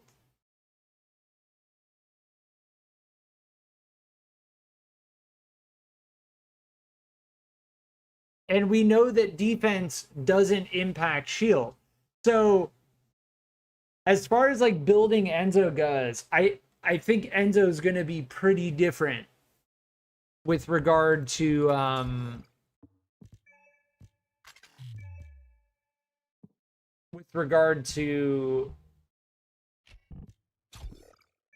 like how you're going to want to build them. As far as I can tell.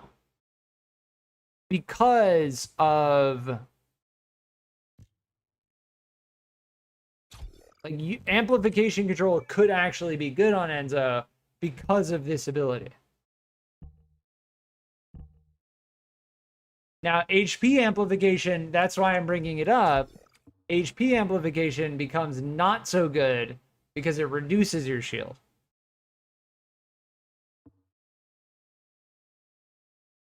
Yeah, that's the interesting thing about Enzo is that, yeah, you can't just poo-poo on your shield, because then your V ability just becomes absolutely worthless.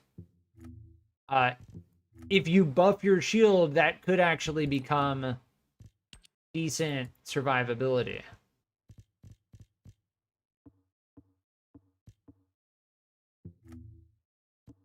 But I should now be able to unlock a... Crammy, good to play with you. I hope to see you in the future. Yeah, it was fun playing with you. I heard Afterglow. Yeah, I keep hearing about that sniper rifle. Supposedly it's like the best sniper rifle in the game. But yes, we can now craft 2 crystallization catalysts. We fully understand the crystallization catalyst at this point. After about 100 and what? 115 hours in game. We have now successfully completed the cycle for the crystallization catalyst and the energy activator.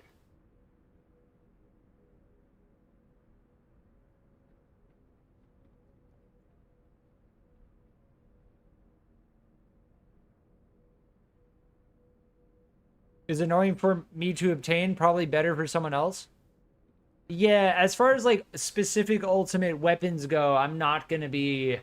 I mean, now that we have another energy activator and we know how to get more crystallization catalysts, after we get our Thunder Cage maxed out, I'm probably gonna be angling for that. So yeah, I'm not gonna cast it off. The Afterglow is where? Here, the Afterglow sword.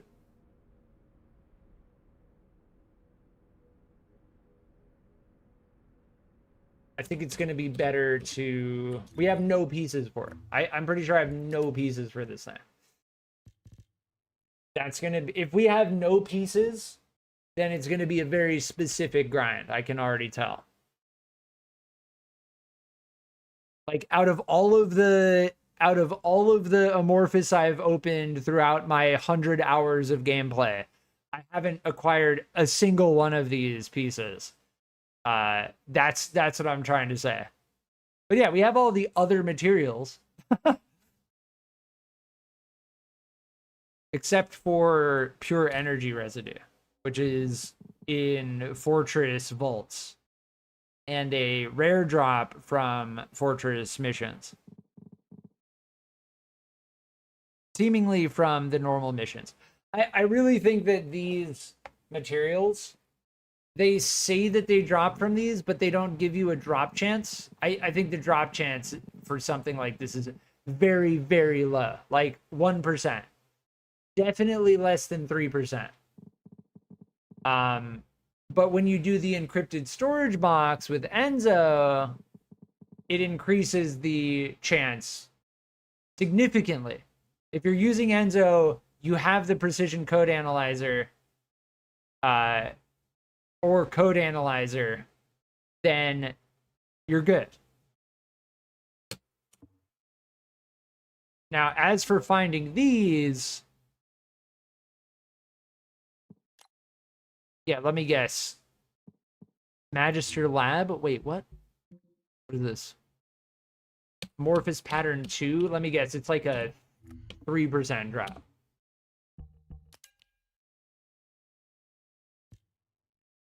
I was close. 6% drop. Yeah. So that is not the way to get this thing. I'm just going to flat out say that. They let you have a chance at it with that thing, but that's not how to get it. This is definitely not the way to get it. Don't worry about this at all, in my opinion. Fortress or Sterile Land hard mode Void Fusion reactors. Or White Knight Gulch.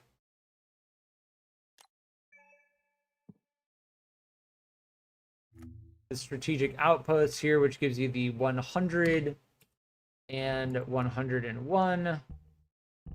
So if we look at the 100 and 101, you have a 32% chance on that. So yeah, again, a stealth outpost with Sharen, you target the specific outpost, run it a whole bunch of times, accumulate these, get the void shards. The void shards on hard in White Knight Gulch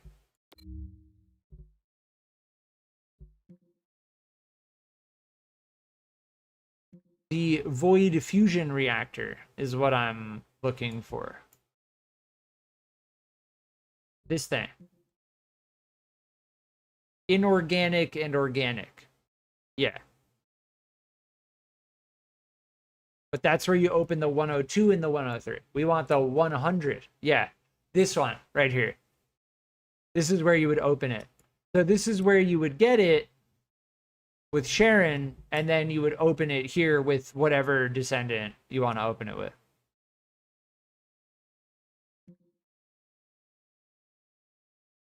Had to do sterile? Yeah, as far as I understand, the hard mode does scale, right?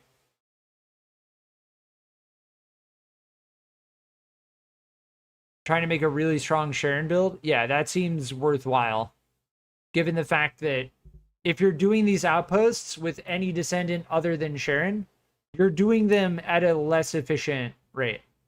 And as far as I can tell, it's anecdotal, but in my experience, that main reward acquisition chance, 25%, it's anecdotal, but I suspect that Sharen actually increases that raw drop chance.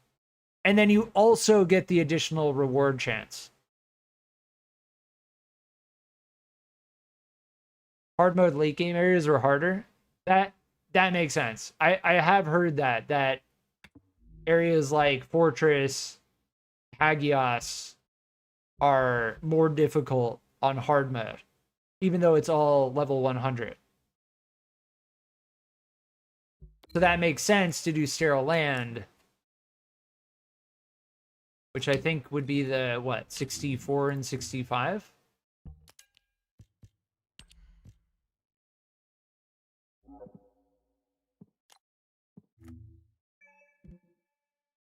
The 62 and 63 in repository.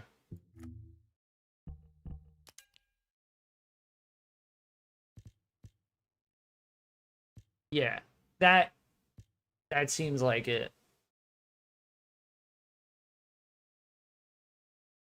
This is also how you can side grind for Valby Code if you don't already have it. Or Kyle Enhanced Cells if you don't already have Kyle. Kyle grind is going to be tough.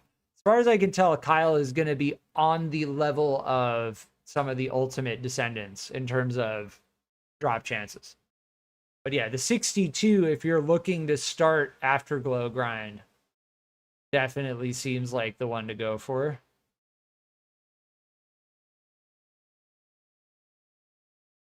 Interesting.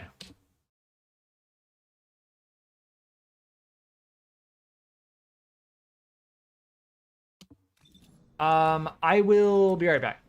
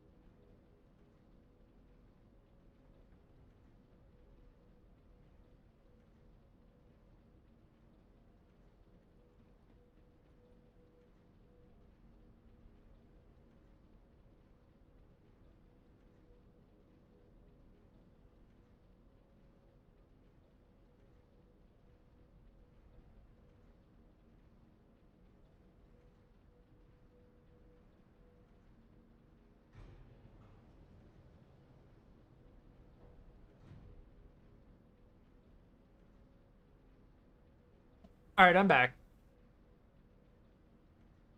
A little bit of a longer BRB. I think it was like what, 7-minute BRB. That's why I have the BRB screen. Yes. So we are at the point where I just need one more piece for this thing. We can go and do that. I did realize, so when I go to this screen, when it's blinking like that, if I press escape, it doesn't do anything, right? I don't know why. But when I click anywhere on screen and then I press escape, it lets me exit that screen. It's just a weird UI thing. And it was frustrating me earlier because I'm like, why can I not get out of the screen sometimes? You need to click first and then you can get out of that screen. Just to be clear, access info, any weapon, anything, when you go acquisition info, you press F and you click on whatever you're looking for. It sometimes doesn't let you escape out of it. Like right now, pressing escape. But when I click one time, mouse click one, and then escape, it lets me get out. Yeah, just a weird, quirky thing. And you may seem like, oh, who cares? Like, that's not a big deal. It is when you're, like, trying to check something really quickly and you want to get out of here to, like, get back into the game. You got to press escape, like, 4 times. Just a little bit of a UI thing. I did want to re-roll this a couple times. This thing feels okay, though. The firearm and the weak point and the toxic, like, I don't think we want to burn through the control axis too much right now. We do want phase exchange. No. We do not want phase exchangers. We want control axis. We already have plenty of phase exchangers.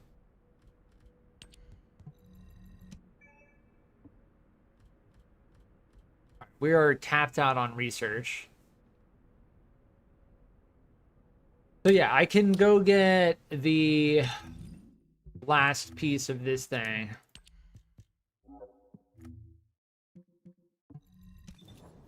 And then there's several things we can do beyond that. Like, again, there's so many things you can do in this game. Like, several Descendants we can start focusing on, several different ultimate weapons we can focus on. I want to get the Thunder Cage jacked. Like, that's one of my goals. I want the Thunder Cage to be jacked. Like, I may even consider a energy activator for it.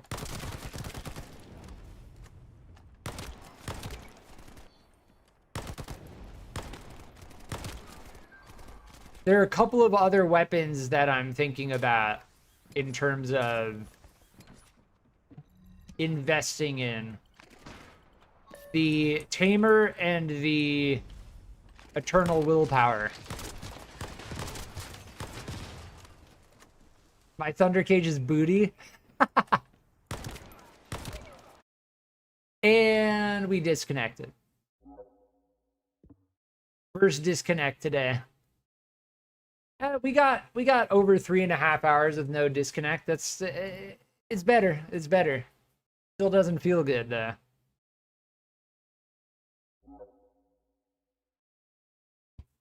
Yeah, they need to get this working for real ASAP. Because they clearly have that system in the game, but then it always fails. That, as far as like the unpolished nature of this game goes, that is exactly one of the things I'm talking about.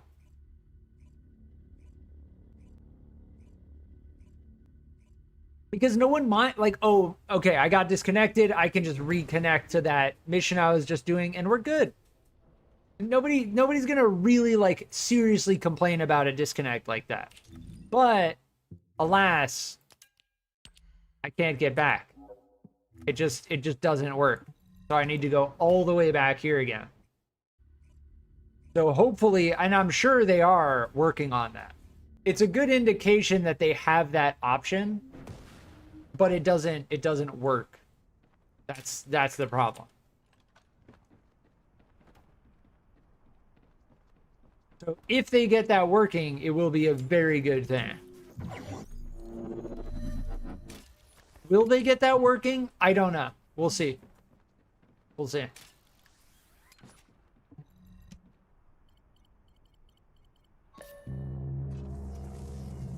More catalyst into my willpower, though? Yeah, that's one of the highest DPS weapons in the game. Probably the best assault rifle in the game.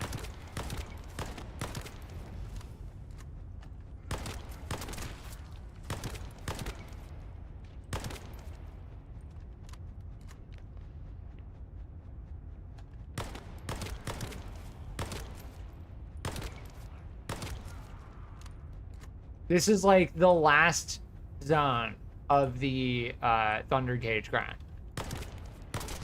We're just basically playing that, you know, that aim trainer game on Steam?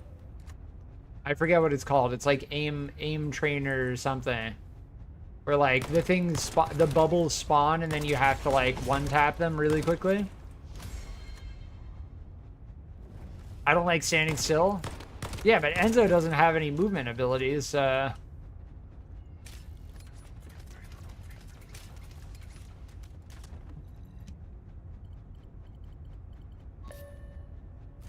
That aim trainer game. The Slayers are crazy. Slayer enemy type, they just like teleport around.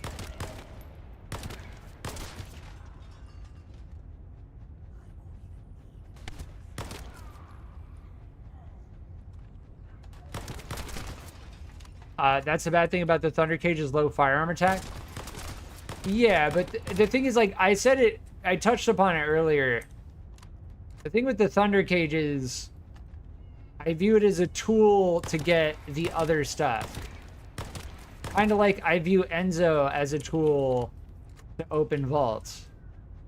Same as how I view Sharen as a tool to get maximum drop rate efficiency at Outpost. Would I use Thunder Cage in the Thunder Cage in a Colossus fight? Probably not. Could it work decently against like Swamp Walker? Yes.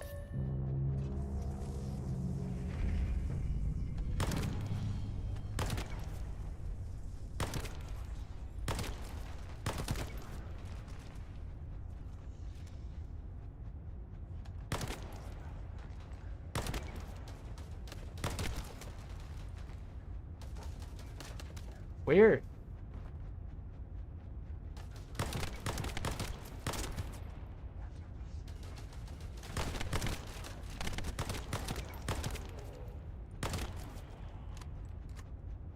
That's why I soloed Hard Dead Bride, but I've got full crit on Valby.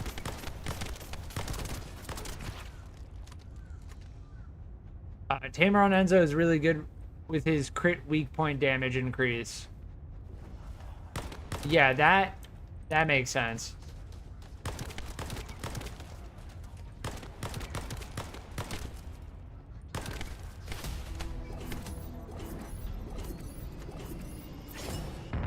There we go, we got it. I was expecting to need to do this like several more times, but that is, I think, officially the last piece that we needed for the Thunder Cage in order to max out our Thunder Cage's unique ability. Now, good luck doing that with some of the other unique weapons.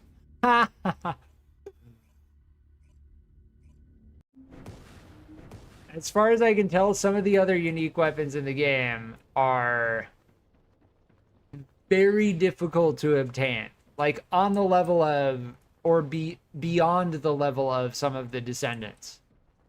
And having to get multiple of them, good luck.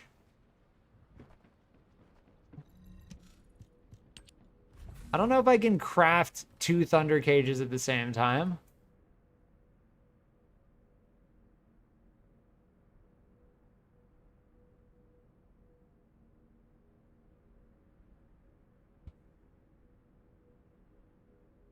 I use Thunder Cage to solar hard dead bright. Yeah.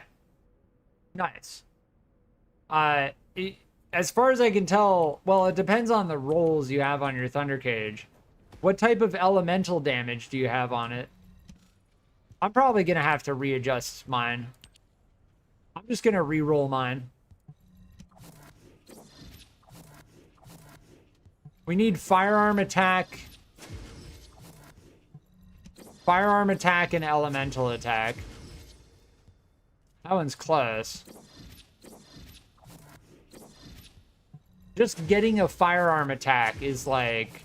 There's a gold firearm with fire. That could be good on hard dead bride. But yeah, as for doing this, like, I'm not... Just doing one of these is going to cost more than all of what I just did. Gold firearm attack roll and then a elemental attack roll is all I care about. How do you upgrade special traits on guns? Nudwiser, welcome back. You need to craft more of them. So you craft duplicates and then you use them to enhance the unique ability. So right now I just got the materials for my 4th Thunder Cage. The enhance unique ability. And then if I had a duplicate level 1 Thunder Cage that I just crafted, that's how you get it up.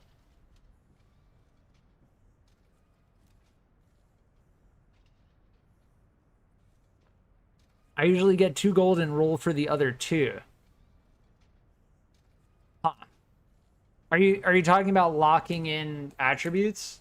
Yeah, I haven't messed with locking in attributes.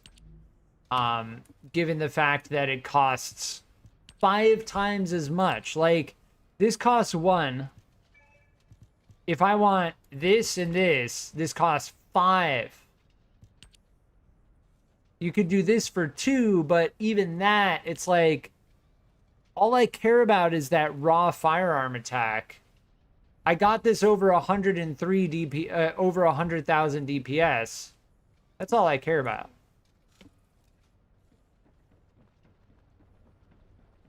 I think getting your Thunder Cage to be over 100,000 DPS is a good goal. It's a good goal.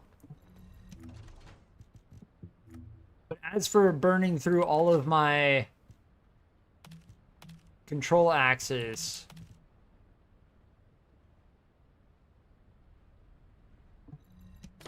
we don't want to do that. This singular electric singular. I think I was using this with Bunny. Yeah, this is actually good on Enzo.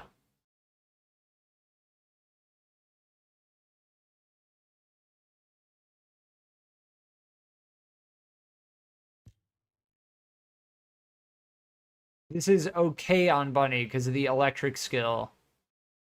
But then the scout rifle, you really want like a handgun or something, but I'm going to heart that so I don't accidentally delete Bunny's preset. Why do we have the electric dimension? Oh, this is for Sharen. The skill duration up? Yeah. What you really want for Sharen is electric fusion with a skill duration up roll. But this is the best we've found so far. The machine gun weapon class optimization condition is good because then we can use the tamer.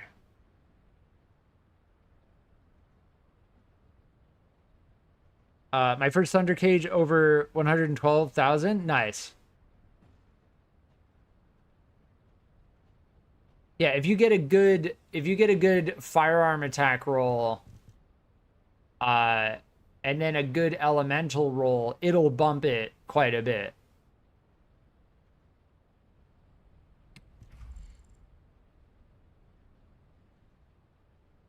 We also don't really have the modules we want on this thing right now.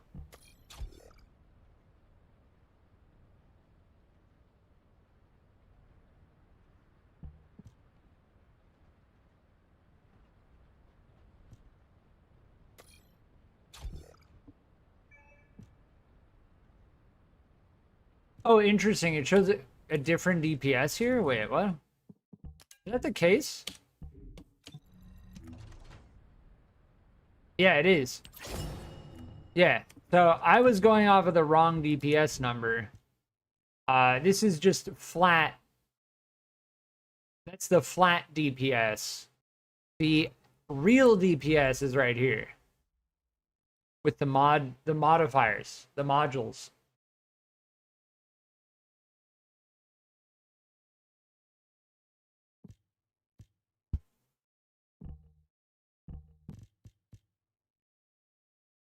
I'd say as far as elemental rolls go, chill is probably the best.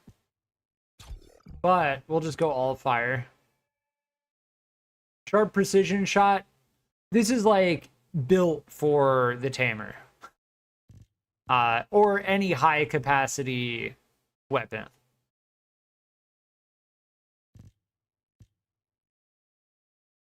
I should get my...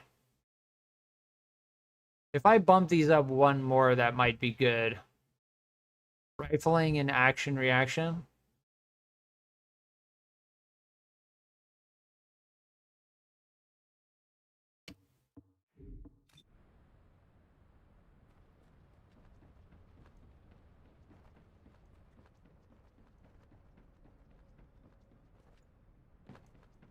How much? Oh, our Thunder Cage is 146,000. Just over 146,000. But then it just becomes a matter of like getting good rolls and then adding the correct modules.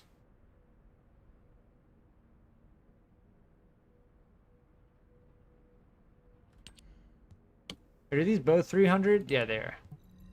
Yeah, we need to gold farm. I'm burning through gold or doing research and stuff. I'm probably gonna run out of gold if I up these. On our...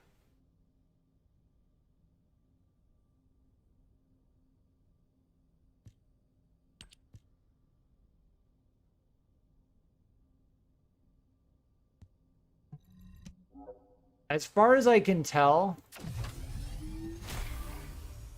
when it comes to firearm attack, action reaction is probably like the best.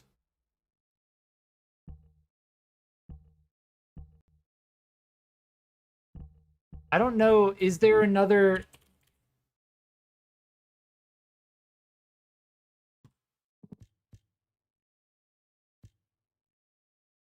I don't know if there's another attack that scales as high as this. I'd have to really like look through all of them.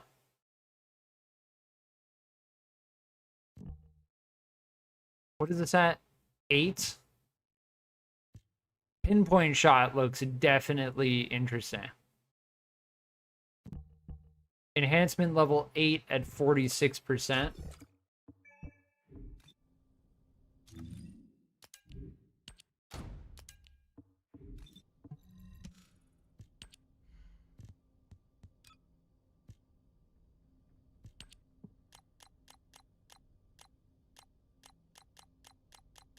Yeah, 46% versus 22%.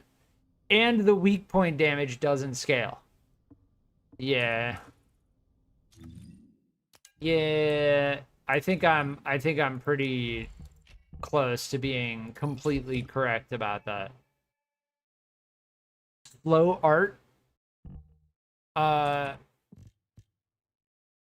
Yes.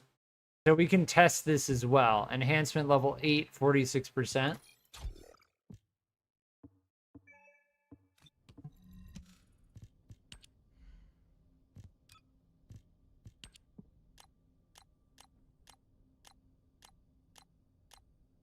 Yeah.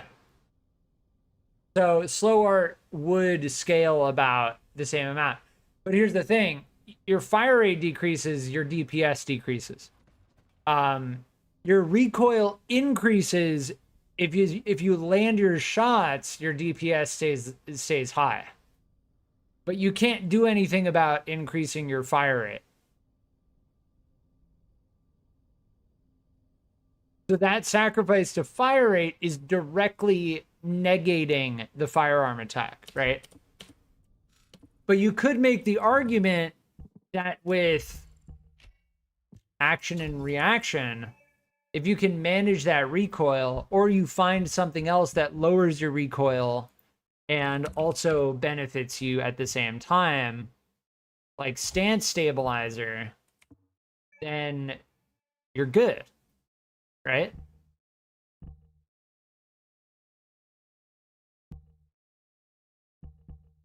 Yeah, superheated gun barrel is also tough. That actually increased our DPS. Getting rid of that mod increased our DPS.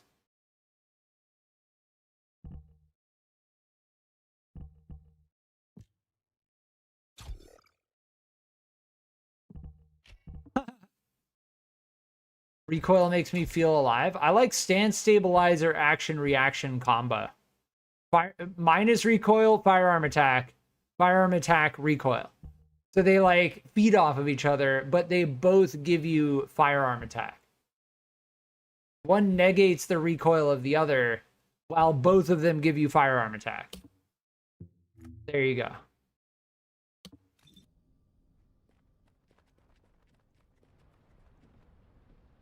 The attack doesn't scale from that mod? Oh, from the stabilizer mod?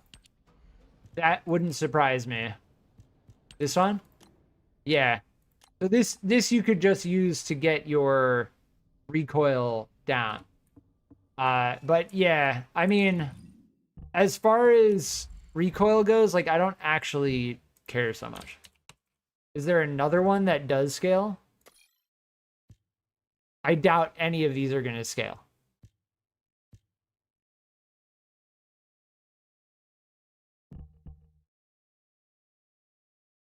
If I'm going to use vibration absorption or stance stabilizer, it's going to be stance stabilizer.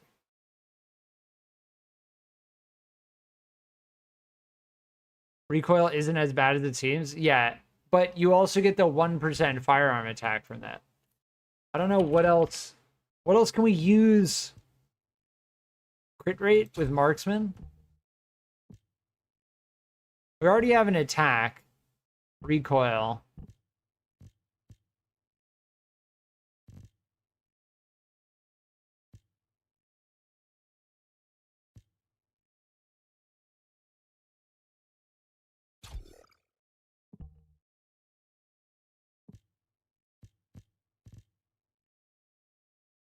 Here's crit rate, rounds per mag, but I don't know if I care.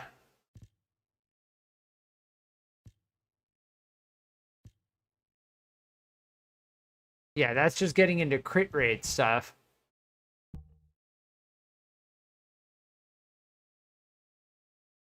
Crit rate, firearm attack. If you're playing as like Valby, you get that flat 20% crit build. Then you start getting into like, okay, I'm just gonna go crit damage. Right.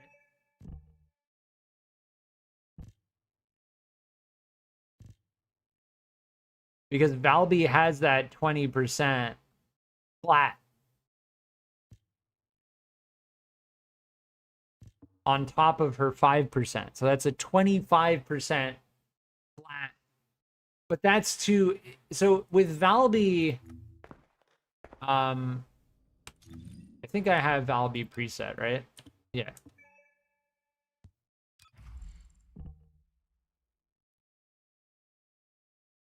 This is firearm. Firearm and skill critical hit rate.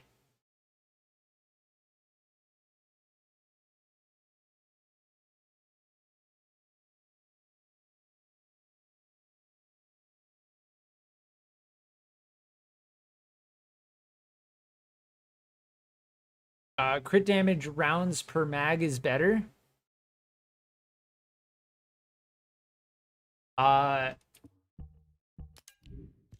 Wait, which one?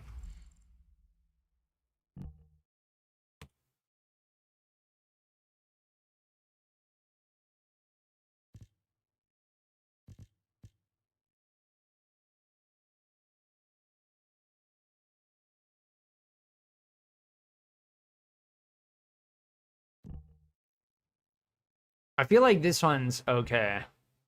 And then this one gives firearm attack. Yeah, whatever. We would have to like energy activator and then bump these up to get more, but 175 is fine. I think we're good on that. And as far as the tamer goes, why doesn't this have action reaction on it? I don't have enough capacity. Yeah, there we go. That's that's what we were looking for. I could go chill enhancement, sure.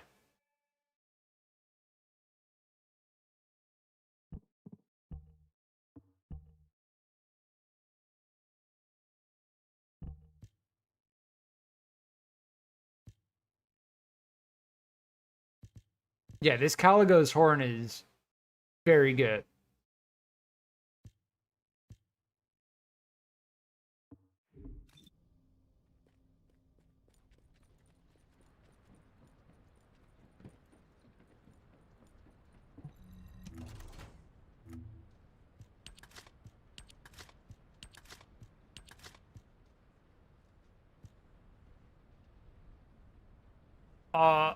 Why am I holding on to this? Oh, because my preset unequipped it, that's why.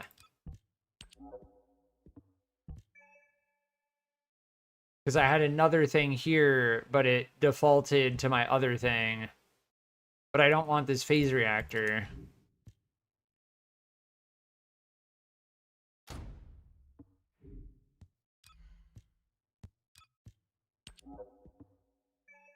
There we go. Yeah, but then we need assault rifle weapon class.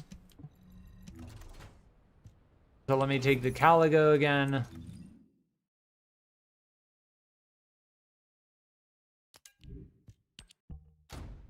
The Millennium Frost I'm holding on to simply because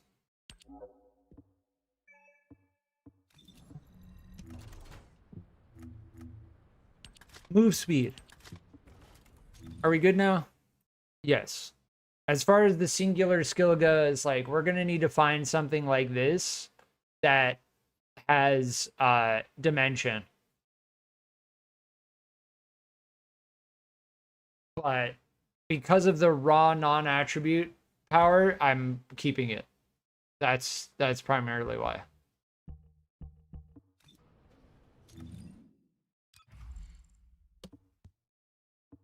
All right, so as far as the Thunder Cage goes, we're good.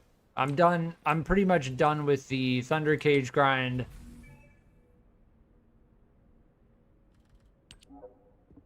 This one's gonna complete. This one's gonna finish, and then we can go on to the next one. And then we'll have that maxed out.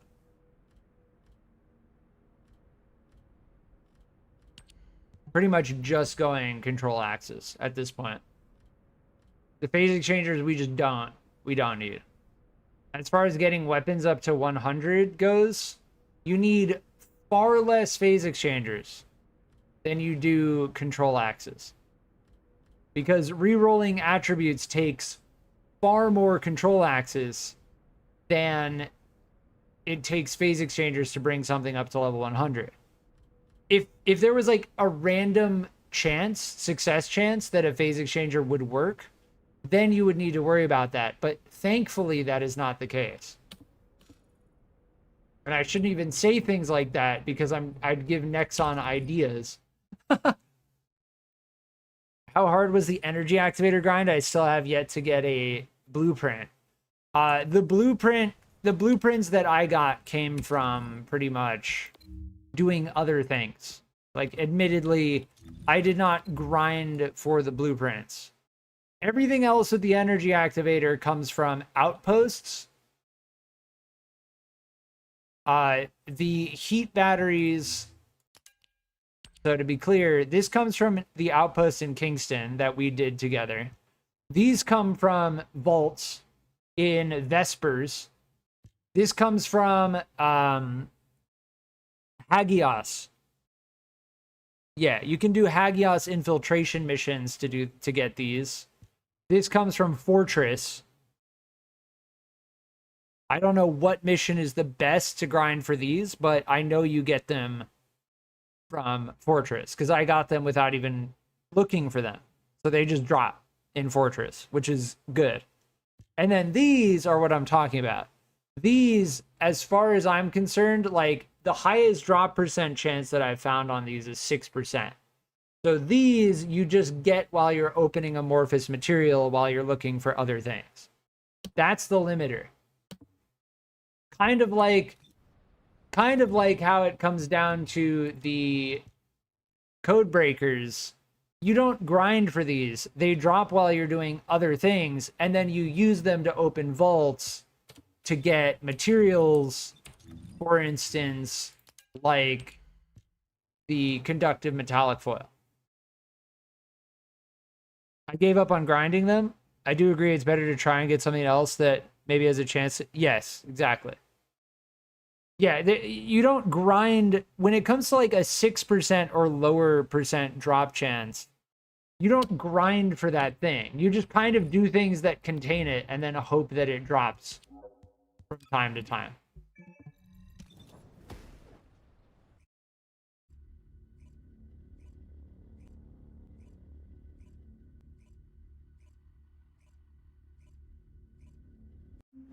There's so many other things that have higher drop chance that you can get by doing other things.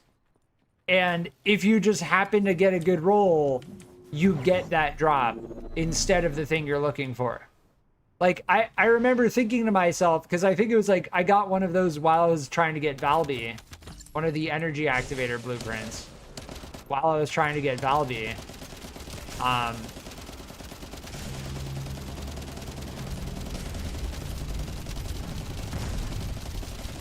And I was thinking like, damn, why did I get this energy activator blueprint? I'm looking for Valby, whatever piece of Valby it was. That was my thought when I had it drop.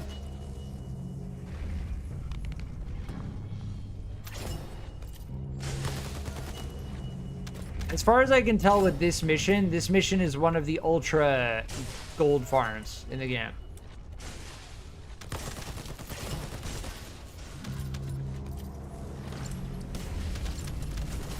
Like, you get ultra gold farm from this.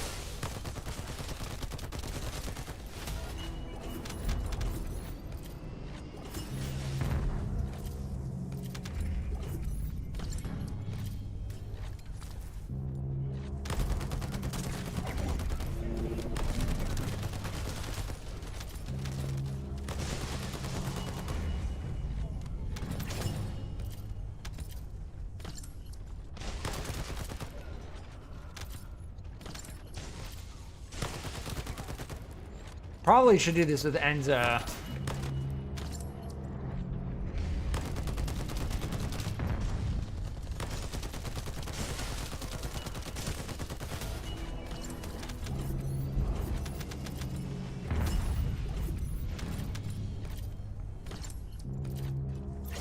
The Thunder Cage really is that kind of thing where it's like, I have it maxed to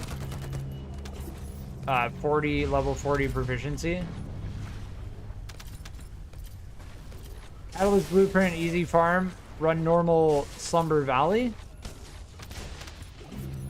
Okay. That makes some sense, yeah.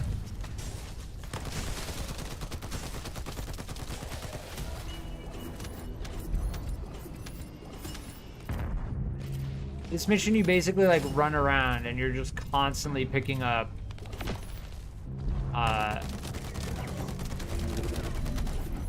You're just constantly picking up weapons and reactors, just constantly. Weapons, reactors, gold. Like, it just doesn't, it doesn't stop. And we just got another code analyzer.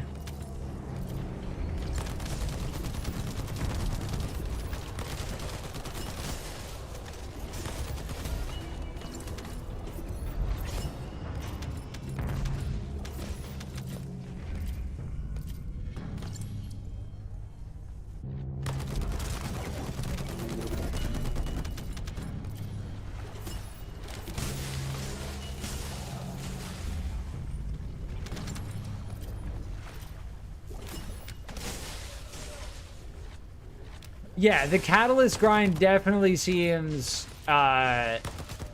easier. They deliberately made the energy activator one of the hardest things to get in the game. Early on, when I first started playing, when I looked into what you needed to get for the energy activator, I just said, like, my take was like, just don't worry about it. Don't worry about it. Like, if you're thinking about grinding for energy activators, like, there's so many other things you can get before you target energy activators specifically.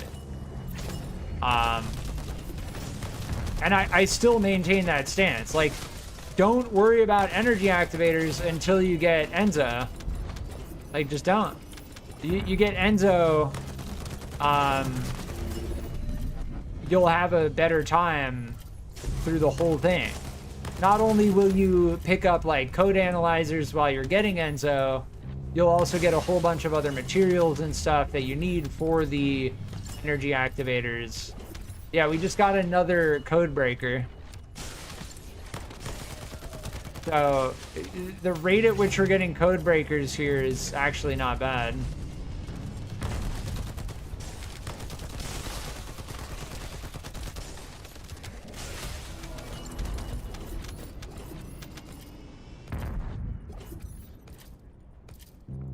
This one person is just standing there. That's all they do. Is they just check to see the mission to see if they can start it again, and they just start it again. There's another precision code breaker. This anticipated ambush point is, if you really want to farm code breakers, this is probably how to do it. Now, the thing is, I'm getting code breakers, but I'm not getting any code analyzers, right? Like, I'm getting these things. I guess we did get one of these. Yeah.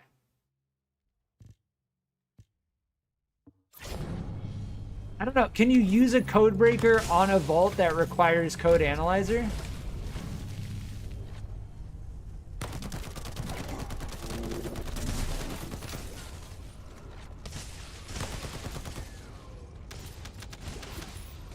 Oh my frame rate just tanked.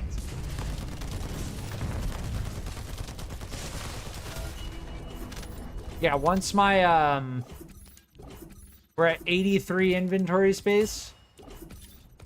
Once my inventory fills up, that's how I know it's time to head back to Albion.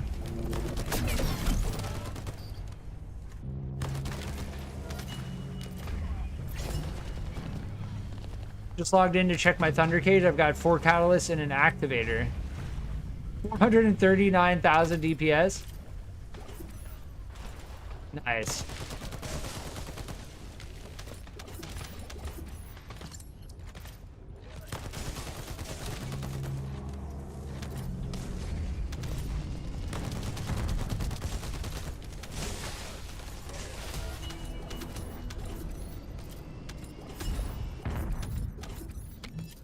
Have aiming? What does have aiming do? Where are we at? 91?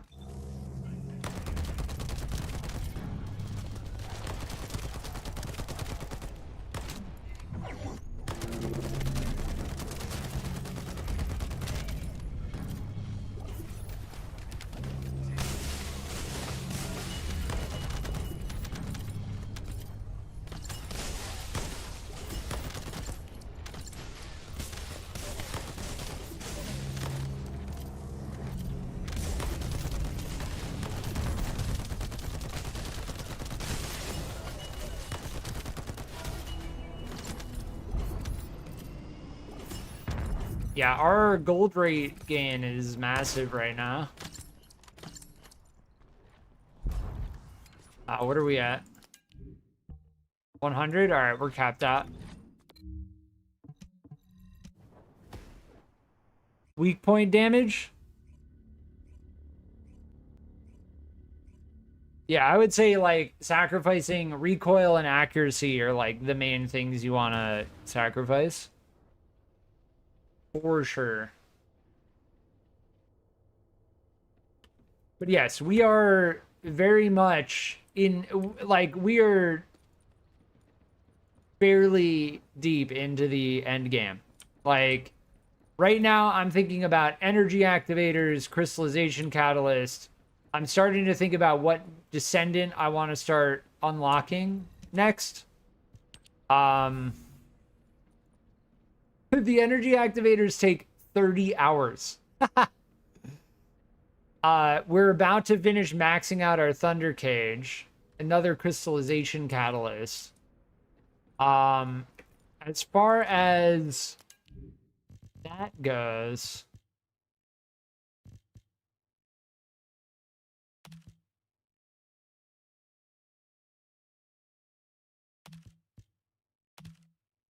we need to look through this gear.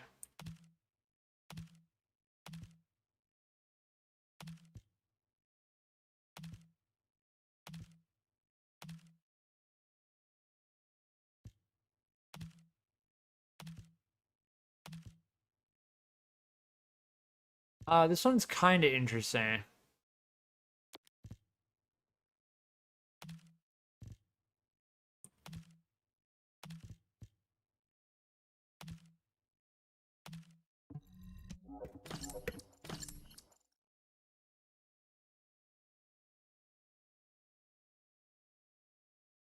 Wife told me not to get on because I had to get ready and go buy a suit.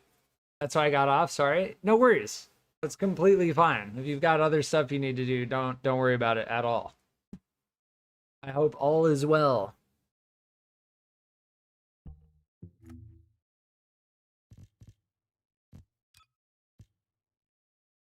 But yeah, we were definitely getting these things. I found one of these.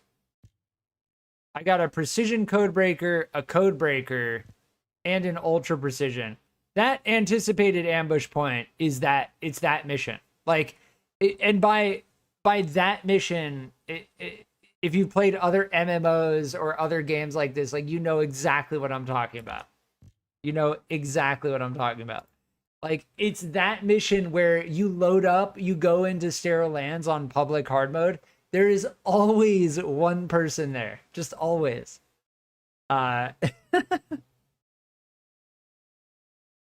Is it a bad thing? Maybe, maybe not. I don't know.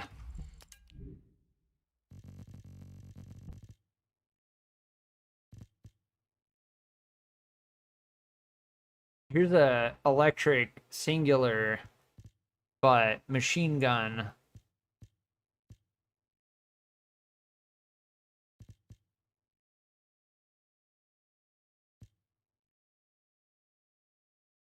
Oh, this is actually not bad, but shotgun, but still cooldown, non-attribute skill power. That's interesting on Valby for sure.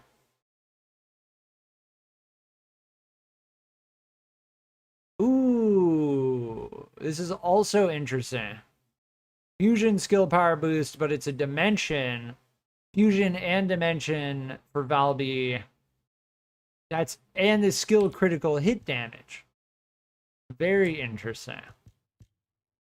So anticipated ambush point also confirmed a good grind spot for Valby reactor.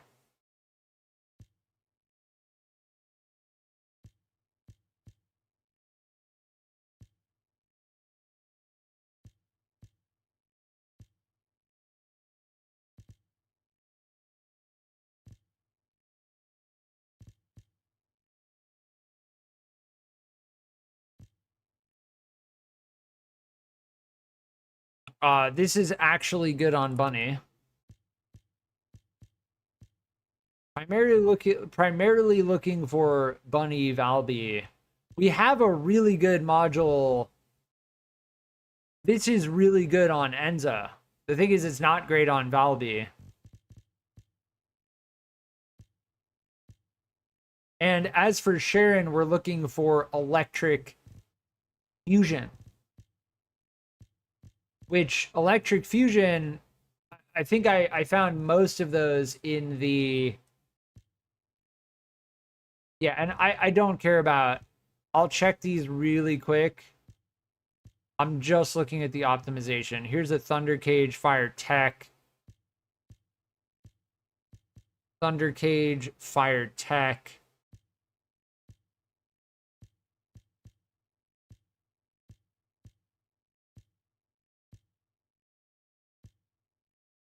Yeah, those can all get scrapped. Why is it not designating as junk? Oh, because I set my filters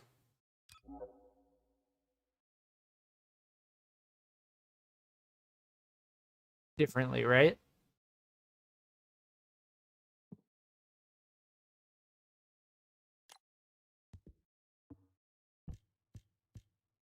The only ones I care about are this one. The way I go through these now is I heart the ones I like.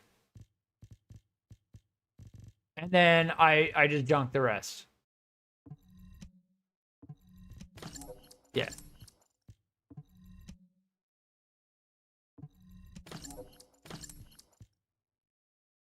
So that one has both of these are shotgun, unfortunately. I mean, I just don't use the shotgun, any shotguns often, but we have a shotgun.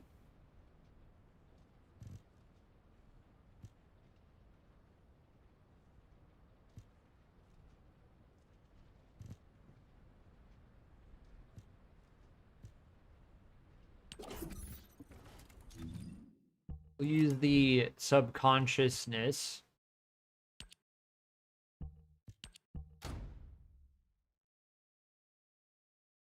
And if I equip that, well, now I can't see the assault rifle comparison.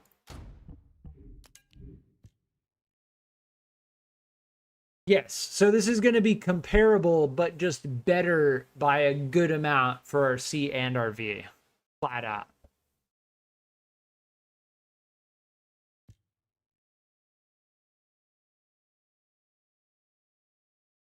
Interesting. So this gives us a smaller buff for our C and our V.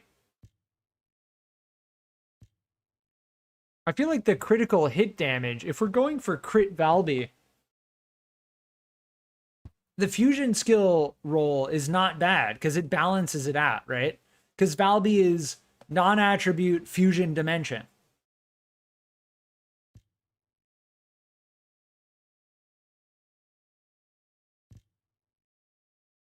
Yeah, this is just flat out good for Bunny. Cost and cooldown, like, we're good.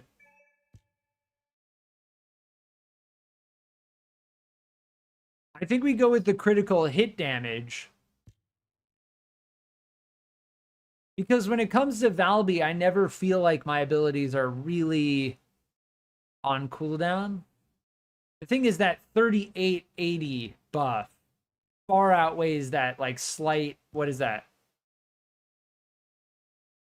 150? Yeah, this one is going to be more powerful with our C and our V, right? And our Z, as far as I can tell,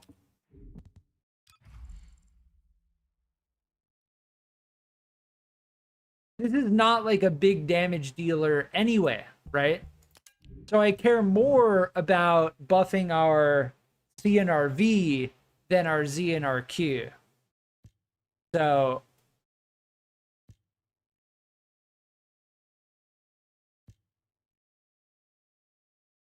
yeah, I'm leaning towards this one. It's tough. These are tough decisions.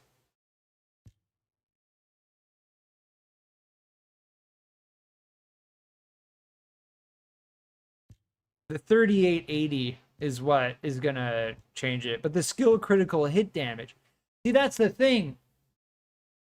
when it comes to a skill critical hit damage roll, it's not raw. It's not a flat buff. It's a modifier.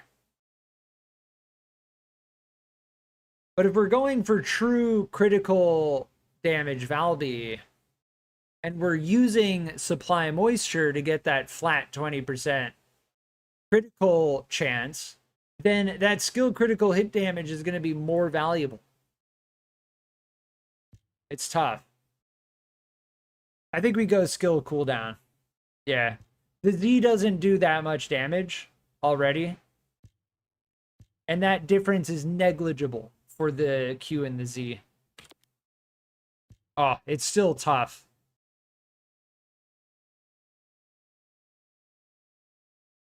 We gotta make a decision. We're done. All right, peace. This is yeah. This is fine.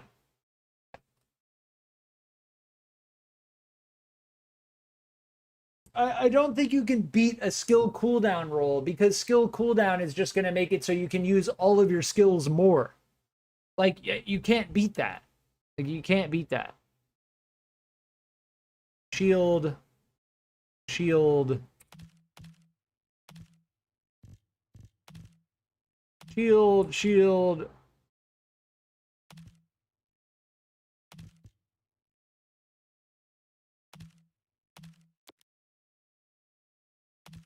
Yeah, the external components that we have currently are going to be very, very difficult to beat out.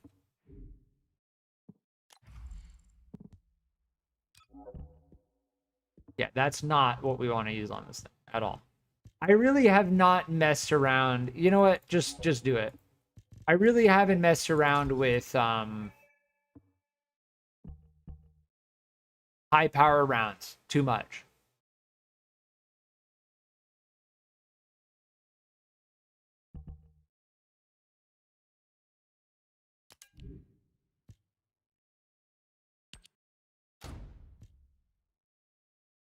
I have another fireworks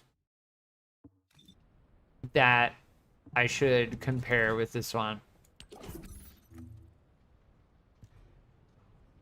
143, 14, 11.4, 11.5.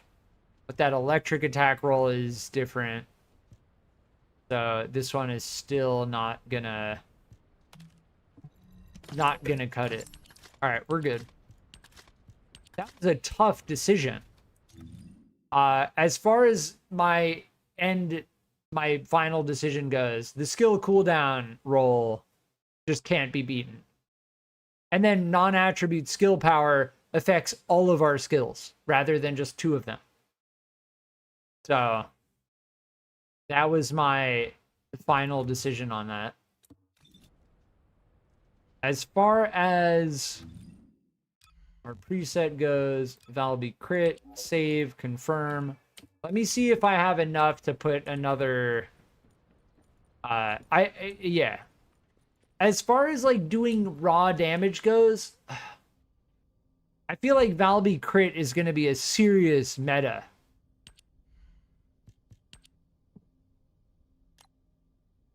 Yeah, that gets really expensive. We could put one more point into it.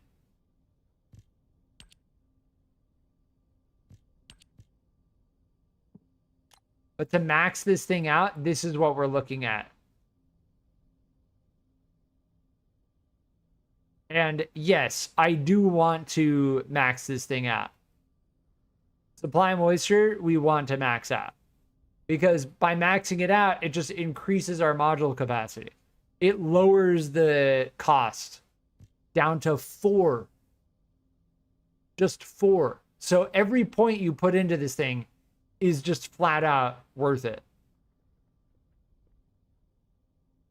And if we use the energy activator on Valby, which we are going to have 2 of, by the way, I'm still strongly leaning towards energy activator for Valby. The Tamer machine gun is absolutely another thing that I'm looking at, especially because this has crit damage, crit rate, and firearm attack gold roll, It's got toxic attack for that extra damage, which is not going to be great against like Swamp Walker or like a couple of other toxic type creatures that are resistant to toxic damage, but that's okay. That's not where it's deriving most of its DPS from. We're going to be deriving most of the DPS from this thing critically hitting the enemy alongside this thing, Sharp Precision Shot, which is another thing that I should consider getting up. Let me see. It takes off 0.1 second each roll. But as for the mod capacity on this thing, we're already capped out on the Tamer. We're 48 of 48. Yes, so all of what I was just doing for the past like 10 minutes is a solid taste of the end game. Our Valby build is coming together. We have an energy activator and a crystallization catalyst currently researching in the works. We're finishing our upgrading our Thunder Cage all the way. We're continuing to get more adjustment control axes so that we can re-roll certain weapons to get very good rolls on them. And yeah, we cracked open some vaults with Enzo. We've learned a lot over the last like day or two in terms of how vaults work, how to find them, how Enzo impacts that. It's good. It's good. But yes, I am going to leave it here. I've been streaming just under 5 hours. If you've been enjoying my live streams, please consider liking and subscribing, and I will be on in the future. Thank you.